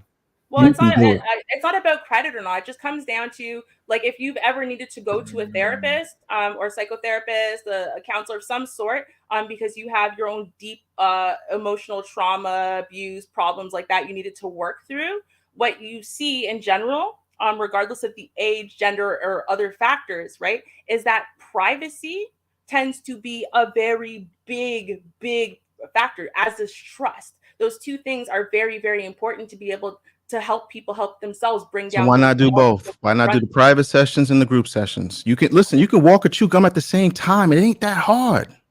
Yeah, it's that hard. I think the thing is, a lot of people don't understand how many things psychologists really do and how many areas of psychology. Yo, you're a professional. You can do this, girl. Yeah, you but can like, do this. Do you understand that, like, for example, vision, that's psychology. Like your ability, like if something goes wrong with your eyes. How do I believe in you more than you believe in yourself? Or like your hearing, that's psychology. Like psychology is a lot more than what I think people think it is. And so they don't understand how many, like your PSATs, LSATs, MCATs, all those things. Yo, it just sounds like you're making every excuse not to talk to these hoes. Written and scored by psychologists. Did you know that? Yo, listen, it's like you making every excuse instead of saying, you know what, I might try it. Let me give it a try. You're giving me every excuse not to do some shit. And I'm telling you, you could do it. But did you know? You see how black women are? I'm like, yo, I'm like giving you that support to go do some amazing shit, and you tell me, fuck that, I ain't doing it. This is what I'm talking about. This is why niggas travel. It's really kind of weird, actually. That I'm literally putting the battery in your back to go be great, and you're like, nah, I can't do it because of psychology. You're saying I should break the law because you say so. And no, I said do both. Do a group session, do a single session. You could do both. Wait, I don't understand. Listen. I should lose my license to practice, and I should break the law because. No, what I'm saying, if you're doing a group session now, you're doing a group session now. You're on stream with 4 people now. I'm saying do the same thing with women. That's all I'm saying. You overcomplicate shit. It's not that complicated. But this is not therapy. I'm not saying it's therapy. What I'm saying is that we have the technology to do some shit. And you're making every excuse not to. And I don't understand why, because literally, y'all black women complain about niggas not showing you support. I'm literally saying, go be great. And you're like, no, I can't do it. What the fuck? Like, this is not therapy. I'm not saying, I never said this was therapy. I said we have the technology to do some shit. And I'm saying, go be fucking great. And you're saying, hell no. And this is why I'm telling you this. I'm glad I did this because this shows the direct correlation as to why niggas is like, see ya, because you're an accomplished woman. I can't even put the battery in your back to do some great shit. If I told fucking Ling, yo, you could be a flying kick off the Empire State, that bitch going just because I said so. I'm telling you, you could do it. You about to get your PhD. Well, you can't hear what I am doing, right? Because what you think that you're doing. Listen, I'm only one guy, but what I'm saying, these bitches is crazy, and you're a PhD. Like, yo, help us out. You're like, no, I can't. They too crazy. I do. How many thousands of women have you helped? I help all types of women everywhere around the globe, baby. Directly help. Me and my camera then changed the psychology of a lot of bitches. I thought they were ugly. No. I'm my own psychiatrist, but I got a camera. How many people can you prove with receipts that you've changed their lives? Because I can prove I've changed thousands of people's lives. I'm not only the president, but I'm a client. Marty McFly, international photographer. I'm serious. I help women all around the globe. I don't work for international. So I know for sure you're not my client because I don't work for free. I give them that deductive reasoning at a reduced fee. You know what I'm saying? I don't gotta have a degree. But I'm still putting that battery in your back to go be great. I'm saying you could do it. You could set up a whole new channel. You could do group sessions and fucking kill it. Submission is when you're in submission to a man, when you're really in submission to a man. When you are in submission to him, he is the only person in the world who could put a battery in your back. Listen. You make it shit too complicated. Right? Like I said, I'm giving you the encouragement to go be great. Go do it. Stop making excuses. That's what I'm saying. Any excuses. I actually do real things. What do you? I didn't say you didn't. I'm saying do this. Try it. Go do it. Stop making excuses. Well, I should quit everything I do to do. Yo, black women will fight you on everything. This is not even negative. I'm giving you positive shit, and you like, no, I ain't gonna do that shit. Like y'all crazy, yo. This just. Right. But you're I'm glad this is great though, but y'all crazy. No, but see, you're not making any sense. You're not even making sense like to the chat, which is weird. I don't care about the chat. That's the difference between men and women. I don't listen to other people's opinions to be the man. Like, do you understand what marriage? I don't look to the chat to get my advice on how I should move. That's the difference between men and women. That's what I'm trying to tell you. Do you understand what submission is? Listen, first things first. I don't look at the chat to get my cues on how to speak to you. I'm just talking to you. Fuck the chat. Well, you're not actually going to answer any questions. No, I can answer a question, but I want to finish my thought. I'm just saying I don't look to the chat to figure out how to talk to you. I'm talking to you. I'm not looking at the chat. Melody, you still awake? I'm awake. So go be great. Think big, bitch. Think big. I can't hear you. What? I can't hear you. I said, do you want to keep going? It sounds like you're about tapped out. Nah, if y'all tired, we can wrap. It's cool. We reached the 4-hour mark. We're 22 minutes over. Okay. Oh, so we were going to 4 hours? Something's not right. Yeah, we're at 4:30. Well, almost 4:30. Okay, so then why don't we do final thoughts? All right. I guess we can start with chaos. It's been a while. Chaos. Yeah, right. You there, Chaos? No. I hear echo.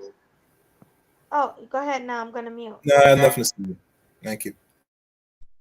Okay, good night. How about you, Marty? Final thoughts? Man, nobody want to hear me no more. But nah, everything is cool, man. You know, I just wanted to point out like how fucking lost most black women are. Because if you can't talk to them, like who can? That's all I'm trying to say. You know, that's in a nutshell. We can walk the dog and all that shit. That's there's echo. Yeah. I can't. But this guy blazes on my dick all night though. Hope it tastes good. But yeah, that's all it is.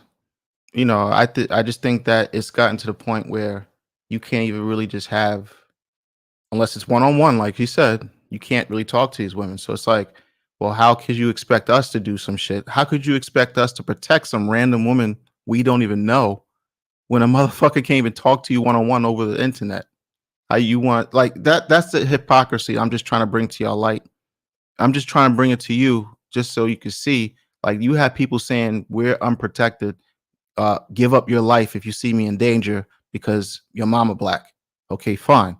But at the same time, you can't tell them how to live a righteous life that benefits them in the end because they're too wild and crazy. And you're a PhD and can't even do it on more than one person at a time because they can't focus or whatever the excuse is.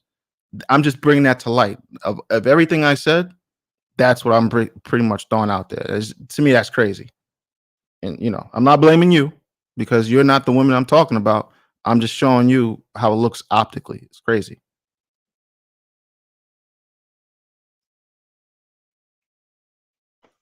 Okay, well, thanks for that. Sorry, I couldn't unmute myself. Thank you for coming, Marty.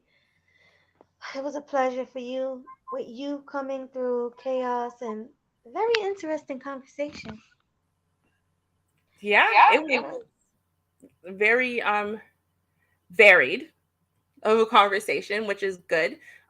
Because again, our motto, you can see it in the intro and the outro when we leave, is no echo chambers. So we very much appreciate when people show up. Hopefully, this will be like a regular thing. Because, sometimes we might agree on something, Marty. Next time, I don't know. I guess we'll have to see. And Chaos, always a pleasure. Thanks for coming. I think what we're going to do, I'll tell you my final thoughts here really quick, Melody, and then you can tell me yours, since we can't be on at the same time. But okay, my final thought comes down to this. Okay, now first of all, I know because some people said they're like, but the title you guys used, bro, it's just so catchy and funny, right? Like, are black men leaving for pussy or peace? What she said, I don't know. It's just Yeah, it's hilarious. it was so funny. Like, it was just the funniest. Like, I wasn't even thinking of doing this topic today. I was thinking of something else, and then I literally woke up and that's what she said, and I was like, bro, we have to do it. That's it. This is the topic. It was perfect. It really, Peace. it was. We're not against black men just because we come up with certain topics. We're Right. for black men. Mhm. So don't even push that narrative. That's crazy to us. And see, that's why I think, Melody, I'm scared. I don't know how we can really do the topic of chameleons in a way that it's productive, because I'm worried that these, thank you, Barry, I could really honestly use one. I swear to God I could. But but Right. I'm not. I don't know how we could do it in such a way that we could really illustrate. Because here's the thing. So 7 years ago, I feel like, it's harder for men to see a chameleon than it is for women to be able to suss one out. But I feel like nowadays it's almost like if you say one word out of line off of what the narrative is or whatever, right? Whatever the rhetoric is, you say one word, you disagree with one thing, you're a chameleon. Where Well, that's definitely our next topic, the chameleon thing.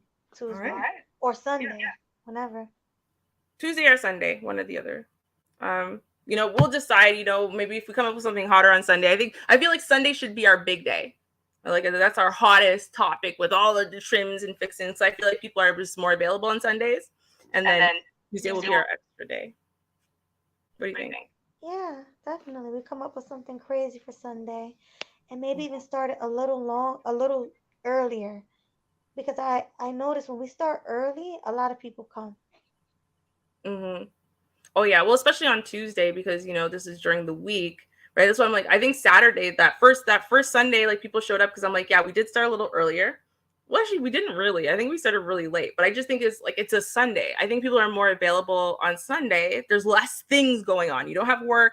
You've had the whole weekend to chill. There's less streams overall going on Sundays too. I don't think there's as much going on Sundays. So I feel like that would be a good day for us to really devote ourselves to making the big day. And then, because it's Sunday, we could stream earlier or whatever, right?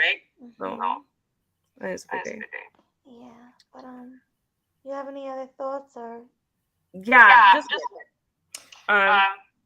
hold on. So okay. The way Melody, you have to mute. She's so cute. Okay. I think here's the thing, y'all, and you're right. I do allow myself to be baited. I was working so hard to just be like, okay, you're misunderstanding. And I wanted to know if he was a Pisces, because he argues and rewrites history and whatever, just like the Pisces is in my life. And it's like a personal point of contention.